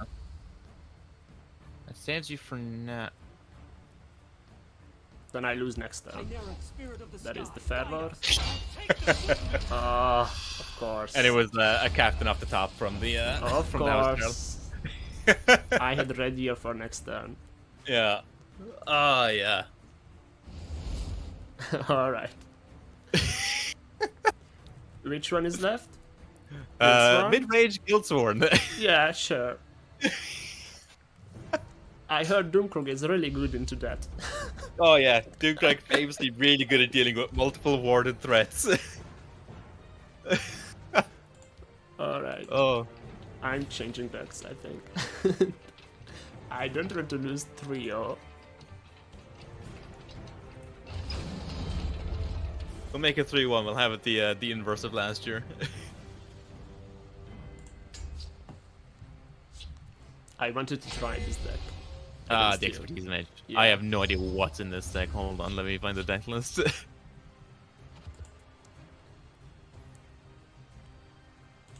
Okay, so there is 2 Dragonfire Wizards. Okay. Oh, you're actually running Elfique. Oh my god. Yes. Is this going to be relevant, this matchup? I think so. Yeah, this is going to be relevant. Is this going to be relevant? Not really. I'd rather find something I could play earlier. Okay, that's better. I keep a spare blade in my boot. Yeah. Yeah, equipping weapons triggers expertise, isn't it? Yes. Watch Yeah. yourself. That's why I run this. Speaking of equipping weapons. Do you run... you run Rapid Shot. You run... I don't run any weapons in the main. I do Yeah. run Oathman. Oh, sorry, no, I do run one weapon as Dawnbreaker. I'm ready for you. Training is over. It's time to act. Because I am mid-range yellow and Dawnbreaker good. Your blood will spill. Copy.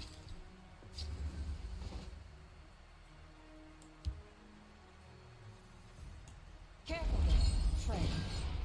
Okay, I feel less bad about this now. I That's didn't like okay. making Harpy, but I think no. Unfortunately not. It's not great, but it's Keep your still okay. distance. I do get punished by the inevitable Breton Conjurer coming out next turn though. I will have your head. Now that you have said this... Citizen. No, no. Or am I just baiting you into my execute?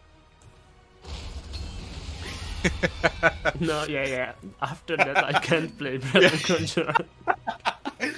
Oh my god. That would have cost me the game. Dog silent. Tolakbal will meet his doom. Oh, Hello? the active Oathman.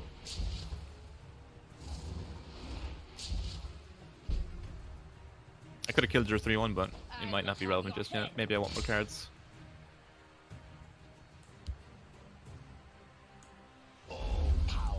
Yep. So this is lining up for an Elfique next turn. How do you know that? It's just the typical blue curve, isn't it? I can go here.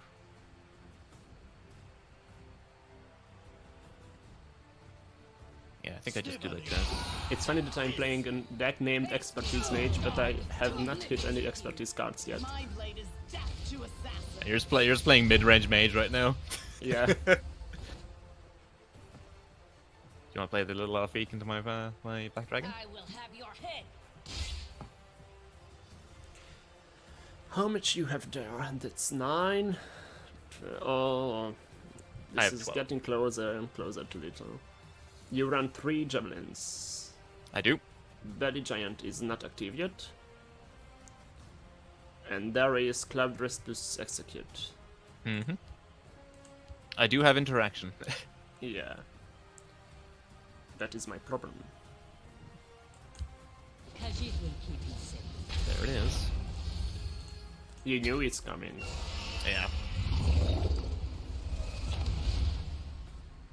Now I will do it this way. I think this is probably the better line. Friend. This is on your head. So you're holding the other Alfie. Wait, Yeah. hold on. Yes, you've got one more Alfie in hand. Yes. Snivel is The coward. day Take is this. mine.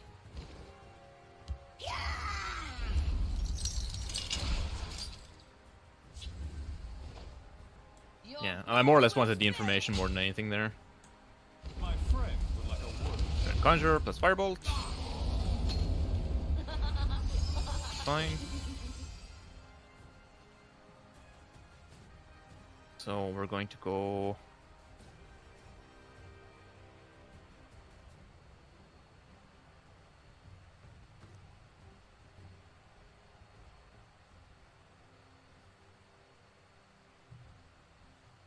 here and here. beast face me, dog.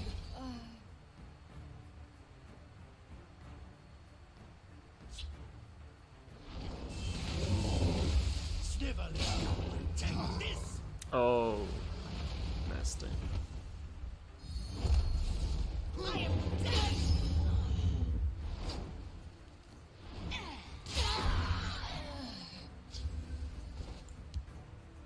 So there will be another Alfie here. I'll whip them into shape. Oh. Okay.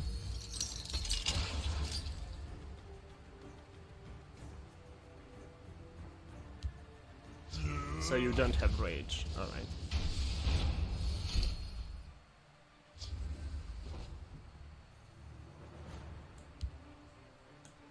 Khajiit will keep you safe. There it is.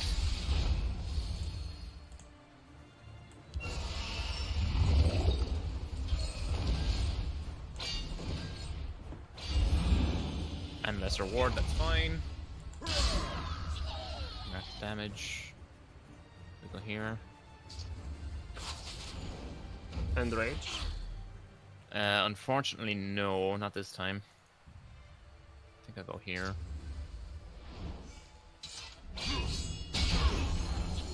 And little. Alright. Yeah. That's a quick trio. Oh, GG though. that game was actually a lot closer than it looked. Yeah. Oh. I did when I don't find the what's the name of the card? The 3/4 that gives the 1/1 on expertise. Renowned Instructor. Yes. And if you don't find that in this deck, then having this many actions and item triggers is a downside. Yeah. Alright. Well, the opening, or the hand you'd been given was pretty much just a pretty solid blue mid-range hand. Yeah. I could have been playing Battle Mage. Exactly. Like, I think the only yellow card that I played was the Fervor Yeah. and the Trainer, and that's it. Yeah, Trainer. Yeah. Revitalizer and Trainer, that was it, yeah. Alright, thank you for the match score. No problem at all. Again, always a pleasure. Yeah. See you in, well, for stream purposes next year. Next year. And then for purposes other than stream, hopefully sooner. Yeah. And Bye. shout out to everyone who stuck around to watch the Yeah. the cast match. Just a little bit of fun. A little bit of trio. Avenging me for last year. Yeah. I'm not tired this time. Alright, goodbye.